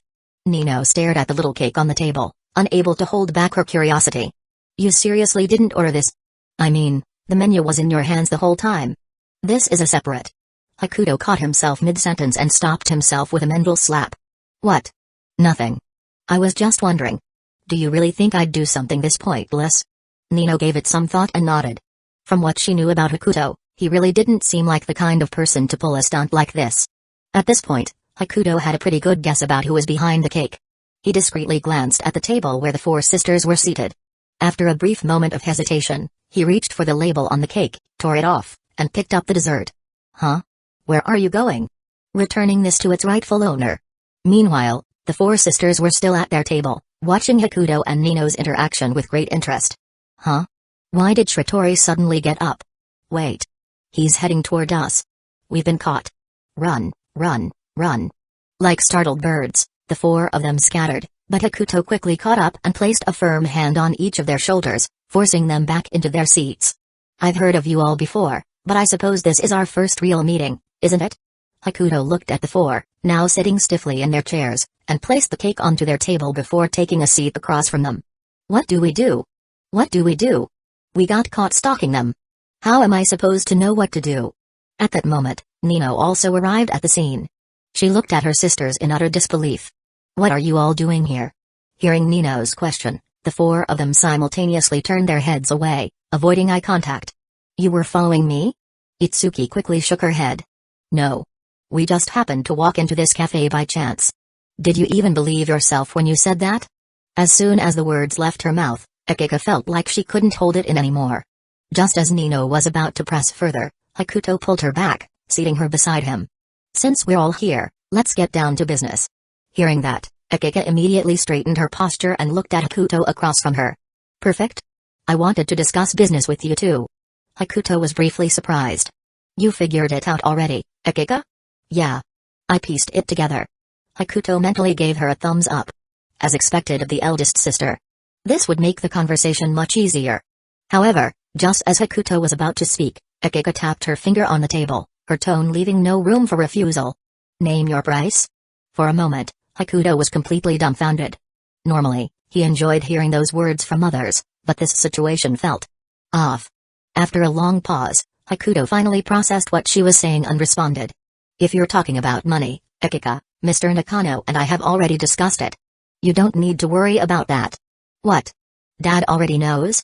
Akika shot up from her seat, absolutely stunned. She had never expected her father, Nakano Maruo, to be aware of this situation. And judging by how things looked, it seemed like he had even compromised, going so far as to negotiate a payment with Hakuto.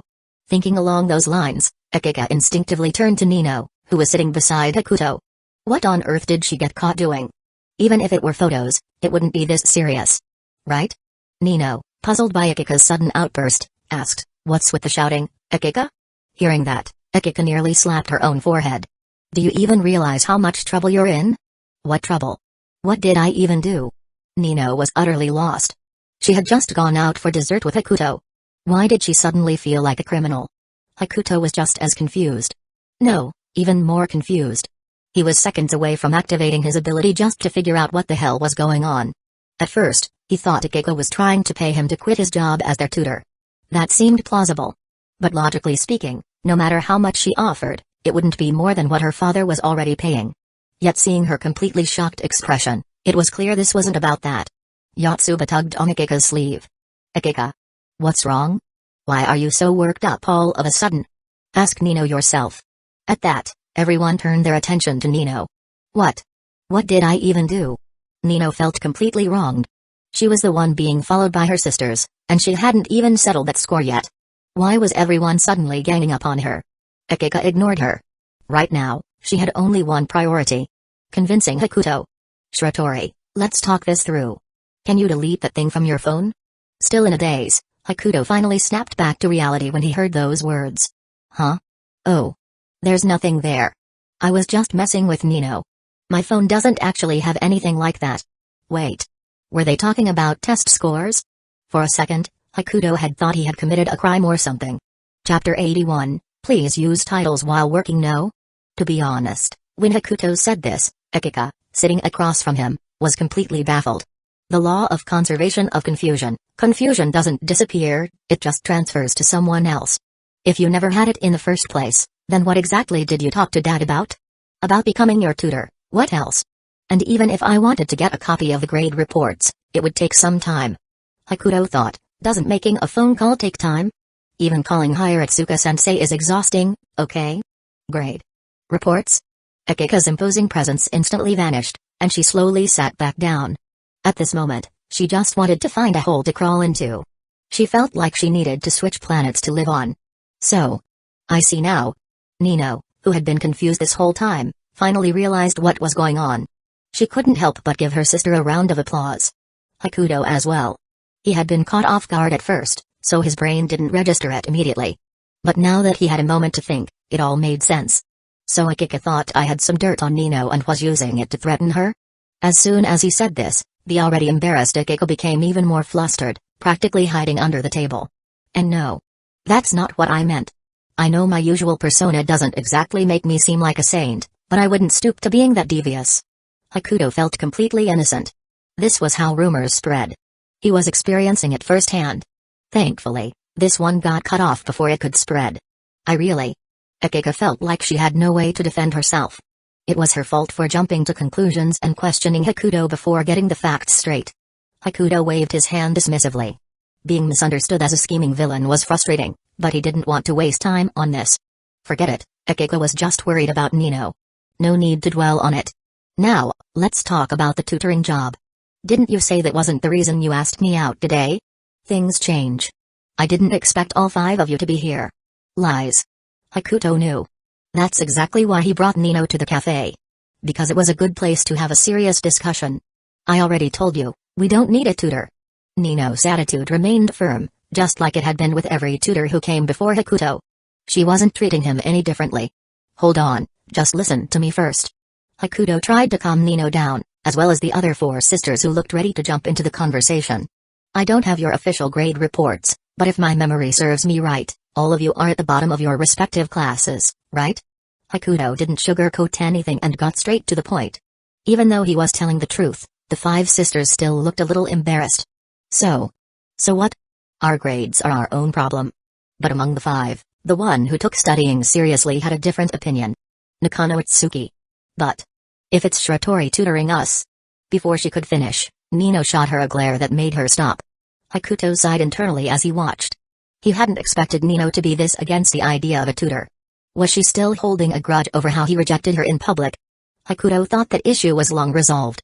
Toyoasaki is one of the top schools in the country. If your grades don't improve, forget about graduating. You might not even pass some of the upcoming exams. Hakuto knew that tutoring them wasn't impossible. Looking at each of them individually. Akiko had dreams of becoming an actress, so she wasn't focused on studying. That was easy to solve. Hakuto was confident that as long as she didn't resist, he could at least get her to pass. As for acting, well, Hakuto had a solution for that too, but it would cost extra. Miko was actually interested in history, particularly the Sengoku period. As long as he played to her interests, guiding her would be easy. Yotsuba was the easiest. She couldn't say no to people. A little bit of pleading, and she'd give in. Itsuki was the simplest case. She genuinely wanted a good tutor, and she had no issues with Hakuto personally. In summary, if Hakuto could convince Nino, the tutoring gig would be set. After all, in the original story, this was the girl who drugged someone. Hakuto had to stay on guard. Alright, everyone. I told Nino that tutoring wasn't my reason for asking her out today, so let's not focus on that right now. Hearing this, the five sisters were taken aback. They hadn't expected Hakuto to drop the topic voluntarily. Yotsuba was the first to jump in and change the subject. Shiratori, can I ask you something? Yotsuba, please use proper titles while working. She scratched her head, momentarily confused. What do you mean? If I'm going to be your tutor, what should you call me? Yotsuba suddenly understood. Nino also realized what was happening and was about to stop her, but Yotsuba spoke first. Wait. Alright, Shiratori-sensei, can I ask you a question? Seeing this, Nino sighed and rubbed her forehead. She had wanted to fight to the bitter end, but her teammate had already surrendered. Hakuto smiled and gestured for Yotsuba to continue. Go ahead. Shiratori-sensei, why did you decide to take down all those delinquents? In the past, Hakuto might have answered with a joke, something like, since I was afraid of being bullied, I just bullied them first. But this time, he decided to share something from his past. Chapter 82, Then I have to tell you an old story. Hakuto listened to the question Yotsuba raised. Considering his future plans, he decided it was time to share an old story. As soon as Yotsuba spoke, the other four also turned their eyes toward Hakuto. Clearly, when it came to gossip, everyone shared the same curiosity. Nino, go get our coffee and egg tarts from our seats. Huh? Why me? Do you want to hear the story or not? Hearing this, Nino rolled her eyes but reluctantly walked back to their previous seats and brought the coffee and egg tarts over. When it came to gossip, Nino had no resistance. Go ahead, everyone, eat while we talk. We can order more if it's not enough. Thank you, Shiratori-sensei, Itsuki said as she picked up an egg tart and took a bite. Itsuki.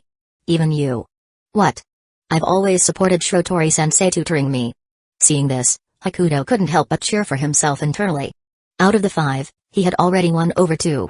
But before that, he wanted to stir things up a bit more. Hakuto picked up his own cup of coffee, took a small sip, and slowly spoke. I'm sure everyone here has heard of Oda Nobunaga, right? The group nodded. Though their grades weren't great, they at least had some basic knowledge about famous historical figures. Among them, however, Miku had a noticeably stronger reaction. She hid it well, but Hakuto still caught it.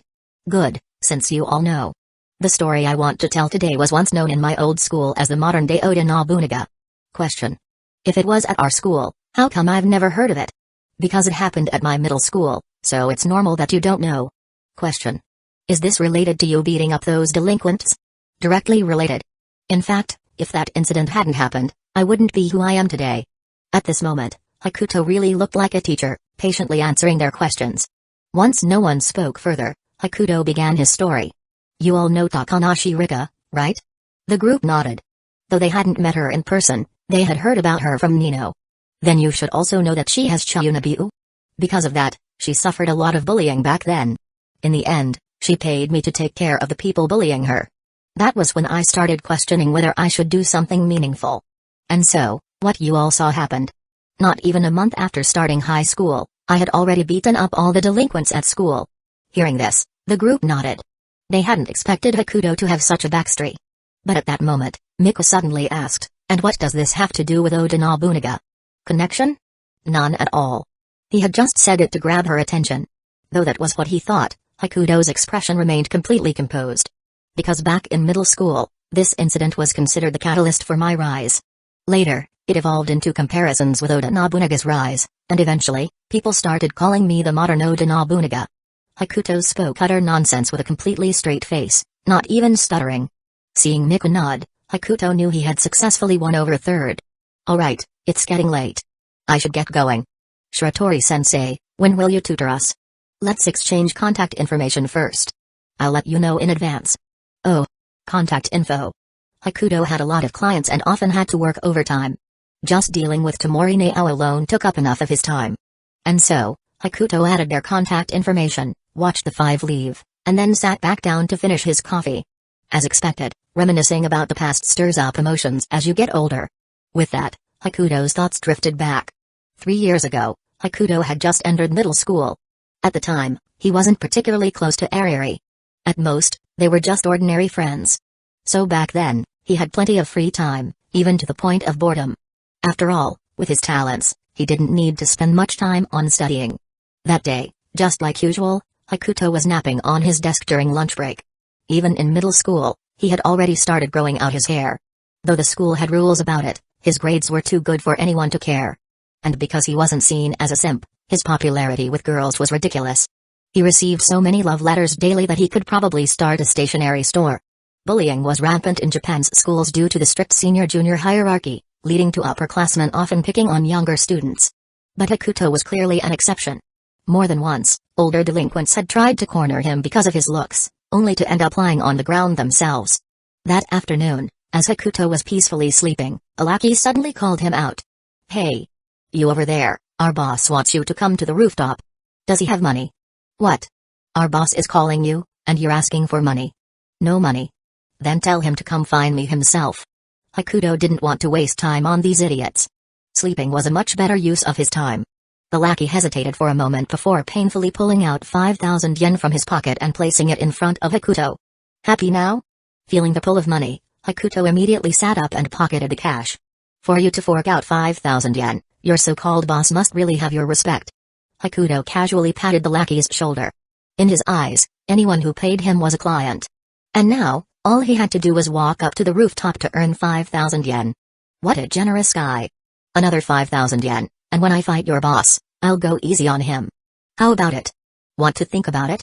The lackey smacked Hakuto's hand off his shoulder. "Hurry up." Yes. "By the way, are you part of the group fighting me? If you are, I'll let you off for the sake of this 5,000 yen. Why do you talk so much?" "Sorry, force of habit." Seeing that his client was getting annoyed, Hakuto obediently shut his mouth and followed him to the rooftop. On the way, he made an excuse to use the restroom and grabbed a water pipe, tucking it into his waistband. Wow, what a scene. On the rooftop, a group of delinquents with dyed hair surrounded him. The moment he stepped up, 2 of them blocked his retreat. Hakuto counted. There were at least 5 of them. Who knew if more were hiding in the shadows? The lackey from earlier now stood beside a blonde guy with a tattooed arm. That must be the boss. "Hakuto, I didn't expect you to actually come." "So you're the boss?" "Honestly, I wasn't planning to, but your guy gave me too much money." "By the way, do you always show off that tattoo? Or just when you're fighting? What's it supposed to be?" "It looks like a rose, but to me, it just looks like a clump of weeds." Hakuto kept running his mouth, completely unfazed. After all, he'd been through this many times before. Finally, the blonde delinquent lost his patience. With a wave of his hand, he ordered his men to charge. "Get him." 5-on-1, huh? That breaks my record. Seeing 5 people rush him from all directions, Hakuto calmly pulled out the water pipe from his waistband. "Hey, no fair. I have a plastic pipe, and you're coming at me with a baseball bat?" He had noticed that one of them, coming from the right, actually had a decent weapon. The others? Just bricks or pipes like his. Chapter 83, The Bullied Takanashi Rika. Hakuto tilted his head, dodging the swing of the baseball bat. In the next moment, he smashed a metal pipe against the attacker's head and snatched the bat away. With the bat in hand, Hakuto was like a warrior wielding a legendary weapon, completely unstoppable. In no time, the blonde thugs were groaning in pain on the ground, clutching various parts of their bodies. Hakuto didn't forget about the one who had paid him 5,000 yen either. After all, The deal only required him to come to the rooftop. Anything beyond that would cost extra. As for the mercy he had shown earlier, that was just a formality. After finishing up, Hakuto tossed the baseball bat aside and leisurely opened the rooftop door, heading down the stairs. But just as he reached the next floor, he saw a purple-haired girl standing in front of him. She wore a white eye patch over her right eye, and her eyes were slightly red. Her whole body was soaked, as if someone had just drenched her with water. No, that wasn't quite right. She looked more like she had just climbed out of a lake. Hakuto glanced at the girl. He recognized her. Takanashi Rika, a classmate.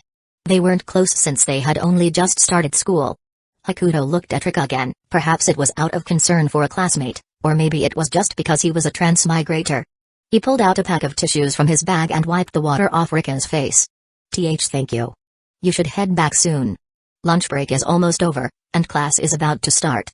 Hakuto casually tossed the used tissue into a nearby trash can. Wait. Can I stay with you from now on? Hearing this, Hakuto turned his head and looked at Rika.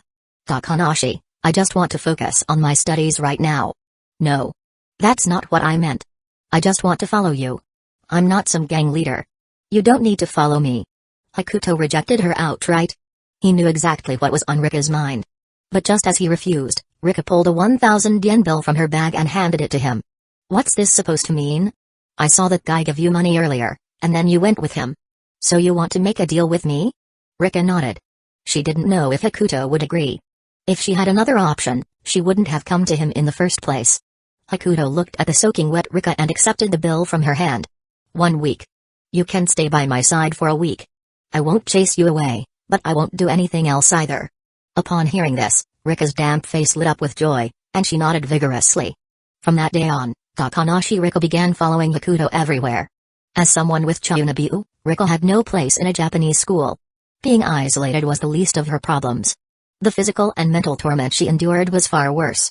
But oddly enough, ever since Rika made her deal with Hakuto, the bullying that had once plagued her seemed to vanish. Well, not entirely vanish. But at the very least, it wasn't as rampant as before. The bullies had significantly reined in their behavior. Hakuto was surprised to find that his reputation was so effective. Just by having Rika follow him, the bullies kept their distance. Not that he cared. After all, their arrangement was just easy money for him. It was around this time that Hakuto also realized that Rika lived in the apartment above his. They were neighbors. Ha ha ha. The tyrant's eye is invincible. Shut up and let me sleep. Thanks to Hakuto, Rika gradually returned to her lively, cheerful self. It was hard to believe that she was the same person as before. But things don't always go smoothly. Seeking Hakuto's protection didn't make Rika immune to all trouble. One afternoon after school, Hakuto stood at the entrance waiting for her, but she never came out. If this had been when they first met, Hakuto wouldn't have cared. He would have just left. Or rather, he wouldn't have waited for her in the first place. But after spending so much time together and maintaining their arrangement, Hakuto wasn't the type to ignore the situation just because he was being paid. After hesitating for a moment, he headed toward the classrooms. Hakuto was no stranger to bullying. He knew exactly where to look without even trying. And sure enough, he stopped in front of the girls' bathroom. Even before getting close, he could already hear the commotion inside. You think you're all that just because you're hanging around Hakuto now? You ignored us when we called you. What, you think you're better than us now? Didn't you hear us tell you to stay away from Hakuto? Rika was cornered inside a bathroom stall by 3 girls. She hugged her head and curled up in the corner. Water dripped from her hair, and from the looks of it, she was completely drenched from head to toe. Covering your eyes and shouting all the time. What, you think you're some kind of dark lord? Ha ha ha, do you have delusions or something? Maybe you should get checked at a hospital. Rika didn't respond. She just curled up tighter. Say something.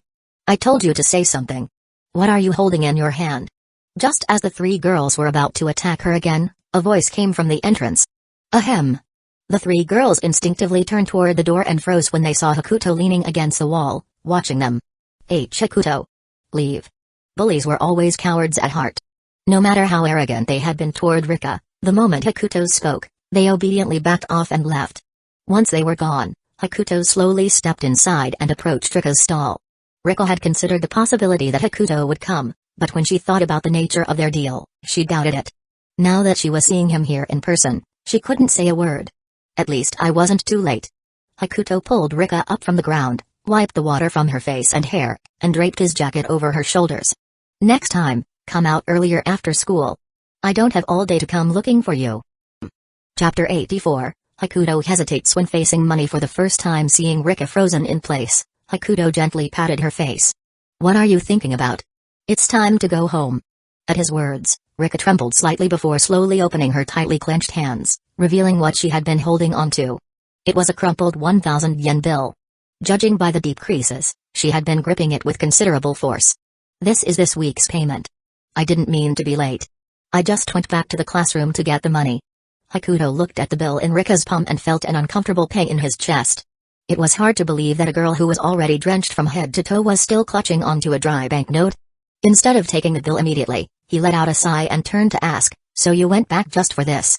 You should know better than anyone what it's like to be alone at school. I know. Then why? But today was the day I promised to give you the money. Seeing the determined look on Rika's face, Hakuto couldn't help but sigh again. The discomfort in his heart only grew. Today was just an accident. Next time, I won't make you come to me. Rika, still trembling, explained as she flattened the bill and placed it in front of Hakuto, afraid that he wouldn't take it. Hakuto looked at Rika for a moment before finally reaching out to take the 1,000 yen bill. As soon as he accepted it, Rika broke into a bright smile, as if something wonderful had just happened. All right, let's go home. Rika didn't care about her soaked clothes at all, following behind Hakuto as if nothing had happened. That night, Hakuto lay on the couch, staring at the crumpled banknote in his hand, his eyes flickering with a strange light as he lost himself in thought. Just then, a sudden knock on the door pulled him back to reality. Hakuto placed the bill on the coffee table, got up, and opened the door. Standing outside was a mature woman with black hair and red eyes. She looked familiar, but Hakuto couldn't recall where he had seen her before. And you are? Nice to meet you. I'm Takanashi Tuka, Rika's older sister. Hearing this, Hakuto immediately understood and stepped aside to let her in. I've heard Rika mention you. It's quite late. What brings you here? Hakuto and Tuka sat across from each other, with a cup of hot water he had just poured resting on the table between them. After all, when a guest visits, offering even something as simple as a cup of hot water is just basic courtesy, isn't it? I'm here about Rika. I figured as much. Hakuto had already guessed it. Otherwise, there would be no reason for her to visit him. I know that Rika is experiencing bullying at school. She told you about it? Tuka shook her head. I've been through school myself. You can tell at a glance. But Rika refuses to talk to me about it. Maybe she just doesn't want to worry you. Kids tend to think that way. Hakuto had always found it foolish to hide being bullied at school just to avoid worrying parents. But since this was their family matter, it wasn't his place to interfere. I know. With Rika's personality, it's not surprising that this is happening. I've even gone to the school, but it didn't seem to help. Hakuto nodded. If school bullying in Japan could be solved just by a parent complaining, then there wouldn't be so many cases of it. You didn't come all this way just to tell me that, did you? Tuka nodded. Since Hakuto had brought it up himself, she decided to get straight to the point. Because she's been spending time with you, Rika has been doing much better recently. I don't know exactly what you've done, but I can more or less guess. But this isn't a long-term solution. If possible, I'd like you to help her correct her Chaunabiu personality. 90% of the reason Rika was being bullied stemmed from her Chaunabiu behavior. Tuka had long wanted to help her sister grow out of it. Even if Rika abandons her Chaunabiu tendencies, the bullying at school won't stop. It's already a fixed impression. You understand how these things work. Once this is dealt with, I'll transfer her to another school. Hearing this, Hakuto subconsciously furrowed his brows, but he quickly returned to normal. And why should I help you? Tuka wasn't wrong. If Rika could shed her Chaunabiu habits before transferring to a new school, she would have a much lower chance of facing bullying again. And a Chaunabiu personality would be a problem in the workplace too. Helping her out now would save her trouble in the future. But Hakuto wasn't some kind of selfless saint. He didn't have time for this kind of thing. However, the next moment, Tuka took out 50,000 yen and placed it on the table. This is the down payment. There's another 50,000 later. She looked Hakuto in the eye, as if waiting for his response. Hakuto glanced at the money on the table and, without hesitation, accepted the offer. Is there a time limit? The sooner, the better. With that, Tuka bid farewell, leaving behind only the 50,000 yen on the coffee table as proof of her visit. Hakuto stared at the money, thinking that this was an incredibly good deal. But just as he was about to reach out and collect the bills, his gaze landed on the crumpled 1,000 yen note beside them. The 1,000 yen bill and the 50,000 yen sat side by side on the table. Like a child next to an adult. The small, wrinkled banknote seemed so insignificant. Hakuto found himself staring at it, his hand frozen in place. Unbidden, his mind drifted back to the scene in the restroom that afternoon. This is for her own good. At least it's a win-win situation. I'm getting money, and her future will be better too. Chapter 85, Helping Takanashi Rika Overcome Chayunabiu? Taking money and getting the job done had always been Hakuto's principle, and he always did his best to complete every task. Ever since he took on the request from Tuka, he had been using his position to his advantage, taking every opportunity to subtly influence Rika. Rika, have you ever considered giving up this whole Chayunabiu thing and returning to a normal life? Huh? Hakuto. Have you been tainted by evil forces? I'm just trying to change your situation. Hakuto was relieved that, even after experiencing bullying, Rika still maintained such an optimistic mindset. At least, on the surface, she hadn't shown signs of depression. That was a lot better than certain delicate girls who would fall into mild depression over the smallest things. Of course, there was always the possibility that her cheerful demeanor was just a facade, hiding inner turmoil. But that wasn't something Hakuto was responsible for. So, he continued trying to instill the idea of abandoning Chayunabiu into Rika. He tried every approach, using both kind and harsh words, analyzing the pros and cons, but none of it got through to her. Hakuto could see Rika's resistance, but there was nothing he could do. He had taken the money, so he had to get the job done. Besides, he genuinely believed that this was the only way for Rika to avoid being bullied at her new school. Everything Hakuto had considered, Takanashi Tuka had already thought through. Perhaps, as an older sister, she didn't want to control her little sister too much. But there was no choice. This was just how society worked. Tuka was sincerely trying to improve her sister's life in her own way, even if some people might not agree with her methods. At some point, Rika started avoiding Hakuto more and more, even refusing to walk beside him. Hakuto never expected her obsession with Chayunabiu to go this far. Even at the risk of being bullied again. But he didn't want to see it happen again. So, he issued a warning to every delinquent he knew, telling them not to lay a hand on Rika. He didn't know if this would work, but at the very least, it was a layer of protection. However, reality didn't always align with expectations. Despite Hakuto's long-term efforts, Rika didn't abandon her Chayunabiu. She abandoned him instead. It was like reading about the harms of smoking in a book, and instead of quitting, the person just threw the book away. Hakuto never realized that Chayunabiu, the evil eye, and all that stuff had become so important in Rika's eyes. Without Hakuto's protection, Rika was like a lamb thrown into a pack of wolves. Bullies never let go of an easy target. After all, finding someone weak to push around wasn't that easy. Even though Hakuto had warned them, back then, he wasn't as feared as he was now. His warning worked, but not completely. And so, on that day, when Hakuto returned to the classroom and saw that Rika's seat was empty, he immediately knew his worst fear had come true. Damn it. Do they really think I won't settle this later? Hakuto rushed out of the classroom, relying on his instincts and experience to search for Rika. But this time, the other side seemed to have planned ahead. He checked all the usual spots but couldn't find her. Though he did stumble upon other bullying incidents. He didn't care about those. Right now, he just wanted to find Rika as soon as possible. Meanwhile, in a secluded corner of the school, pressed against a wall, the blonde delinquent covered in tattoos, the same one Hakuto had fought on the rooftop, was surrounding Rika with a few of his lackeys. I've noticed that brat Hakuto has been paying a lot of attention to you lately. Are you two dating or something? Rika didn't respond. She just turned her head away. Oh? Playing mute now? Boss. Are we really going through with this? Aren't you afraid of Hakuto coming for payback? Afraid of what? Last time, he only won because he had a bat. But this time, it's just fists. Let's see how tough he really is. Hearing his boss's absurd logic, the lackey who had delivered a message last time could only sigh, rubbing his forehead and quietly stepping to the back of the group. Just as the blonde delinquent was about to interrogate Rika further, Hakuto appeared behind them without warning. It's been a while. Fresh out of the hospital, and you're already eager to go back in? Hakuto? How did you find us so fast? Maybe because the stench of trash like you carries for hundreds of meters. In truth, Hakuto had found them quickly thanks to other students pointing the way. After all, this kind of thing was always noticeable in school. It was just that people usually chose to ignore it. Wait. We haven't even done anything yet. You can take her and leave, and we'll call it even. How about that? Fine. Hakuto nodded, agreeing to the deal. Then, he stepped forward, pulling Rika, who was curled up in the corner, out of the crowd. You okay? Yeah. Rika shook her head, gripping Hakuto's wrist tightly, refusing to let go. You should head back. I've got some business to take care of." Rika was reluctant, but in the end, she obediently ran off. Seeing her leave safely, Hakuto let out a sigh of relief. "I remember warning you guys, didn't I?" The blonde delinquent, sensing Hakuto's tone shift, quickly tried to de-escalate. "You agreed to let this go. I just don't get it. If you're so afraid of me, why go out of your way to provoke me? Trying to save face?" Seeing Hakuto warming up, the blonde delinquent knew there was no escaping this fight. "Don't push it. You think I'm scared of you? The moment you started this, you should have expected this outcome."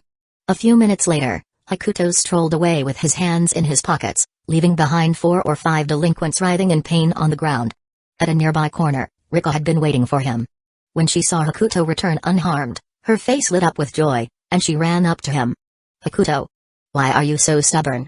What do you mean? You've been bullied so many times. Why cling so desperately to Chiyunobu?" Hakuto was truly angry this time. Frustrated in a way that felt like disappointment. He reached out and forcefully pulled off the white eye patch covering Rika's right eye. Seeing her heterochromatic eye, altered by colored contacts, Hakuto felt a wave of frustration. "Do you even realize what could have happened if I had been a little later? Can't you just listen for once? If not to me, at least listen to your sister. Why won't you just listen?" Rika was terrified by Hakuto's outburst, covering her eye and slowly backing away. Because, at this moment, Hakuto looked just like the people who had bullied her before. Chapter 86, This is the First Promise Shiratori. "Don't scare me like that." Rika was genuinely frightened. Even when she was taken away by that group earlier, she wasn't as scared as she was now. Because she was afraid that her only friend would become like everyone else. Seeing the tears in Rika's eyes, Hakuto snapped out of his earlier rage. He let out a deep sigh and looked at Rika beside him. "Sorry. Hakuto didn't know why he had entered that state earlier. He didn't have many friends, and Rika was one of the few. Perhaps it was because he didn't want his friend to have a rough life in the future due to her personality that he got so angry. Now that he had calmed down, Hakuto sat beside Rika and gently helped her put her eye patch back on. "Sorry, I was too impulsive just now. Shiratori, just now. You looked like those bullies." Hearing this, Hakuto finally realized what he had just done. "Rika, can you tell me what the wicked eye means to you?" Hakuto felt that he had been too caught up in his own thoughts. At the same time, he was curious. What made Rika so persistent about this? Although Hakuto was a transmigrator, before coming to this world, his understanding of Rika was limited to her name and appearance. He knew nothing about this part of her life. Hearing his question, Rika nodded and was about to speak when the class bell rang. "Ignore it. Take your time. I'm here." Rika nodded and, for the first time, skipped class to open up to someone outside her world. "My dad passed away not long ago. I have to find the invisible boundary line. I have to find my dad. Find him." Though her words were brief, they left Hakuto frozen in place. "I see." Hakuto felt a mix of emotions, unsure of what to say. Even with just those few words, he could piece together the whole picture. So even something like Chiyunobu could save someone. And this kind of salvation wasn't just some joke. It was a real, meaningful salvation. To others, Chiyunobu might just be something childish and ridiculous, but to Rika, it was the only way to find her father. To her, it wasn't fake. It was real. The pain of losing her father had led her to use Chiyunobu as a crutch. Perhaps only by immersing herself in her own world could Rika remain cheerful and optimistic. Only then could she be happy. She had found a new purpose in life, searching for her father on the other side of the world. That was why, despite being bullied so often, she could still keep smiling. Hakuto didn't know if Tuka was aware of the connection behind all this. Perhaps she did, but as an older sister, she had to make certain choices for Rika's future. "Shiratori. Am I pathetic? I didn't want to make my sister worry." Rika was more aware than anyone that none of this was real. She just refused to admit it. After all, who would willingly acknowledge that their emotional support was something completely imaginary? "You and my sister both care about me. But I..." As she spoke, Rika placed her hand on the eye patch Hakuto had just adjusted for her. Maybe she wanted to stop worrying her family and friends. Maybe she wanted to escape from this situation. She wanted to throw away the crutch that had supported her all this time. But at that moment, Hakuto unexpectedly grabbed her hand. "Shiratori? I don't know if this counts as breaking my deal with your sister." Hakuto shook his head. For the first and only time, he didn't want to complete his employer's task. Rika stared at Hakuto, momentarily stunned, unable to understand what he meant. "Rika. No, Mistress of the Wicked Eye. You still have a mission to complete. You haven't found the invisible boundary line yet, So you can't abandon this power. Hearing those words, Rika's eyes widened. It was the first time she had ever heard Hakuto speak like that. Shiratori, you. I, the weakest undefeated hero, swear that I will never let the mistress of the wicked eye be harmed again and that I will fully support her in finding the invisible boundary line. As he spoke, Hakuto extended his pinky toward her. Want to make a promise? Rika looked at him, and before she could stop herself, tears streamed down her face. Hero. Hero. Hero. I'm here. No need to yell so loud, and you don't have to call me so many times. Tears filled Rika's eyes as she slowly extended her pinky and hooked it around his. Then. It's a promise. Yeah. It's a promise. This is the promise between the mistress of the wicked eye and the weakest undefeated hero. Yes, this is our promise. With Hakuto's support, Rika didn't abandon her Chiyunabiu. Instead, she embraced it even more. And Hakuto, as a transmigrator, felt that he should do something meaningful. For himself, and for that promise, Hakuto went after every delinquent in his middle school and beat them up one by one. If one beating wasn't enough, then two. If two weren't enough, then three. Under his influence, school bullying quickly vanished. The only thing remotely close to bullying was Hakuto himself going around beating up delinquents. Interestingly, Tuka didn't consider it as Hakuto failing his task. She not only paid him in full but also thanked him. Perhaps, as an older sister, she didn't want Rika to lose her emotional support either. But now, with Hakuto around, Rika could spend her youth in peace and search for her father on the other side of the world without worry. This was the first promise Hakuto spoke of, the beginning of his bond with Rika. And it was also the true reason he became the boss of the delinquents. A real-life Oda Nobunaga, huh? Sitting in a cafe, Hakuto reminisced about the past and couldn't help but sigh. Chapter 87, The Teased Nakano Nino. Hakuto downed the coffee in his cup in one gulp, then slung his backpack over his shoulders, ready to leave. However, as he was walking out, he noticed that the heart-decorated cake was still sitting on the table. The five sisters hadn't taken it. Even if it's not expensive, there's no need to waste food like this. Hakuto looked down on these wasteful people for a moment before calling the waiter to pack up the cake. Although it was called a couple's cake, the label had already been removed. And when it comes to couples, whether male or female, it takes two people. If you're eating it alone, there's no need to worry about all those rules. With that thought, Hakuto took the packaged cake and left the cafe.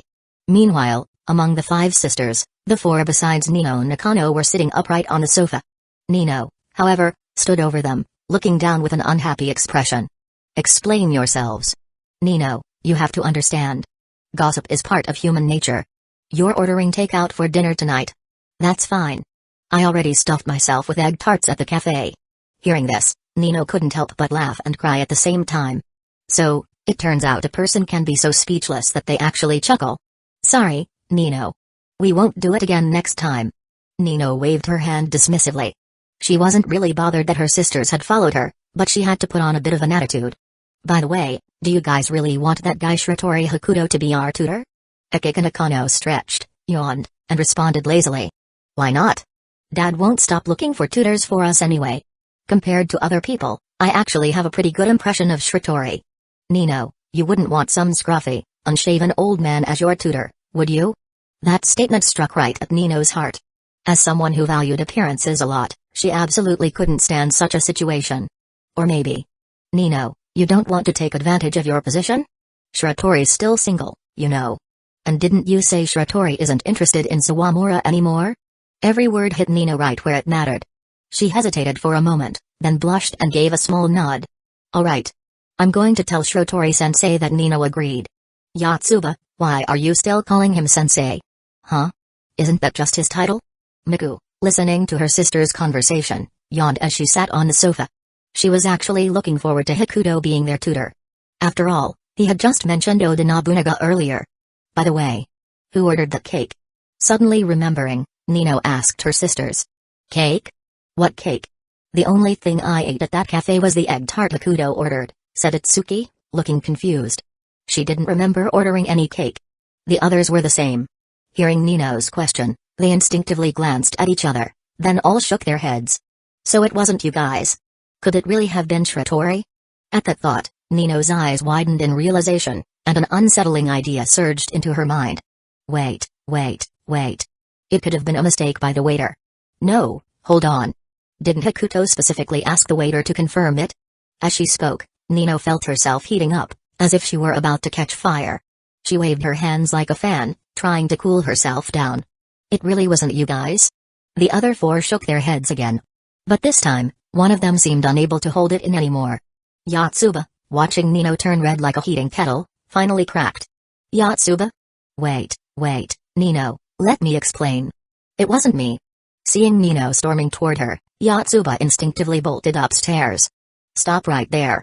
Nino, I swear it wasn't me. Yotsuba wasn't lying. The cake wasn't ordered by her alone. Yotsuba wouldn't rat us out, would she? She would. Then what do we do? Run. The next day, Hakuto jolted awake and sat up in bed. He had never felt so refreshed before. Maybe it was because he hadn't used his abilities yesterday. He felt much more energetic. Today is Friday, tomorrow is Saturday, and the day after is Sunday. Even though he slept through last Sunday, that didn't stop him from looking forward to the next one. Just as he was about to head to the bathroom, something on the balcony caught his attention. A rope. This feels like something straight out of a horror movie. Muttering, Hakuto walked onto the balcony and tugged at the rope hanging there. Of course, this was the work of Rika, but he hadn't noticed her last night. Hakuto didn't think he was so dull that he wouldn't notice someone climbing into his house via the balcony, which meant... Sure enough, the next second, a small foot as pale as white jade appeared before him. Hakuto rolled his eyes and grabbed the foot without hesitation. Climbing ropes every day. One of these days, you're going to fall and learn your lesson. Ah, hey. Hero, don't grab my foot. Rika flailed her legs, trying to shake off Hakuto's grip. Stop moving. Do you have a death wish? Seeing her struggle so wildly while hanging from the rope, Hakuto quickly scolded her. Hero, let go of me. You think I dare let go? Stop moving, and I'll let you go. The two were stuck in a ridiculous cycle. Rika kept struggling because Hakuto was holding her foot, and Hakuto kept holding on because she was struggling so much that he was afraid she'd fall. In the end, Hakuto couldn't stand it anymore. He leaned out over the balcony and pulled Rika inside. Successful landing. Landing my ass. Hakuto karate chopped Rika's forehead. Ow! That hurt. If you know it hurts, why do you keep climbing ropes? Were you born this stubborn? Because this is the only path for me to see you, hero. The only path? Hearing that, Hakuto almost laughed in frustration. He grabbed Rika by the collar, dragged her to the door, and carried her upstairs back to her own apartment. This is the only path. But the holy disciplinary knights set up ambushes along this route. That's still better than falling and breaking your neck. Chapter 88, Sudden Attack by Ginkgo. You should head home now. You still have classes today. Wait. The hero hasn't told me about the exchange students yet. Rika kept struggling, trying to break free from Hakuto's grip, but it was all in vain. Why don't you come find me at night for that kind of thing? At night, the Bureau's power is too strong. I can't break through the barriers they set up. Hakuto couldn't help but roll his eyes. Wasn't she just getting disciplined by Tuka? She made it sound so mysterious. Since she had already brought it up, Hakuto decided he might as well take a little time to explain things to her. Hoshino-umi Academy. 3 months. I'll be back after 3 months. Then, hero, are you moving? Are you going to pay for my moving costs? It's just 3 months. Why would I move? Hearing this, Rika's eyes sparkled. To her, as long as Hakuto wasn't moving, everything else was fine. Then can I come visit you at Hoshino-umi? You can. If you can manage it.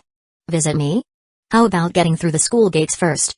Saying that, Hakuto let go of Rika. Just then, the door in front of them slowly opened, and Tuka stepped out. Good morning, Tuka. Tuka glanced at Hakuto, then at Rika beside him. She then instinctively glanced toward the balcony. In the end, she didn't say anything, just gave a slight nod. Watching her leave, Hakuto turned to Rika and gave her a karate chop on the head. See? It's because of you that Tuka's mad. Ow, ow, ow. Hakuto actually had a good impression of Tuka, even though it wasn't as strong as what he felt for Sawamura Sayuri. He grabbed the whining Rika and tossed her back into her room. Wait, hero. No waiting. Time for class. Otherwise, someone's gonna dock my pay. Hearing this, Rika froze. School comes with a salary? As Hakuto walked down the stairs, he suddenly realized that his front door was open. Seeing this, he frowned and tried to recall whether he had closed it earlier. After all, one of life's biggest illusions is wondering whether you locked the door. After thinking for a moment, Hakuto waved it off. He wasn't too concerned about it. Even if a thief had broken in, the one who'd suffer would be the thief, not him. Damn it. A thief would have been better. Hakuto had always trusted his instincts, and the moment he saw the open door, He knew someone had come in. But he never expected that someone to be Ginkgo. Yes, standing before Hakuto now was Ginkgo herself. Dressed in a sailor uniform, with blue hair, holding a folding fan, known as the Snow White of Nanaiwa. What did you just say? Hakuto waved his hand. Nothing, nothing. Just surprised to see you here, Ginkgo. Ginkgo tapped her elegant, snow-white neck with her folding fan and slowly stepped toward Hakuto. Where? Did you go just now? Hakuto froze for a moment. He definitely couldn't tell her where he had actually been. But when it came to changing the subject, Hakuto was a master. Shouldn't I be the one asking how you opened my door? Ginkgo frowned slightly, then took a silver key from the pocket of her sailor uniform and waved it in front of Hakuto. I thought you'd be used to this by now. Since when is having your own house key in someone else's hands something to get used to? Hakuto had no idea how Ginkgo got her hands on his key. He had reclaimed the last one from her, and he hadn't lost his keys in the past few days. They were all safely in his drawer. Regardless of how she got it, he had to take it back first. Hakuto glanced at the key in Ginkgo's hand and casually walked up to her, speaking in a relaxed tone. So, Ginkgo, why did you come here? I still have to go to school later. As he spoke, he casually reached for the key. But instead of answering, Ginkgo just glanced at his sneaky hand. You want this? I wouldn't say want, it's my house key, after all. I can give you the last one back, but this one? No. Ginkgo denied him outright and slipped the key back into her pocket. Why not? I paid to copy this one. So it's mine. Huh? Hakuto felt like he had just heard something outrageous. I paid for it, so it's mine. That logic was flawless. But why did it sound so off? Seeing Ginkgo put the key back in her pocket, Hakuto decided not to take it by force. From what he knew about her, if she copied one, she definitely didn't stop at just one. She probably had at least 10. Thinking of this, Hakuto felt a little defeated.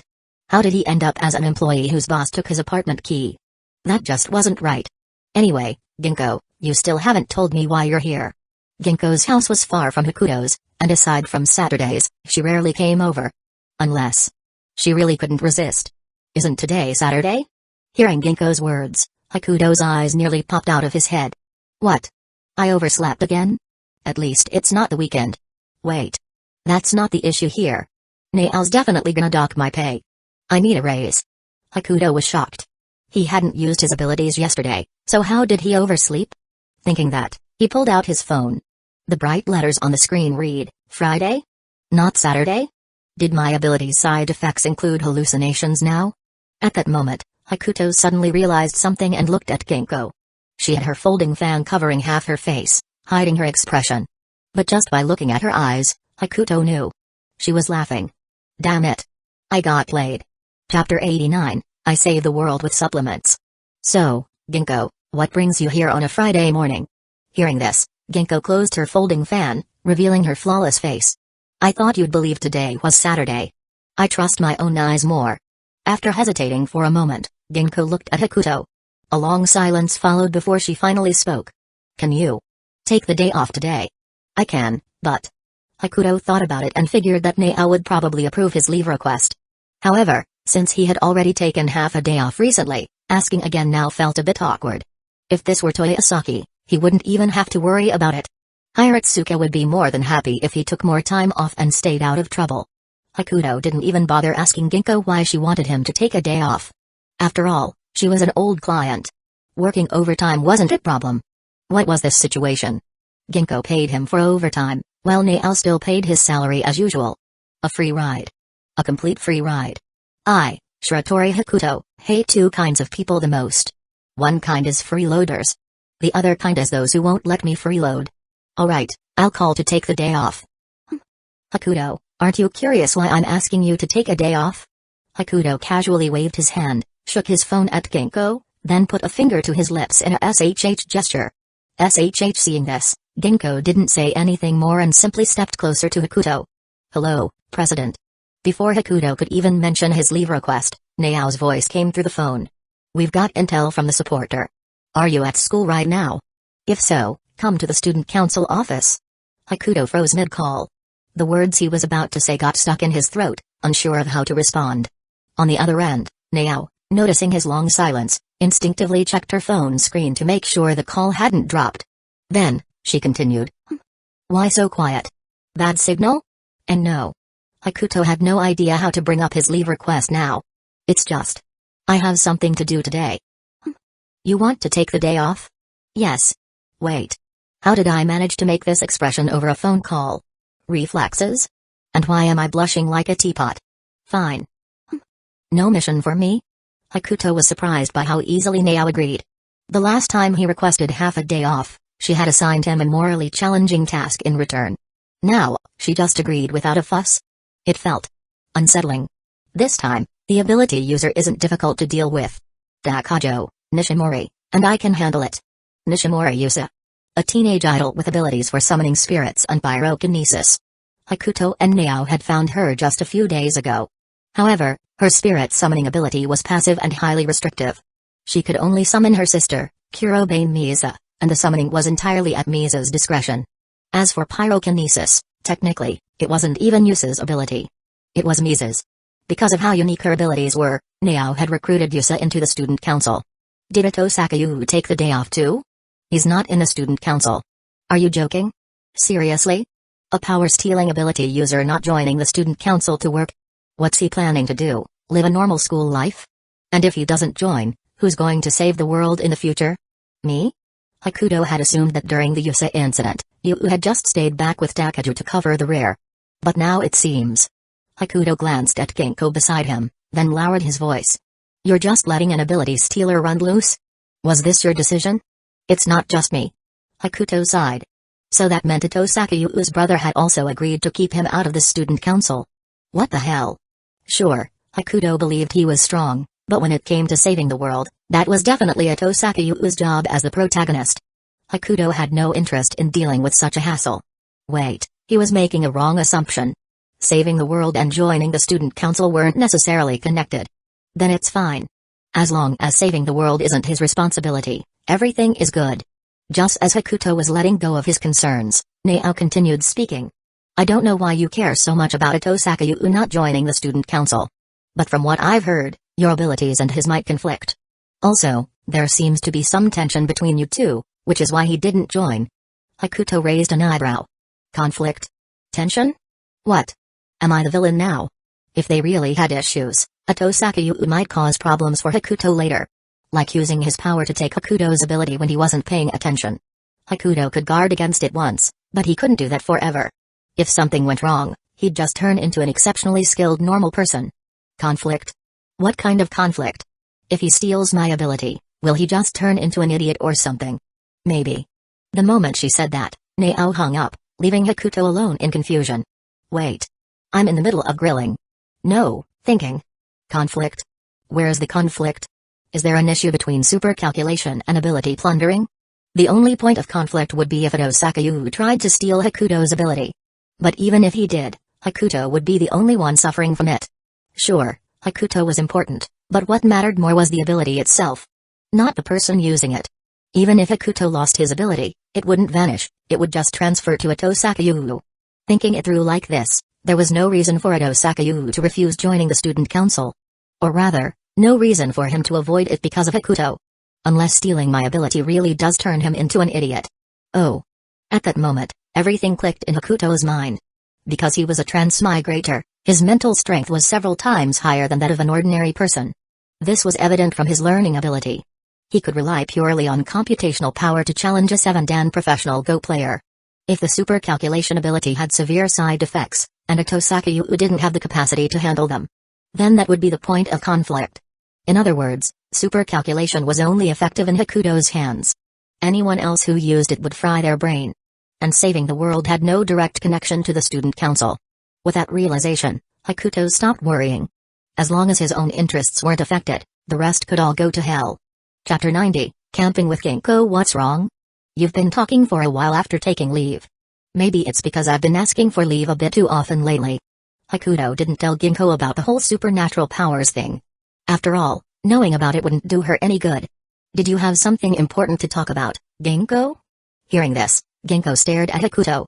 That cold gaze sent a chill down his spine, and he immediately had a bad feeling. The next second, Ginkgo raised her folding fan and pressed it against his chin. You forgot? Hearing the dangerous tone in Ginkgo's voice, alarm bells rang in Hakuto's head as he frantically tried to remember what he had forgotten. Instinctively, He glanced toward the bathroom. Because he was afraid of forgetting important things, he had a habit of sticking reminders on the bathroom mirror. But before he even stepped into the bathroom, something on the balcony caught his attention. Damn it, Takanashi Rika, this is all your fault. Still, he wasn't entirely without a plan for dealing with this kind of situation. I didn't forget. I remember your rank promotion match is next Monday, right? Ginko's expression softened a bit at his words, and she slowly lowered her folding fan. Right now, Ginko was at the second dan level. Only by reaching the fourth dan could she be considered a professional shogi player. And that was her goal. Or rather, from the moment she started playing shogi, she had been aiming to become a professional. That's why the rank promotion match was a big deal for her. If she succeeded, she'd be one step closer to becoming a female professional player. On the other hand, if she lost, there wouldn't be any actual punishment, but it would have a significant impact on her mindset. Especially for someone like Ginko, who carried the title of the Snow White of Nanaiwa. As for why Hakuto was able to recall it instantly, well, that was obviously thanks to his cheat ability. I thought you had forgotten. Seeing the dangerous look on Ginko's face, Hakuto broke into a cold sweat. If he really had forgotten, he was sure something terrifying would be waiting for him. So, are you looking for me to help you train in seclusion? But wouldn't your master be a better choice for that? Training in seclusion basically meant that Hakuto would play shogi with Ginko, helping her find her weaknesses so she could improve before the match. But Hakuto didn't win games through strategy. He relied on sheer computational power. So learning from him wouldn't be very effective. In fact, it would probably be completely useless. However, Ginko shook her head at his suggestion. Master is busy preparing for Yaeki's Dragon King match. But that's not why I came to find you today. As she spoke, Ginko pointed at a suitcase sitting at the entrance. It was only then that Hakuto realized. He had no idea when a suitcase had mysteriously appeared at his doorstep. Huh? What's this? A suitcase? I know it's a suitcase. I mean, what's inside? My change of clothes and camping equipment. Hearing that, Hakuto more or less understood what Ginko was planning. If she had prepared all this, then instead of training in seclusion before the match, she was planning to relax. Camping? Just the two of us? Who else were you expecting? No one. I just appreciate your trust, Ginko. Ginko gave Hakuto a once-over, then let out a disdainful expression. Hey, I'm a perfectly normal, healthy guy. You're not worried I might try something? You always talk big. Do you actually think it's funny? Before she even finished speaking, she suddenly delivered a whip kick. Straight to his leg. Wait. No, it was actually his knee. Hakuto clearly heard the sound of bone-on-bone impact. It was crisp, without any noise interference. A sound like that could only come from strong bones. While that was great and all, just from the sound alone, Hakuto could tell that Ginko's leg must hurt like hell right now. And my ride should be arriving soon. Go pack your own clothes. Yes, yes. Seeing Ginko trying to endure the pain and keep her composure, Hakuto didn't call her out on it. Instead, he obediently went into his room. As he walked in, Ginko pursed her lips and quietly sat down on the sofa. She had originally aimed for his lower leg, but because of what he had said, she ended up kicking his knee instead. Judging from the sound, there was no way it didn't hurt. But of course, she would never admit it. However, as she recalled what he had just said, her previously pale face instantly turned bright red. And just like that, after packing 2 sets of clothes and grabbing his suitcase, Hakuto followed behind Ginko. Everything had already been decided by the client. All he had to do was obediently follow. Not long after, he found himself in a mountain range with Ginko. Looking at the dense forest, his attention was quickly drawn to a nearby sign. Danger? Do not proceed further? To be honest, Hakuto never paid much attention to warning signs like these. And now that he had his computational power, he cared even less. The taxi can only take us this far. We'll have to walk from here, Ginko said, holding a parasol as she led the way. Hakuto followed behind, dragging the suitcase. By the way, don't we need to buy some ingredients or something? That was already taken care of. Everything is in the suitcase. Hearing that, Hakuto instinctively glanced at the suitcase, wondering how something so small could fit all of that. Ingredients, Ginko's clothes, 2 tents. But soon enough, he understood. Standing in a clearing, Hakuto surveyed the surroundings. Clearings like this weren't common in the mountains, and there was even a small stream nearby. Plus, there were no trees close by, meaning they didn't have to worry about accidentally setting the forest on fire and ending up in prison. It was the perfect camping spot. After checking out the area, Hakuto returned with a bundle of firewood. Even though he had never studied camping, his adaptability wasn't something to underestimate. Before long, A perfectly built campfire stood before him. Chapter 91, Ginkgo. Wait. Tamori Nao. With Hakuto's precise handling, everything was all set. The bonfire, ingredients, grill, and a tent? Wait, a tent? Why is there only one? Hakuto looked at the tent he had just set up, then turned to rummage through Ginkgo's suitcase. But after a thorough search, he finally had to accept the truth. There was only one tent. Damn it. Oh damn it. Hakuto had no idea what Ginkgo was planning, but he knew one thing. This was a disaster. Just then, Ginkgo walked up beside him, leaned in, and asked, "What's wrong?" "And nothing. I was just wondering if I should go down and buy another tent." Hearing this, Ginkgo casually played with the folding fan in her hand and replied nonchalantly, "It's late already. Besides, what's wrong with just one tent?" "Late?" Hakuto took out his phone. Although they had spent a lot of time on the road and preparing, it was still only around 4 in the afternoon.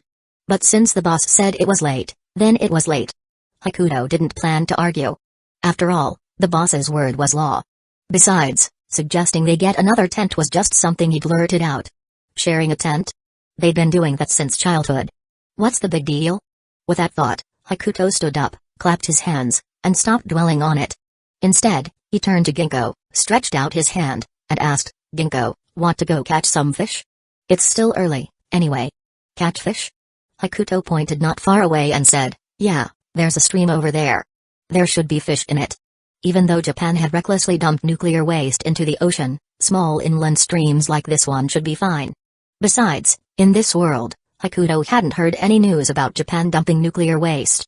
So, with plenty of time to spare, he led Ginkgo to the stream to catch fish. When they reached the stream, Ginkgo took off her black stockings, held onto Hakuto's hand, and slowly stepped into the water. Since it was summer, the water wasn't too cold. Just a refreshing coolness that seeped into the skin.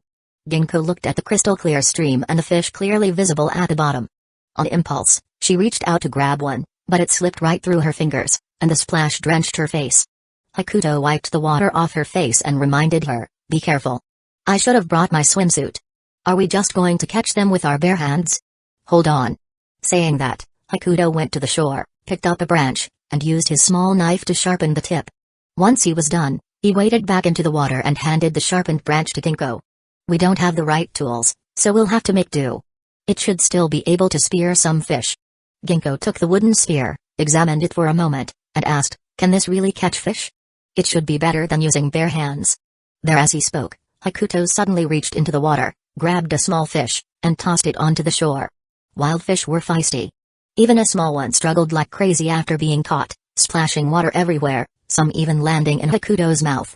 Ginkgo watched this scene with curiosity. Just then, a small fish swam past her foot.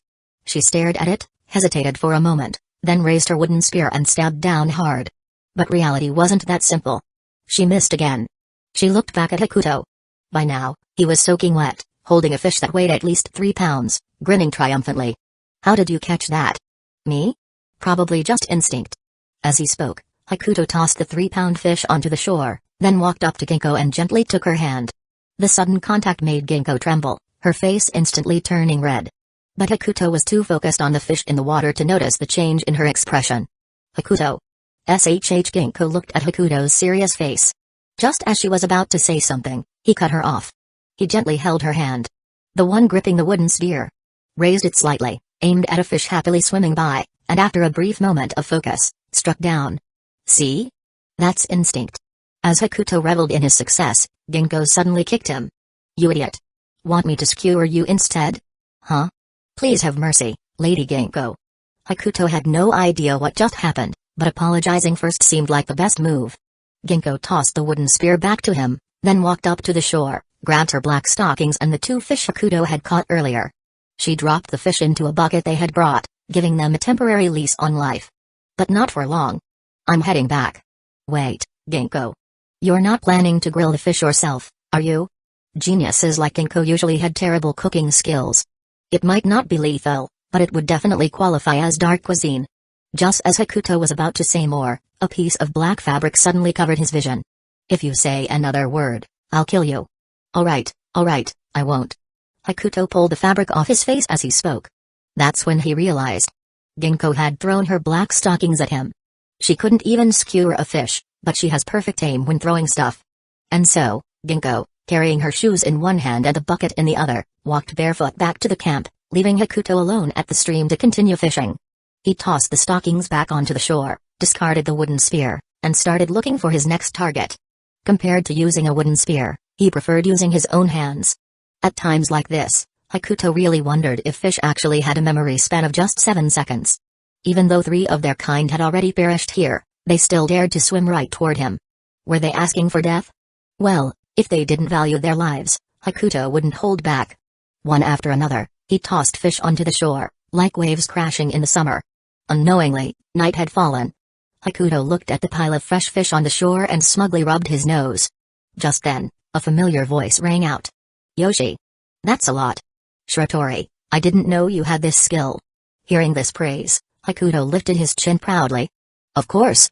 Wait. Tamori Nao. He had assumed Ginkgo had come back, but as far as he could remember, Ginkgo had never called him Shiratori. Turning toward the source of the voice, he saw a white-haired girl standing on the shore, holding 2 of the fish he had just caught, looking at him expectantly. President? What are you doing here?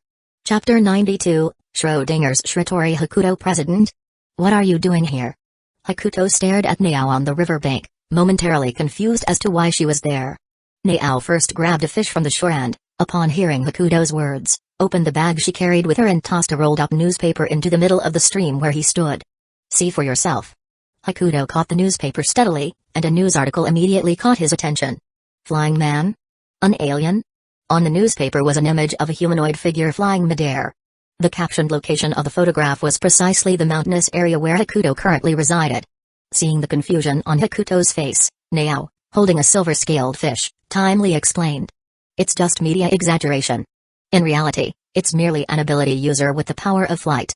Hakuto put down the newspaper and looked at Nao on the shore. So, you're camping out here to stake them out? Against a flying ability user, staking out is the best strategy. Well, that's true. But what? Can you put down the fish I caught? No, I can't. Seeing Nao firmly gripping the fish he had left on the shore, Hakuto decided not to argue further. After all, he had caught plenty. Giving Nao a few wasn't a big deal. Standing in the middle of the river, Hakuto flicked the water from his hands, ran his fingers through his hair, and leisurely walked up to the shore. So, where's your camp? Over there. Upon hearing this, Nao pointed across the river. Completely opposite from Hakuto's campsite. Hakuto glanced in the direction she pointed and subconsciously asked, Did you bring enough food? Nao's mouth dropped open in disbelief, as if she couldn't believe those words had come from Hakuto. Although she was confused, she still nodded. Seeing this, Hakuto smiled, his eyes shining as he looked at Nao. If you have enough, bring me some. Huh? Ha. Hearing this, Nao nearly threw the fish in her hand directly at Hakuto's face. Did Sora Ginkgo not prepare anything? She shouldn't be short on money. As the queen of the shogi world, Ginkgo indeed wasn't short on money. You knew Ginkgo was here? I only came out after she left. I feel like something's off about what you just said, but I can't quite put my finger on it. So, you took leave just to go on a date with Sora Ginkgo? Hearing Nao's words, Hakuto scratched his head, feeling that her ability to change topics was truly terrible. However, since she was technically one of his bosses, his professional ethics prevented him from complaining. What? Are you going to revoke my leave, President? Not exactly, it's just. Just what? You'll find out soon enough. With that, Nao, still holding a fish in one hand, leisurely walked across the log bridge to the other side of the river. Hakuto watched her retreating figure and suddenly called out, 1,000 per fish. Remember to transfer it to my account when you get back. Nao, who had just stepped off the log bridge, nearly lost her balance and fell flat on her face.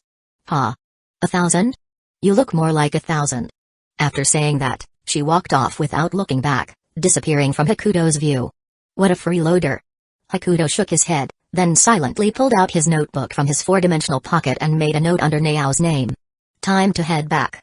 Ginkgo's probably getting impatient. Hakuto stretched, then finished preparing the remaining fish, skewering them onto wooden forks before heading back to camp. The camp wasn't far from the residential area, just a few minutes away. Before long, Hakuto could see Ginkgo's figure at the campsite.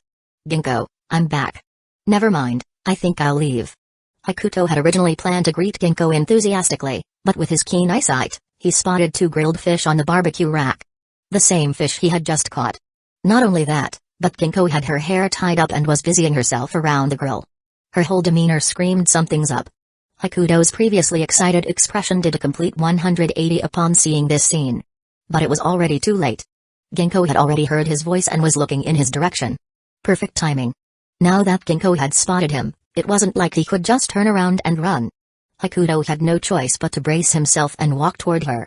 Standing next to Ginkgo, Hakuto looked at the grilled fish on the barbecue rack and suddenly felt a deep sense of sorrow. Because what he had feared had actually happened.